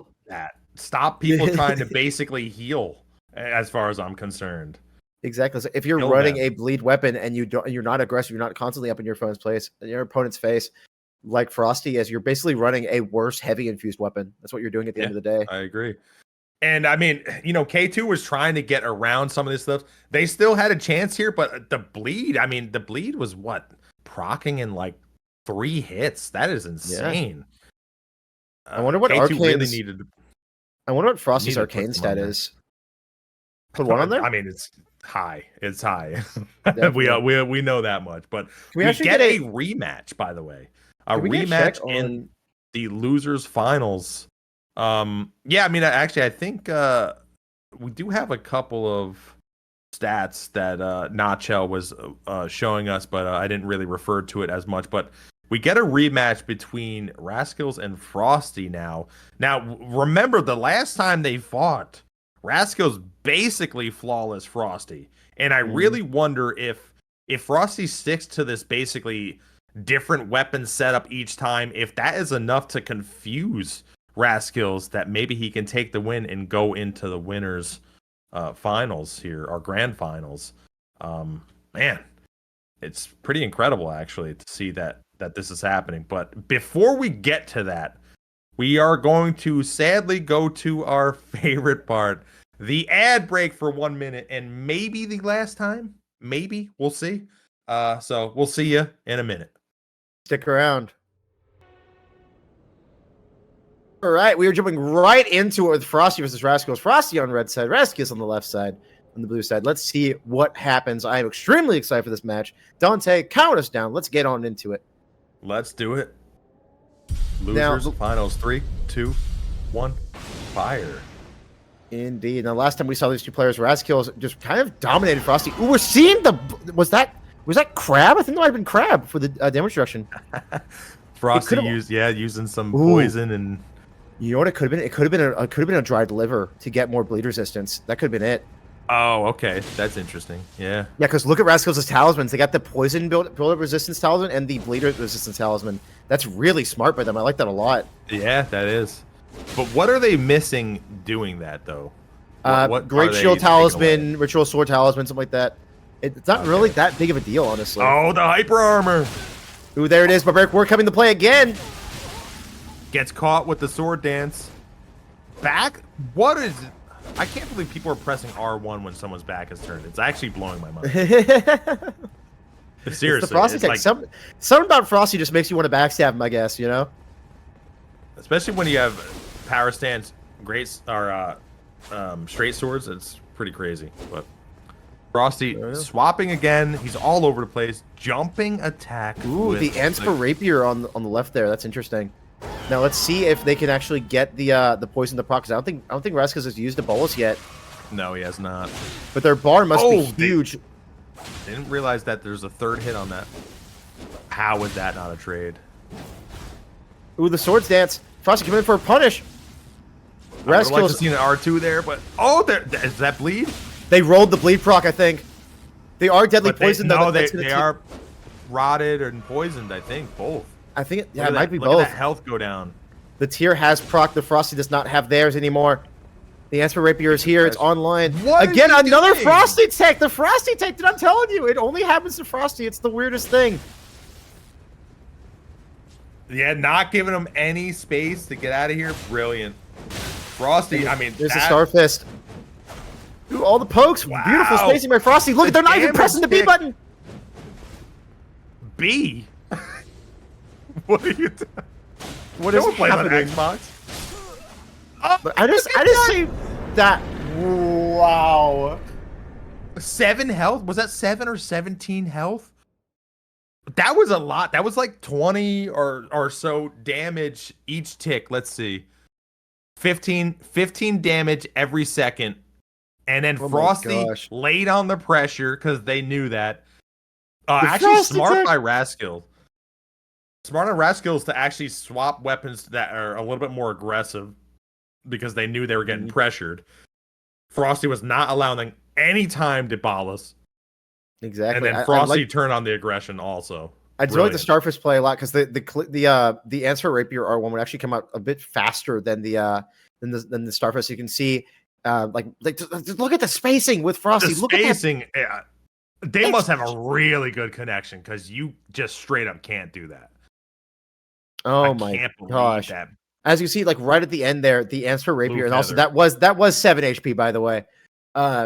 The Answer Rapier just comes out way faster than the Starfish, so you can just mash in their face and just like not allow them to mash in your face.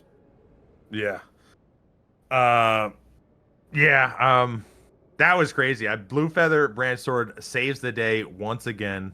And then it looks like Frosty is swapping builds or weapons once again. Count us down for this wild matchup. All right, let's get it on. 3, 2, One, look at that. There we go. With the dual keepers coming out from Frosty, that is a very interesting build. And there's another duo with the same strategy for Raskill's going for it. It looks like the white. I believe it's the white liver, the white dried liver, something like that. You would know better than me.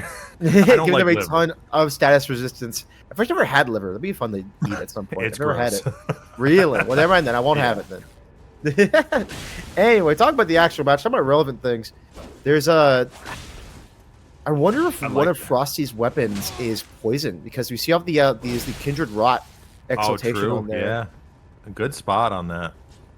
Ooh, the Starfish coming out early this time. Ooh, I do like that. I actually like that. Although Frosty's spacing with the Starfish is like out of control. I can't believe it.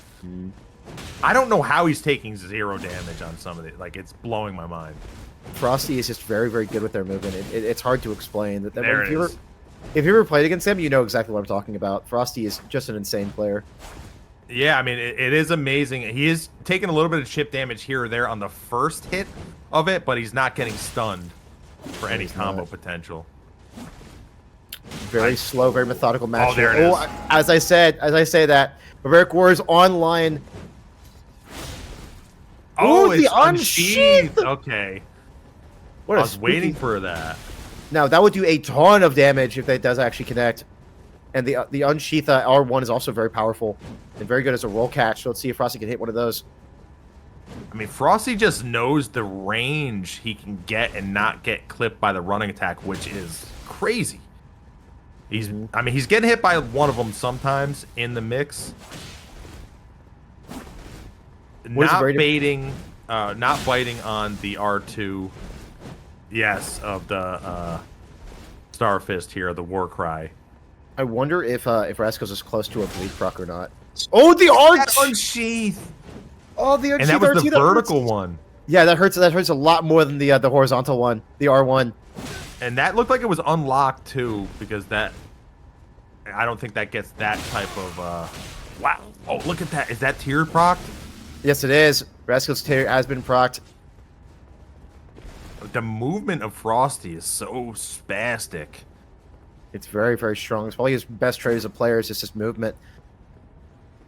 If Raskills can somehow back Frosty up into a corner, he might be able to do some. Oh, instant. All right, both tiers are popped now. A little bit of a mistake, but I like actually the pre-attacking. Could have spammed there. There is no threat of hyper armor right now on Raskill's side. That's actually a big deal right now at the end here. Definitely could have gone for another attack. Oh, Raskill's actually running the blue feathered branch sword, trying to make sure they live another hit. So I believe they are really close. We have not seen a single bleed proc as far as I know. So they should be very, very close to a bleed proc here. Oh, he went for the unsheath and just got blasted. Oh, it's just nice spam. Raskills with the nice spam there. I actually like that. Frosty going for the unsheath, but it's not fast enough. Raskill's winning that fight. Brilliant by Raskills to bring that one back and reapply pressure and just constantly attack, actually changing the way they were playing a little bit, baiting Frosty in for a counterattack, going for spam, and then knowing that Frosty's going to do one last-ditch effort in the corner, which he tried, was too close, punished him for it, got the victory. I think we're going to see soon that Raskill's brilliant spam happening. Let's see. I love it because it's the mind games you really like to see right here. And that's what ultimately allowed him to win. Your opponent sometimes just doesn't expect you to just keep attacking. Yeah, exactly. Like your opponent just sometimes is thinking, okay, well, we are now reset, right? You're going to stop attacking me. We're going to reset back to neutral. No, I'm just going to keep hitting you. I'm just going to keep hitting you in the face. It's going to be very funny. And then brilliant by Raskills to see probably the setup that Frosty was trying to do to get the last hit to kill, to get the victory, and then he just shut it down before it could even start. They were trying to stop their approach with the running L1 there, but they just weren't. The unsheath L1 wasn't fast enough. I mean, Starfists they're so menacing, so fast. It is interesting though, unsheath. I don't know if he has. I wonder what he has on the other. I'm assuming he has a different Ash of War on the other katana. So maybe Sword Dance could have helped him out in a couple spots there. Close range because that has a little bit of hyper armor. take away some of that aggression of the I think Star poison. Fists. I think poison mist would have been kind of nice. Yeah, maybe. Ooh, here we go. 1-1 Rascals versus Frosty in the losers finals. Count us down. I am counting you down. 3, 2, 1. Let's go. It is time. And he's sticking with the katanas. Doesn't punish, actually gets punished. Wow. Oh, that was unfortunate. Frosty, I think, made maybe sort of an inventory error. They were on the Blue Feather Brimstone for a bit there. Oh, missed the unsheath. That's so unfortunate. That would be a huge swing into to try to even it up. The pressure by Rascals, brilliant here. Rascals really showing off their rad skills. Oh, I'm depressed. All right. So Frosty is down. Oh, Frosty finally gets a hit here to try to even it up. Frosty doesn't have many ways to relieve the pressure here, except, you know, properly rolling. But again, the way Rascals is playing, when he gets on the inside, he's just rushing down, and it's very difficult for Frosty to get any footing. They're far away, sort of trying to figure out. I like the pre-attack there by Frosty. Almost gets punished. Pretty good rolls. A little bit of panicking. Oh, the backstep into Unsheath. That would have been fancy. It would have been very fancy. Rascals is a little bit too well versed in the trickery of Frosty, apparently. And we have Barbaric Roar online. We're actually, ooh, yeah, Venom's Fang is here. Barbaric Roars again. We have two very. Oh, never mind. They swapped to Power Stance Short Swords. That was a very quick swap on the side of Rascals there. Yeah, I don't know. I'm not sure. We don't know what Frost is doing next, really. The Twin Blade is here. Okay. I wonder if that's the Freezing Mist Twin Blade. Oh my god. He's all over the place. I love seeing players pull out a weapon and then swap back to the original setup after so many different swaps. I think it's the funniest thing ever. Basically, it's just like it's like a weird roulette wheel, and then you're just back to where you started. Who you? I don't even know what is that called. It's the blood pot. It builds up blood. It's what. This is wild. This is a long match so far, though. I mean, not as much has happened. And Rascals has yet to be hit. We might be seeing a redo of Winter's Side, honestly. With Rascals just, again, just being very aggressive, but also timing the rolls perfectly here. Ooh, there's a hit. Frosty's not able to capitalize. Oh, nice. They read the Barbaric Roar. That was so smart of them. Yeah, that was brilliant. Oh, Frosty's making a couple arrows and rolling right now. Nice crouch attack. Cannot get the double crouch. L1. Oh my gosh, this damage coming out from the side of Rascals. That does so much to Starfist. He's lightning a few Starfists. I'm loving the aggression here by Rascals. Frosty's getting run over by these lightning few Starfish. That's doing just, again, a ton of damage. And here's the S-Stock coming out to hopefully try to finish Frosty off. Can Rascals do it, or will there be a last-ditch effort by Frosty? I love the aggression. Anti-air. Oh! This guy trying to pivot and hit early on there. 10 health. 10 health. Last ditch. Maybe trying to go for a tier skip here. Maybe. If they can get a jumping L1 off, they could possibly tier skip. Rolling by Frosty. You don't see that very often, but the Oh! Come back! The comeback aggression. 10 health. That was crazy. That was crazy. Oh, wait, that was past 3 minutes, I think. So he lost the tier anyway. Oh, really? Maybe. It might have been right past 3 minutes, so he didn't even have it on anymore. Do you think Frosty was waiting for the tier to go away before attacking? Do you think that's what happened there? Yeah, that we've seen that in yesterday's tournament. I believe it was Ruth did that. Waited for that so they didn't get the bonus health. Waited for theirs to go. That was crazy. 10 health here. Yeah, look at the time right now. It's almost 3 minutes. Oh my gosh, there's no way. Did they get hit immediately because they're right back at the hit here? It's 3 minutes. Frosty sees that the tier is gone. It wore away. And here they go. A little bit of panic there. He gets the rolling L1 here, I believe. There's the L1. And then he spams down. Yep. That is actually, if you buffer two R1s, they will always roll catch if they roll around you. Yeah. That was so smart. But yeah, he had nowhere to roll. He was at the wall, so that was almost a guaranteed hit. Incredible. All right, Dante, you count us down for what might be the last match of Losers Finals here. Here we go. Rascals versus Frosty. 3, 2, 1. Fire. I mean, honestly, Rascals have been playing really well and just got caught in a couple things that made them lose that. I mean, mainly it being 3 minutes and lost the health deficit at the end. We're seeing this Mounder come back as well from Frosty. I wonder if this is the spinning /1. And we also see it looks like off Wakazashi, so that might be a bleed infused for Wakazashi as well, which would be devastating when it comes to bleed. Yeah, I mean, it's definitely bleed. He's been all about that right now. So I will say they're still running the Kindred of Rot Exaltation, so I wonder if it might be maybe a poison infused Wakazashi or something like that, because it's just, I wonder why they have the Rot Exaltation on. Getting a lot of ghost hits here right now. Keeping the pressure, though. But the great equalizer. Oh, there's the bleed! Oh, there's the bleed! And big health advantage for Frosty here. Oh my gosh. What's the damage boost on that? I believe it's 15%, I believe, something like that. Something crazy. I know it's very, very strong. The Kindred of Rot Exaltation, I know, is like 20% or something crazy, and it's like all weapons, so even like your elemental damage. Yeah, it's crazy. Wow. Yeah, so that's a big deal, although he's been getting out aggressed here by Rascals, which is actually really smart. Rascals not even allowing Frosty to get on the inside. Swallow Cloth would probably be a good idea if I was Rascals. Getting a lot of ghost hits. I do really like this this patientness from Frosty and the spin. Ooh, and that slight vortex there. Yeah, we haven't seen spin to win yet with spin slash, so we'll see if and when he brings that out. There it is. Oh, hey, look! Wow, that timing! Oh, and the bleed proc too. That's so dangerous. Yeah, that's crazy. Oh my gosh. Brilliant to go for 2 R1s instead of the Wakazashi as was per normal. Really mixing it up here. I very much like that from Frosty. Frosty swapping their Kindred of Rot to a Millicent's Prosthesis, by the way. It's very interesting to me. Going for more damage there. Wakazashi putting in work. Oh, Frosty actually making a misstep there. Getting hit twice by no one. Oh, shit, but Rascals has to be close to another bleed proc. Very, very close.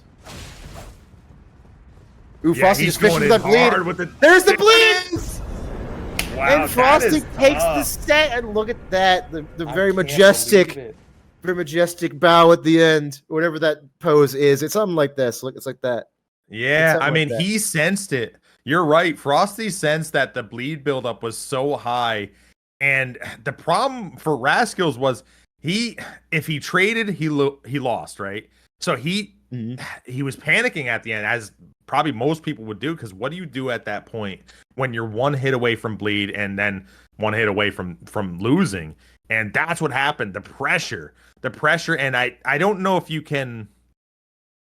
I don't think you can reaction roll catch. You might be able to with daggers. I'm not 100% sure on that. I know it's fairly easy to roll catch people with daggers, but I believe it is. It depends on the length of the dagger, I believe. So Wakazashi should be one of the longest daggers. I believe you can do that. Yeah.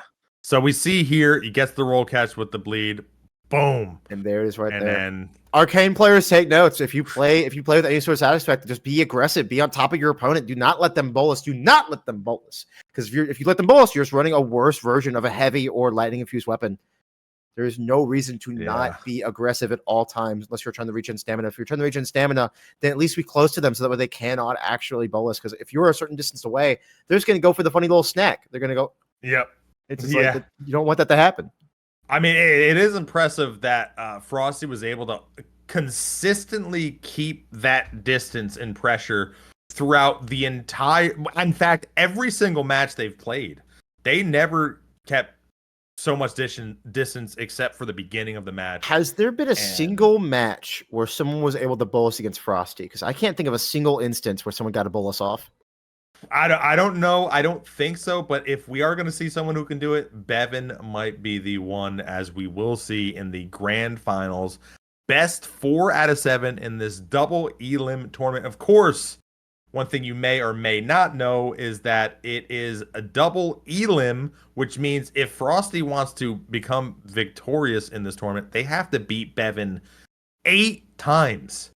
In order to win, which is a tall order for anyone to beat Beven 1 time. So this could be interesting. Yeah, that's going to be very, very fun to watch. I'm just excited, man. Like I love watching these players. Like this has been so much fun. Beven has just been running over their opponents, and Frosty's just like the second Frosty gets the losers round, the gloves are off. Like there is no more backup tricks. They're just hitting you with any kind of wacky setup they have. They don't usually play a lot of meta setups, so their off meta skills are really really strong. And when you fight against 100 power stance straight sword, power stance greatsword players, right? Yeah. and then you fight against a guy with a heavy thrusting sword off CGS, you're like, yeah, but again, the thing is, he's gonna have at the very least 7 attempts to calibrate themselves, right? So they have the possibility of even dropping the first set and just being like, all right, now I know what's going on here. Now I can focus on the second set. I know what they're doing. Or they could just straight up use their own play style and put Frosty on the back foot to never allow them to get a footing. And I think that could be the key here. We saw Rascals do that in their first matchup. Rascals just played their game, didn't allow Frosty to get anything going, and then just won. So maybe Beven can look at that. Of course, I think Frosty on the second matchup against Rascals just played so odd and weird that just you can't adapt that fast. I mean, it's very difficult to adapt that fast on the fly, especially with weird matchups. But we are going to go to our last, I swear, it's got to be the last and final ad break, finally getting it out of the way before this super grand finals matchup of Beven and Frosty. Let's get it over with. welcome back, everyone, to the grand finals of the Festival of Champions NA edition. We are looking at Beven on the left side, running the blue team, and the Frosty on the right side, running the red coloration. What is this wild? Is that dual Reapers? Oh my god! I think it might. No, is it dual Reapers or is that Reaper off Nagakiba? But I know Frosty's Reaper off Nagakiba. Yeah, Frosty's a huge fan of Scythe, so we'll see what happens here. Anyway, Dante, count us down for the grand finals of Festival Champions North America edition. Here we go. Beven versus Frosty. 3, 2, 1. Wow. Yeah, I mean, this is interesting in that maybe this is to the benefit of Frosty. This is also a different arena, by the way, thankfully. Oh, that's 2 hits immediately by Beven on Frosty. Frosty obviously has, people would consider a bad setup, but the crouch attack of the Reaper is actually rather good. It's pretty fast. You can turn it, get early hit. The Poison Mist coming out on the side of them. I mentioned Poison Mist now keep it earlier. Poison is definitely very, very strong here. Just for that pressure buildup, and also the Kindred of Rot exaltation, which actually both players have equipped right now, because Beven, knowing that Frosty wants that poison buildup, they want to have the damage boost for themselves as well. Look at this! Look at the vortex happening right now. What was that? Excuse me, Beven has so little health remaining, and they're also poisoned. Oh my god! I like that Frosty is attacking, which is what you're supposed to do if you're having a problem getting out of the vortex. Frosty's doing a good job rolling here. Oh, couldn't get the trade, but the spam. Yeah, again, attacking at a hit stun. When you are considering your opponent's probably going to be rolling it away or doing a defensive option, but doing an offensive option is so important. It's so good to catch them off guard like that. Especially when we're doing something like bleed, like Frosty is, because again, we haven't seen Beven bowl a single time. And there's the bleed, as I talked about it. Look at that. Oh, the roll catch. He's panicking. He's panicking. Beautiful roll catch. Benefit. Ooh. The crouch attack misses. Oh. Ooh. And again, attacking a hit stun. The aggression crouch attack. And wow, L1 from deep. Frosty takes the first round with Reaper off Nagakiba. How insane. I was going to say before we went to ads that I'm pretty sure there's things that in Frosty's back pocket that we have not seen yet, and Reaper being one of them. Good lord, dude, that was insane. Reaper basically, he didn't even use Reaper really the whole match. It was all L1, and it was L1 before Beven could even attack. I disagree, my friend. I think the Reaper really did come into play there, because like even if you don't connect with it, you still are applying that pressure with it. Well, yeah, I mean, of course. I mean, it's just like showing a parry, right? Exactly. But it really what won him was that he attacked first and he stopped Beven. I think what Beven can do is Beven can actually just chain attacks and just keep attacking if he gets one hit and not stop. You see right there, Beven got a hit confirm and then stopped to try to get the roll catch. If Beven just constantly attacks because he knows Frosty's going to try to attack first, it's all about whatever's first, I think, personally. It all comes down to mind games and reading your opponent. Like if you think Frosty's going to attack a hit stun, just attack first. Like as you said, it all comes down to just knowing what your opponent's going to do. Because if let's say you think Frosty's going to attack a hit stun, you go for another attack and they actually roll, Frosty's now out of the situation for free. Yep. Yeah. Well, here we go. Fight number 2 in the winners grand finals. Count us down. I'm counting this down. 3, 2, 1. Let's get on to the second round of grand finals at Festival Champions North America edition. The Sacred Blade coming out, not connecting the Frosty though, and the Poison Mist on DarikiP is coming out. See more of these L1s from Frosty here. There it is. Going for, was that Bloody? There's no way that was Bloody Slash. What was that? Mind games by, wow, he can't get the anti-air there. Jumping R2, Frosty, you insane? I love it. Yeah, I mean, it does have pretty good range. Ooh, there's that poison buildup. Oh, that, wow, Ooh, there's the bleed. Oh my god, I can't watch Dante. Wow, that range! What is happening right now? What is going on? This is insanity! Frosty is playing out of his mind right now. Oh. Gee. That range, I think Beven is not used to the strange range on some of these weapons. They were getting hit from deep. That Reaper range is wild. I'm dead. Frosty killed me. I'm dead. I'm dead. I'm gone. Good night. Watch Good night, this buddy. range that Frosty gets here. Frosty was playing out of his mind, though. Jumped the attack there. No anti-air. Frosty, in the mix here, I think there was a trade that comes up here that reset things. Let's see here.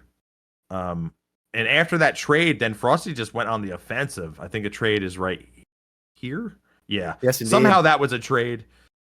Bleed happened. The range on the L1, the combos. Watch this range right here. Boom. I can't even believe it. Blows my mind. Yeah, Reapers are very, very strong if you can use them correctly, and Frosty's a very big fan of them. So look at they that have a lot of spacing, hours. and then crouch attack bleed happens, I believe, right here. The stutter stop into the panic roll, into the roll catch, into the bleed hit, into the kill, into the win. That was crazy. All right. So we are looking at the third game of Grand Finals in the Festival Champions North America Edition. Dante, count us down, my guy. It's time. Here we go. 3, 2, 1, fire.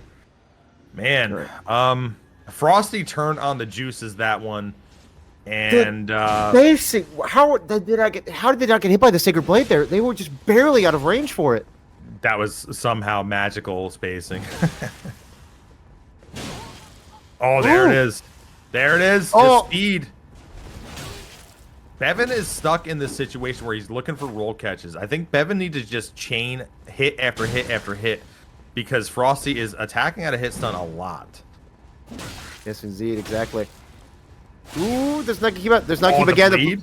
They rolled the bleed proc. Yeah, they rolled the bleed proc. Which is basically like a free bolus if you think about it that way. There it is. There you go. As we talked about, if you think Frosty's going to attack a hit stun, just do it again. Yeah, he's chaining 2, and then the third one he's waiting, which is actually really smart. Oh, but they almost equalized it, but Frosty goes down. Beven gets the extreme damage at the end after popping the tears. And, I mean, Beven just slightly altered the game plan. Didn't really change much of the fundamentals, but slightly altered it. Chained 2 crouch attacks in a row. Waits on the third one. Frosty's doing a lot of jumps, but has been punished. Right there, another punish out of the air. And, wow, good play by Frosty to Beven coming back on that one. Not panicking too hard. And getting the victory. Very good very good adaptation by Beven there. Because again, as we talked about earlier, it's just attack at a hit. If they're attacking a hit stun, and the reason why Beven lost those last 2 games is they took so many attacks because they were waiting for the roll, waiting for the vortex their opponent. They just do it again, and they got so much damage off early because they just read that Frosty was going to take a hit stun, just went and just got him. Yeah, but see now this is where things actually get interesting because now that Frosty knows that Beven knows that Frosty knows, you know what I mean? It's like, now what? Now what's going to happen? So now will Beven chain again? Or will, that's almost like the 50-50 meta mind game that happens here. And count us down so that we can see what's going to happen. I'll do exactly that. 3, 2, 1. Let's get on for the 4th round of this grand finals. Wow, right how out does of that range. keep That's missing? crazy. What is happening? Oh, the Nagakiba getting that bleed buildup and also the poison buildup as well. I think you can chain L1, R1 and constantly get poise breaks. Well, yeah, I believe so too. And the step in on Reaper R1 is really, really nice. That's going to help out a lot here. Ooh, how is that a miss? Oh, the anti-air. Oh, the bleed, though. The equalizer. Exactly, He is exactly. poisoned. Oh, so the much spam. damage. Oh, Frosty exerting so much pressure just by standing next to their opponent. The Roll tier that has been bleed. procced. Oh, no. He procced it. Wow. How did he get bleed again so fast? The Reaper actually has a lot of bleed buildup on it. Look at this. At a hit stun right there, he just attacks. Anti-air. Double hit. Ooh. I wonder if they had the stamina to do a third one there. That could have actually been really big. Ooh, and there's the Anti-air death. There we go. Oh. Beven. Wow, Beven was at a huge deficit and came back quick. These matches are fast. They just go Good in. Holy crap. Lord, man, what an explosive game we're seeing right now. That was Yeah, that was an fantastic. insane match. Wow. Yeah, so Ugh. Frosty took the early lead here, had Beven on the back foot, had Beven also poisoned, it looks like. And then Beven just came back with the ferocity. Mhm. And there's the tier pop with the bleed, which was incredible. And then let's see, I think Beven chains a couple hits. As you can see, I mean- that Reaper, I want to point this out. The Reaper hit has such a long range attack, and it actually got a ghost proc there. Yeah. A ghost hit there, which procced even more bleed. Gets him out of there, jumps over his head, gets crazy range on that one. I think it's 2 more hits, is it? Or is it 1 more? 2 more hits, I believe, because they did the anti-air earlier. Watch this. So they hit there. Okay, Frosty yeah. tries to jump away and actually Boom. gets caught by it. That move just insane anti-air. What a wonderful move the PSGS Crouch Tech is. Wow, 2-2 right now. Frosty versus Beven. Count us down. I will do just that. 3, 2, 1. Let's get it on for round 5 of Festival Champions North America Edition. Frosty just going in with the claws. Ooh, Venomous Flames are here. Switching it up. I like it. Going for the Barbaric War. That makes sense because now you have a third option here. You have either attack at a hit stun. How? You have the jump at hit stun. You have roll. You also have just Barbaric Roar R2. I love that Getting a crouch out. The couple crouch out clips one here.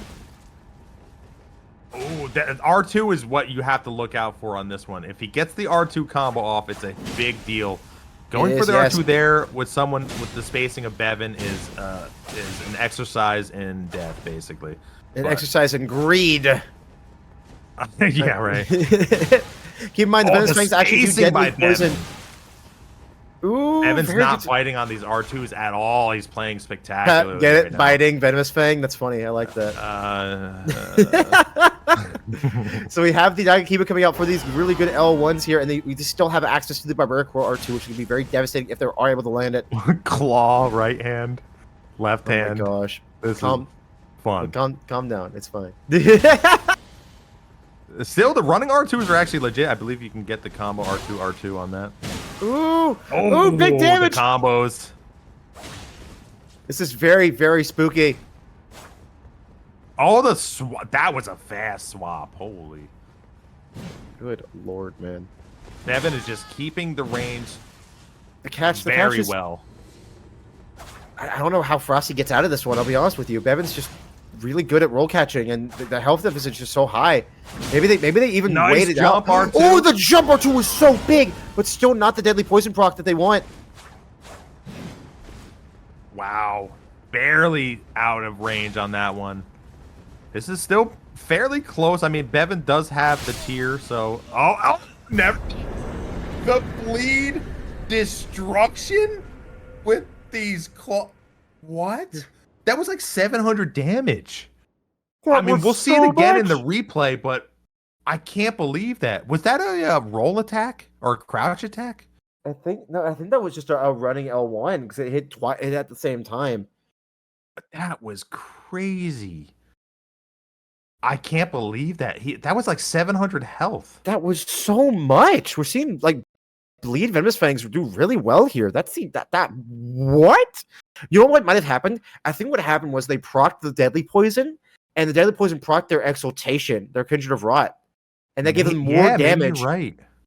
Are they on Blue Feather or Red Feather? It looks like something? Blue Feather. Yeah, so the next hit actually got a lot more damage. That's so 741 health. Yeah. Wow. Look, the deadly poison got procced, so their exaltation got procced. So is that what happened? The secondary hit then did that was crazy. What the heck, dude? So you had the bleed, the first hit, and the secondary hit, and the secondary hit was buffed. Wow, that is Dante, just count us down, man. I want to see what happens next. I'm on the edge of my seat. Hit us with that counting down. Yeah, I really do wonder if that was calculated. But 3, 2, 1, fire. Oh my gosh, man. All right, let's do it. The Sacred Blade, again, just barely out of reach. It is crazy to me. Yeah, I mean, still, it's not over yet. Beven is obviously one of the top players and ranked 1 for a reason. Ooh, slapping them away with that Nagakiba, getting the heck out of here. Running the PS Nagakiba as well, by the way. That's very interesting. Ooh, swapping to the one-handed set. Oh, swapping to the one-handed. Tricky. One hand, two hand, one hand, L1. He's all over the place. I like it. I think he has unsheath on that also. So I believe not sure. so. Yes, we saw that earlier. Look at that range. R2. Stationary jump. That jumping on one was a big mistake, taking a ton of hits to the face. 4 in a row, 5 in a row. What is going on here, dude? That was so much damage off of one mistake. I mean, Frosty just ate it. Nice jump attack in the bleed. But rolling the bleed proc, though, so not getting anything out of it. But and there's the roll catch. No, there's not. Oh, one more hit. Jump attack, anti-air, tied up. 3-3 in the grand finals. I mean, 5 in a row. I don't know if we'll see it on the replay. We might. That was brutal. God. Frosty was looking so dominating for so long, and then we're going to see it right here. And then one single mistake chained after another for so much damage on the side of Beven. Look at this. The jumping L1. Boom. Hey. 2. Hey. 3. Hey. 4. And then 5. That's so much damage. Oh my What a read. God. I mean, what a read by Beven, by the way, to just keep going for it and not try to wait for a roll or something. So, I mean, this is the meta mind games that happens here. It's crazy. Wow. That was honestly just ridiculous. Like that one interaction just easily won them this game. That was fantastic to see. Yeah, and like you said, Frosty had a commanding lead, and then it just was melted away immediately. Crazy. That we are here. The final. Could be the final match of the entire tournament, the Festival of Champions North America edition. Please, Dante, count us down with what might be the last time today. Here we go. 3, 2, 1, fire. All right, Can Frosty reset this? And tremendous camera. The pillar is in the way. Anyway, it didn't matter much because Sacred Blade did miss again. It's so weird that's happening. Like, Frosty must be just spacing so perfectly. Look at that roll catch. Ooh, wow, the bleed. The poison's already online. The panic roll. Ooh, but rolling out immediately and getting hit again. But another one. No there way. It is. It's happening again. Like, no, I can't take it. Deja vu. What is happening, man? Oh, mistake running attack by Frosty there. I think Cheers is popped on Frosty, right? Poison's online, Exaltation's online, Bloodstation's online, everything's online on Frosty's end. They just have to take it home. This is an insanely fast bleed kill. What is happening right now? Oh, the amount of attacks, the range, the poison, the bleed, the speed, the absolute aggression. What the hell? is The this? gamers, we are seeing a reset here at Festival Champions North America Edition. Let's freaking go. I almost said a curse word. I apologize, but can you blame me? This has been so exciting. This has been so over the top. This has been ridiculous. A nail biter of a set to just bring it again to another, what's mostly going to be another nail biter of a set. Let's go. This is going to be fantastic. The primitive low IQ plays of spamming ends up being high IQ play in the top of the top level tournaments. It blows my mind. Like, look at this. He's just spamming right here. He's like, whatever, I'm just gonna spam. The thing is, he's not just spamming, he's applying pressure. That's what you're doing here. Also, like yes. if it was just spamming, then all Elden PvP would be just what R1 spam, R1 spam, R1 spam, but you're mixing up with jump attacks, mixing up with crouch attacks, just doing everything in your power to throw your opponent off guard, and sometimes just hitting the L1 button is good enough. All right, Frosty accidentally drinking their... Did they actually just drink their physic by accident before they got started? Well, I think before the match... wait, was it a physic or what? I think it might have been a Estus. Okay, we're good. Never mind. All right, so Okay. Dante, count us down for the first match of what is going to be the last set here at Festival Champions North America Edition. Here we go. Beven versus Frosty. 3, 2, 1. This is the Super Ultra Grand Finals right now. We are here right out of range still. It's so... every single time they've dodged it by mere pixels. That is insanity to me. Oh my gosh, you're getting poked in the head. Nice jumping attack. He's doing... Yeah, see, now this is weird. I actually don't think... Oh! The Storm Assault! No punish. What No was punish. that? Oh my gosh. Okay, the fact that it knocked them out of the sky was ridiculous. Look at that. Yeah, I actually think it's a weird mistake by Beven to do a lot of these jumps because the weapon has vertical attacks. Both of the weapons Frosty have vertical attacks, so that's pretty weird. Wow, the clipping, the crouch. Very close to a bleed. Very close to a bleed build up. Yeah, you're right. He has to be. That's why he's backing away. And there it is. Did he roll it? Maybe, and that might have actually. No, maybe that was it. Well, that wasn't it. But I believe that was the bleed build up. Oh, the pivot, 2 hits, didn't get stunned. And then it's just waiting. Everyone's waiting to see what's gonna happen. The poison mist on the Reaper. On Storm Assault with the combo, because he knows the aggression is there. Brilliant move, actually. The tear's been procced. Frosty's on the back foot. The blue feather red sword has been activated. Yeah, but again, tier skips have happened. I mean, we don't even know where Beven is on the bleed scale here. Beven's backing up for the express interest of getting the bleed build up to go down. They can't bolus because they're just not able to because Frosty's building up so much pressure. They have to. Oh, look at the roped bleed pot and the sleep pot. What is Frosty doing? I don't know. This is out of control. I mean, Beven is really trying to stay away. I don't know. They might. Oh, what? The Rock Sphere! What? Brilliant. I love it. That was terrifying. What? Everything in the arsenal. Anything to try to get that tier skip. Beven is starting to get out of range, though, a little bit now with the Blessed Dew Talisman. And their bleed build up must have been. Oh, no! The bleed build up. They rolled it. Oh, no, they didn't roll it. The tier got activated. Yeah, tier. Oh, and the double hit. Beven takes the first victory in the Super Ultra Mega Finals. What a match. I mean, this is bonkers. This whole match is just bonkers right now. This is you know what's messed up? This is my first time casting FOC, and this is what I get. This is what I get handed. This is what happens. This is what. Yeah, how close was that to tier skipping? My heart is racing. Look at the Mog Spear, dude. Oh my god. What was that, like 50 health or something from tier skipping? It was close. Dude, I had a monster before. I had a monster before this started. My heart is racing to this moment. Oh my gosh. I think that Blessed Dew may have saved Beven. Really? I think so, yeah. From the bleed here, which is crazy. I mean, it's just brilliant moves by both of the players right now. I am losing my mind right now, dude. Like I am legitimately like on the edge of my seat. I am terrified. Wow, man.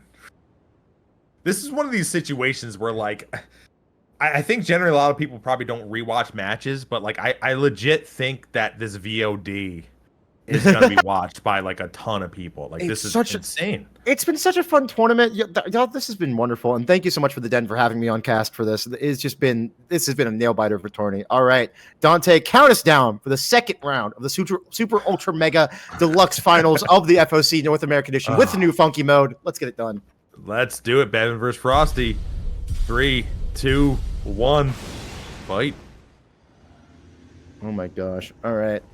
Frosty with the exact same setup as before, as far as we know, and Beven again with these dual lances. I don't see a Sacred Blade coming out, which is interesting. I wonder why they decided not to go for it. Because they just missed. I don't know. I mean, you still get the buff. You might as well go for it, you know? That is true. That is interesting. And it's funny that you mentioned that because maybe they changed their Ash of War they have or something. Possibly. Oh, look, there it is. Frosty getting hit by Storm Assault again. That hurts so much. But the bleed, that hurts even more. But the bleed, the equalizer, the bleed. Storm Assault on proper build can do like 1,000. Oh, anti-air. Tier proc. But again, we've seen tier skips. It might not matter if he can get these ghost hits. Tier skip, of course, meaning that you basically do not get the extra health from your tier. You just straight up die. So someone asked me about that earlier. But Frosty. Ooh! Oh, and the anti-air again. Great job by Beven to chain attacks instead of waiting for a roll catch. Frosty trying to predict that Beven wouldn't do that. Maybe get a cheeky jump attack into tier skip bleed proc. But yeah, you're right. It's not even called tier skip. We call it tier skip, I believe, because of Dark Souls 3. It's called. I don't even remember what the physic is called, but I don't think anyone knows except maybe Frosty. But well, whatever. It's fine. Anyway, that match, I wonder what Frosty's going to do to adapt here, because Frosty's lost twice in a row. We have not seen that happen this entire grand finals. I wonder what Frosty's going to do to stop getting anti-aired like this. Like, they're taking so much damage because Beven's just attacking twice in a row. But if you did, let's say you roll immediately, what happens when Beven starts adapting to that as well? That is. Oh man, I think someone in chat is big braining me hard, and I think it's called bubble tier. Yeah, so it's still tier skip. So it is actually tier skip. Okay, there you go. All right. So that's someone. That's the coop. All right, let's get this done. I'm so excited, man. My nerves are gone. My nerves are gone. They're here. They're very much here. They're very pronounced. How nervous I am. Dante, count us down, please. Again. Beven up 2-0 against Frosty. 3, 2, 1. Let's go. Both sipping on that physic flask. The Sacred Blade coming out. The Twin Blade is here. Dante, the Twin Blade is here. Are they fat rolling? They are fat rolling. They just swapped to the Great Jar's Arsenal. They should be fine now. But that was very spooky. Frosty, we saw earlier in the tournament. Prosthesis. Yeah, exactly. Earlier we saw Frosty blow the Twin Blade and do like very well. Ooh, the double PSG. I can't say words. The double Sacred Blade. The Frost. Oh my gosh. Words. I'm so excited. I can't speak. My mouth is not cooperating with my brain.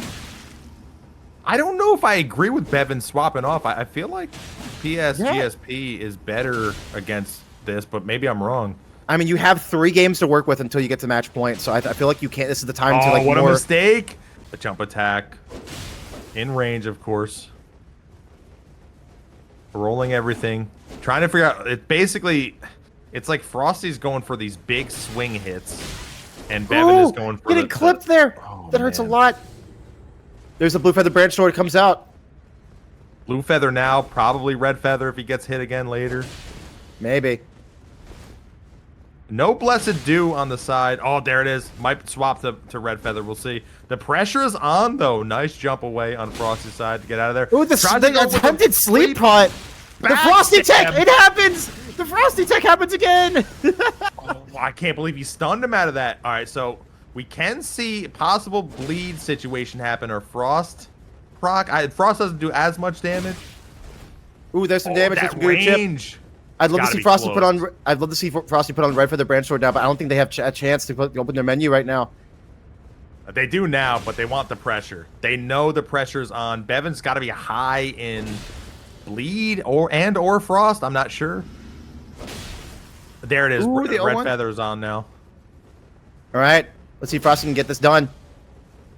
Frosty just waiting for attack, waiting for the opening. Both players know that, you run forward, you run back. It's got. Oh, now we got. The Starfist are here. And nice. Down Frosty goes. Brilliant play on Beven not to go for the double run attack. Frosty was banking on, I believe, banking on the double run attack so that he can diagonal roll in, possibly get a rolling attack, which is really fast on the twin blades. Brilliant. Beven is up. I thought it was 3-0. He's up 2-0. He's up 3-0. Yeah, so this is the previous. This is the previous game. The previous one. Okay. That's fine. Don't worry about it. Yeah, so Beven is up 3-0 right now. What a swing. I mean, it seems like Frosty is just a little bit behind on a couple of these procs, which he relied on in the first grand finals situation. It all boils down to Beven really being a lot more patient. Instead of just going for a bolus or letting the bleed build up go down naturally, which is very smart of them. So they're basically just letting Frosty be the aggressor and just hanging on the back foot, just waiting for the bleed to go down. Because again, if you're not getting those bleed procs, then like your bleed build up is useless. Yeah, we're seeing the CGS Naga Kiba come out on the side of Frosty. That's interesting. Yeah, you can get some early hits with the curved greatsword here. But Beven's seen it before. Beven's going back to the PSGSP. So start us off on possibly the last and maybe a sweep for Beven to win the Super Grand Mega Finals. All right, Super Grand Mega Finals time is let's go, gamers. 3, 2, 1. Let's get it on with what might be the final match of Festival of Champions North America Edition. Ooh, Punish! Brilliant. What was that? That was so good. Oh, fat rolling. Is Frosty fat rolling? Oh, you can tell me. You can tell me how they move. The Great Charge Arsenal is now online. But the CGS is gone. Did they get rid of the CGS? Looks like it. Yeah, maybe they were too fat. I don't know. Beautiful jump by Frosty. Ooh. Wow, the chain. Oh my gosh, in a row 5. How are they not bled? Bled right there. There's the bleed, and the tier has been procced by the bleed. What a combo chain. How did that Frosty waking the heck up. Look at this display of skill right now. Ooh, barely missing. Crouch attack is putting in work. The running attack, crouch running. Oh, so close. 55 health on Beven. Beven going for red burns. We're trying to get for a tier skip here. If they get L1. He went for the jumping attack. Ooh. All right. There's the tier. Popped. Tier popped. No chance of a tier skip anymore. Frosty can take 2 hits now, though.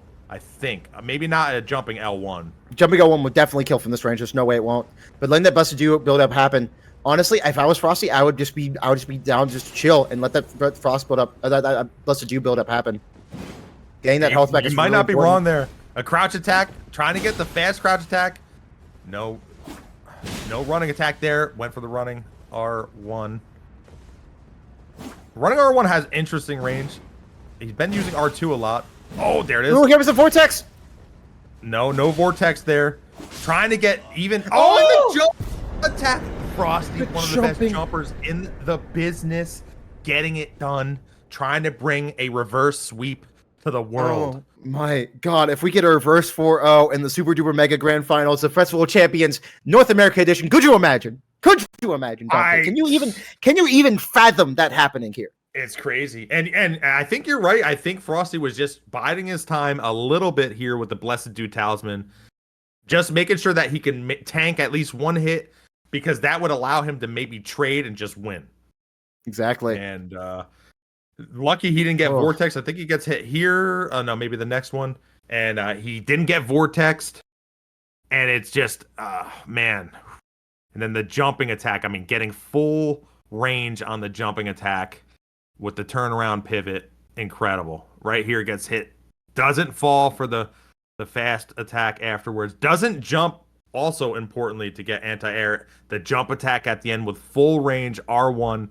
That range with his incredible jumping ability to get that speed in half a second. You got to roll every time. Every time you got to roll. I wonder if they were in their menu, maybe swapping the Blessed Dew themselves. You might be right, and that's the thing. But like Frosty, the way Frosty is playing, you always have to be weary that he's always on the attack, or at least with the possibility of attacking, which is scary. Mm-hmm. All right, we've seen the curved greatsword come out. I believe Frosty probably fixed that weight issue they were having earlier that causing the fat roll. Dante counters down, which again might be the last fight of Festival Champions North America Edition with the new funky mode added installed into the game. Go ahead and hit it, Dante.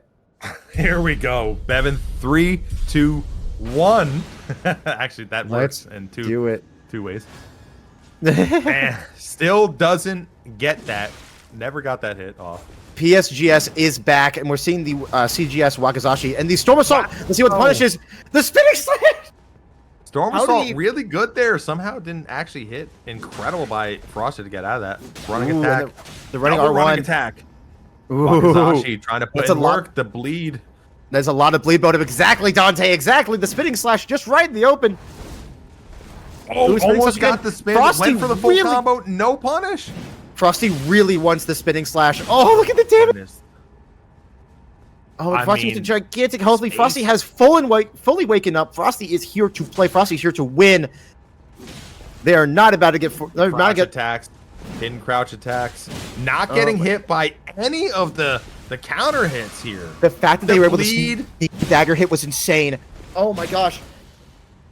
Panic rolling a little bit. Doesn't get punished for it. Frosty commanding lead. Nice jumping attack. Hit on the wall. Refresh. Crouch rolling by Frosty here. One more bleed proc will probably do it. And he goes for... That's not it though. No bleed they proc. Must be they must be pixels away from a bleed proc. Oh my gosh. Wakizashi could finish this up, but again, you got to be worried if you're Frosty. You don't want to get tier skipped here. There's no way. They're over 9. They're almost at 900 health. Still worrisome. All right, so it looks like Frosty has a commanding lead. Maybe 2 R1s. Wakizashi is probably like 10.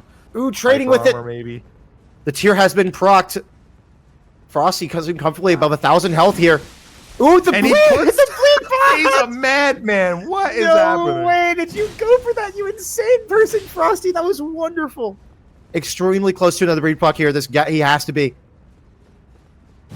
It's very close. I mean, probably 2 swipes from the Wakizashi wins this.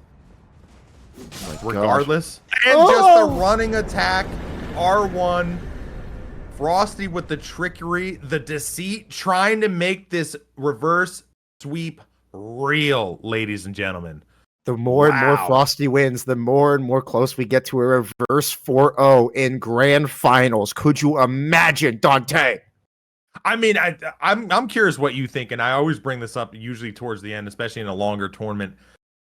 What do you think about fatigue? Do you think fatigue might be setting in with these players, Beven and or Frosty?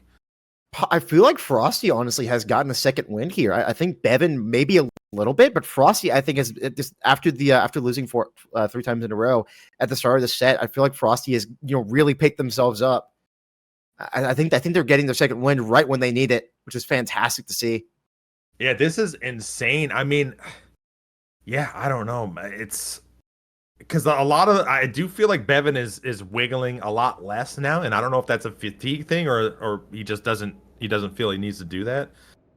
But who knows, man? I mean, that hyper armor you get on the spin slash apparently, or maybe it wasn't hyper armor. Maybe only one of the lances hit because he was able to get that. He didn't get the bleed proc, but that was a huge deal in last match. But either way, we are here 3-2. Beven over Frosty.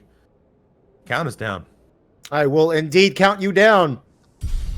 3, 2, 1. Let's get it on. Look at these two players. Look how beautiful they are. Let's freaking go, dude. Yeah, okay. So it looks like Beven is on the Storm Assault situation. He only threw one out last time. He did not get punished for it. Frosty taking a lot of damage here. I mean, it's one of these situations where every time it's a ghost hit, it's just building up massive damage. Oh, there it is. Almost comboed. And there's the Storm Assault. Somehow big punish! Big punish by Frosty. R2. Equalizing the health. Frosty actually at now a health advantage. And no, I shouldn't have said anything. Good job, Beven, getting out of the way. It's tough to not roll some of these attacks because it's like, man, the range sometimes with your viewpoint is tough to see. Cannot punish. Wakizashi getting in there. Panic roll by Frosty. Frosty's tier has popped, I believe. Yes, it has. Yes, it has. That range, almost a combo there. A lot of bleed build up. A lot of bleed build up. Yeah, bleed is serious right now. Beven on the back foot a little bit, waiting for their time to pounce. Oh, nice Only spacing on that one. Only one spear hit. Only one lance True. hit. Beven looking for that Panicking clear by there. Frosty a little bit, and Ooh! almost equalizing it. Okay, Frosty's down, one hit. Frosty Certainly. needs that red for the branch sword desperately right now. Swapping to the spiked. There it is. You're right. The spike fist coming out. The star fist is here. That is terrifying. One running L1 and Frosty's game is over. One with both hits, not just one. He needs to have both hit. Oh, That's it. That is it. Beven is your festival champions, North America edition champion. Wow. Almost was an incredible comeback. I mean, Frosty, I think Frosty was trying to set up, and I could be wrong. I think it was trying to set up a spin slash at the end there. Trying to get around one of the hits, tank a hit, L2, maybe get the 3-hit combo, get the kill at the end, and it didn't work out for him. I mean, kudos to everyone, but congratulations to Beven for being the super mega finals champion of the Festival of Combat NA Major. $100, $50 for Frosty, and $25 for, I believe that was Raskills. Yes. Exactly. So congratulations every player here, but incredible play at the end. I mean, it was one of, if not the most exciting finals I've seen because of just, it almost seemed like at any moment you weren't sure if something was going to be skipped and someone was going down. I don't know about you, Dante, crazy. but I need some headache medicine. I need a nap, and I need a sandwich because I am tired. That was amazing. I mean, I can't imagine playing. I just watch it and I'm tired. I can't imagine what the players feel right now. Good Lord. That was, yeah, I mean, that was tremendous. I would love to hear both Beven and Frosty to come on in here and be like, how was their heart feeling? How were they feeling? Are they just used to this now and they just are composed? Because sometimes I saw Frosty and Beven. Well, Frosty mostly kind of panicking. Beven was pretty composed most of the time. Obviously taking just some R1s and L1s initially with the Reaper and the Katana, but like Frosty, because again, it's so scary when you fight the crouch attack that everyone panics. I don't care who you are, no one's perfect, and Frosty almost brought it back. I do feel like Frosty had a large fan base with them just because of what they were using. But again, Beven, clean gameplay throughout most of it, and eventually got the victory, got the prize money, and that's the tournament, folks. Yeah, Beven just really got that really strong start in the second grand finals and really just ran away with it. Frosty really tried to bring it back, but you can only be so consistent for so long, especially against something as scary as PSGS. Yeah, Stilovsky said it. It kind of ended in a little bit of an anticlimactic way, but I think that really shows to Beven's prowess as a player overall to quell any possible comeback. I mean, we actually saw that a couple times with Raskills bringing out the Star Fist and just stopping any potential comeback by just aggressing and attacking at the right times. And Beven did that. Beven stopped Frosty's comeback, got the early 3-0 lead, did it, and then just was like, no mas. We might be jumping into... All right, we're going to take a quick break, everybody, and we'll get the players in here for a nice little post-game interview. It's going to be very, very fun. Definitely stick around for that. See what these players think and see what was going through their heads, the mentality of these amazing players that we saw today.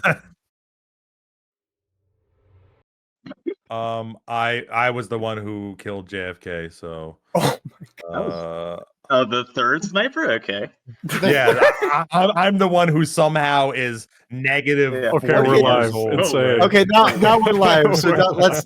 What the heck was that? All right. Anyway, we're back. Look, I'm both Dante and look. Incredible. Hi, everybody. I'm Dante. How are you doing? It's all right. Notshell's just trying to get us in here impromptu sort of conversation with the last two combatants here. Now, of course, we speak English, and I think with the EU situation, it might have been weird because I'm assuming some of them may not speak English, or I don't know how that works, but we're able to get Beven and Frosty here in the Super Grand Mega Finals.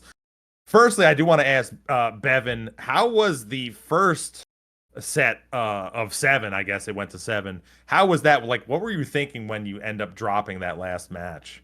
I was thinking maybe I should have asked Shell for stanching boluses. That was actually not a good idea. Because okay, like I'm used to just not bolusing because Yeah. most people will punish. So Frosty, I know for sure will probably be early enough to interrupt. But I realized after Shieldpo called me an idiot and told me to just bolus anyway and take the hit that maybe I should have actually stocked up. But no, I see. it's Frosty's neutral is actually crazy. There were times I was getting vortexed by two-handed katana. That shouldn't be happening.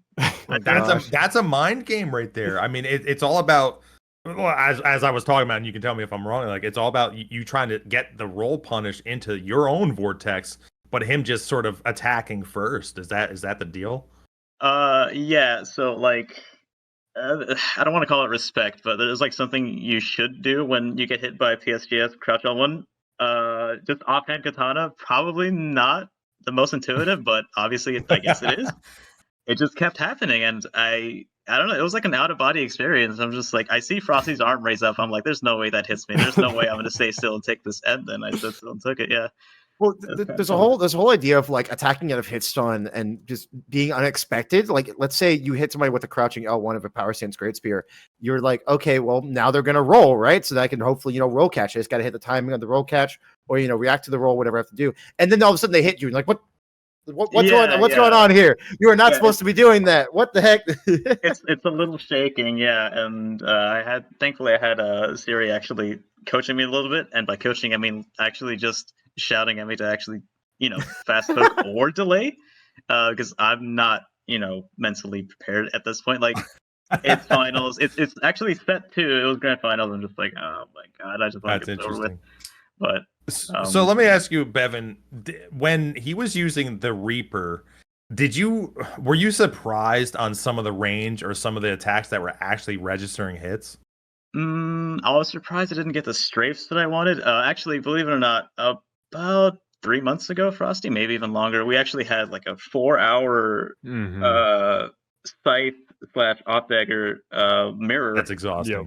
Yeah, and so I was kind of familiar with the Phantom range on like how far it can go. It's just like the strafes that I was missing. I was just like, wait a minute, I don't remember getting hit by this in April or something.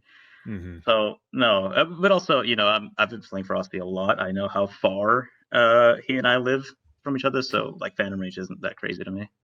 Oh yeah, I see. Yeah, your connections seem to be pretty damn good. Like I thought with how Frosty was playing, especially against a lot of the Starfist, even against Raskills, just sort of going around the attacks, running backwards and not getting hit by the running attack was crazy. But Frosty, like, what was the deal with you? I guess, what was your thought process, I guess, on swapping your weapon almost every single match? Well, honestly, when you're a player like me, dude, I'm very adept with almost every single weapon in the game. So I try to, especially in a tourney setting, I try to shake it up and get inside the head of my opponent, with all of these different setups every single round, oftentimes, right? And I honestly, all throughout the tourney, it seemed to work pretty well, right? Because obviously, the more you play a single setup into the same player over and over again, the more opportunity they have to adapt to those weapons, and even more importantly, your playstyle. So, being that when you're adept with a plethora of different setups, you're able to shake up not only the way that you approach your opponent with all of these different weapons, but it also allows you to just land all of these mix-ups too. And those were very prevalent throughout, and we definitely saw some very different setups. Like, you put out the sleep bow in round 1. Like, what's Frosty? What the heck, dude? The sleep bow? Yeah, dude. We got to stay quirky out here, dude. You know how it is. But no, that was something that me and my brother theory crafted just last night and put it into action, and it seemed to work fairly well, right? Especially with the Spark Aromatics, it's absolutely devastating damage on 65 to 70 decks, right? Upwards of 600. Pretty intense. Yeah, that was ridiculous. I'm surprised you didn't bring out the Spark Aromatics in the grand finals. I feel like that would have helped you a decent amount. So the reason why is because, of course, I was on Arcane and they scale primarily with dexterity, so they hit a lot lower. But obviously, with the damage of the exaltation procs, they bump it up quite a bit. So I definitely could have, and maybe that's something I need to look into later on in relation to my Arcane build. You know, just really fleshing it out, dude. You know, that's how it be. But yeah, Yeah, I mean, Go ahead. Well, You go. No, you go ahead. I was just gonna talk. Beven got the victory after dropping the first set very close. I was like 4-3. But Beven, like when you were up 3-0, what are you thinking there? Are you sort of taking the time off? Are you playing as hard as you can play on that fourth match, thinking, maybe I can rest, or maybe I can do something differently, maybe get the win, or like how are you thinking on that? I don't want to have to sound like I'm correcting you. I don't think I was ever up 3-0 on Frosty. You were up 3-0. Yeah, you were. I was up 3-0? Yeah. In the Super Duper Mega Grand Finals, in the last after set I forced of the entire tournament. Yep. Oh! Yeah. You're up 3-0 for a while, and then Frosty, you're up 3-0, and then Frosty brought it back, and that's why I kept talking about. I kept going like, what if we see a reverse 4-0? Like it's just... Hold on. I think I'm being gaslit by either the three of you or Siri. I'm pretty sure it was 3-1 at some point, and then it was 3-1 after Frosty won the first. Yes, exactly. Oh, you won. Okay. You won 3 times in a row. Then Frosty won. Then Frosty won again, and then you took the entire thing. Okay, all right. Yes. It would be really. It would be because you didn't even know. It would be really funny if we just all gaslit you, though. That is something we have to think about for next time. Gold. If we just gaslit the hell out of the winner of the tournament. Maybe that's the way to play. Maybe the way to play is to think you're always one stock away from losing. I mean, there you go. That works. Maybe that's the way to do it, and you're just playing your heart out every single time. There's a little mentality in that, right? Like you want to treat every single round in isolation. Like unless you're doing some kind of set play conditioning thing, there's no reason to believe, oh, I'm up 3-0, I'm comfortable. I never feel that way. Right. Yeah, because why prolong it if you don't need to, right? Right. Yeah. So there are some risks you can take, I guess, if you want to show someone something you haven't shown yet in the set because you don't think they'll be able to adapt enough fast enough before they actually lose. But against Frosty, no. I think Frosty's played with me enough such that like he's seen everything I can do. At this point, it was just mind game. Like I said, it was either a fast poke out of hit stun to catch him, trying to attack or trying to just jump, or delay for the vortex. At this point, it was just mind games, and thankfully PSGS kind of carried me there. There's one thing I wanted to say in relation to that too, and that was very smart of an adaptation from your side, Beven, because you always exclusively go for the delayed vortex against me, and you started going for the buffered vortexes, and I just was not rolling. And that was the difference maker. It was just Siri. It was just Siri. I'm sorry. I would have kept doing the same thing. She just called me an idiot, so my bad. That's so funny. So, Beven, what do you who do you consider sort of the best PSG user, or best PSGSP, user? Who do you consider the best user? And have you fought in a mirror match against Space Ranger? Space Ranger. I was gonna answer that. It's just Space Ranger. Space Ranger's probably the best. Have I mirrored Space Ranger? No. In fact, the last time he and I played in a prolonged set, it was actually kind of testing straight swords versus great spears. Interesting. But the mirror itself, I don't think so. Oh, actually, no. Hold on. I did do a PSGS mirror with Space. It was in the Vikes tournament back in October last year. Oh, okay. That was the last time we'd actually been on the same setup in the same arena. I lost. Yeah, I was just by the way. About that. So that's good. Cool. Yeah. In case you're wondering, why I think he's better, I think he just has much better reads. I don't think he would have just run into Frosty throwing out hitboxes. I think he would have actually been a little more, anticipating any kind of action like that. What about the movement? He has better strafe. I think so. I saw some of his play against Darksoap yesterday. I know Space Ranger lost, but some of his movement yesterday was kind of crazy. I know it's just Halberd. Halberd is straight bait, but to get it on a player like Dark Soap, that's respectable. So I give it to him. Yeah, I mean, because I think Space Ranger hides the attack incredibly well. You almost can't see it happen. Whereas when I saw you playing, it looked like you were more straight on, and it was more of I don't know, and it's not derogatory, but it seemed like more basic play of the PSGSP. Just sort of Wow. like I again, not to be Wow. derogatory, but like I didn't see you twirl as much as Space Ranger is what I mean. Like you're That not flopping your body disconnect around. That disconnect button looks really appealing right now. No, I'm kidding. Right. So Damn. if it was like something like Halberd or Spears or even Straight Swords, I'd be way more comfortable Okay. spinning around. Braun I see. has this little nomenclature he likes to use. He calls it spin tech, where he just kind of forces the opponent's root motion to kind of send them past the PSGS user while they twirl and get a free crouch L1. Again, with Frosty, I don't know when I'm going to be able to strafe something or not, I so see. I'm not comfortable spinning like that. You just don't have the experience against the weapons that Frosty brings, like stuff like Reaper and stuff like that. You mentioned that you played against a lot of Reaper, but then in the actual match itself, you're like, why am I getting hit by that? What? That's not Reaper at all. Yeah, so neutral when I'm playing Reaper itself against another Reaper is going to be a lot different than playing PSGS against Reaper, so it's a little more finicky.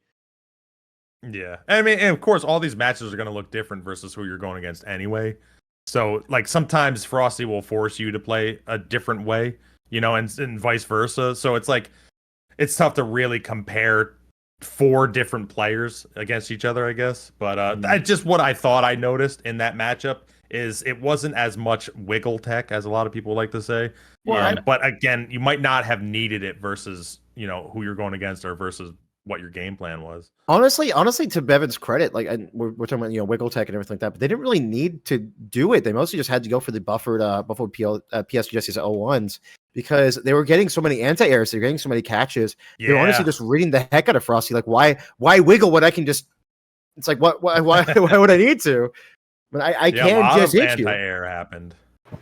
One thing, if I can chime in real quick here, just to say before you guys wrap up, of course, is that if there's one single message that I want to send out to all the viewers watching and the PvP community at large, and especially the competitive scene, is that there are more setups than just power stancing in the game. Especially in patch 1.10, okay?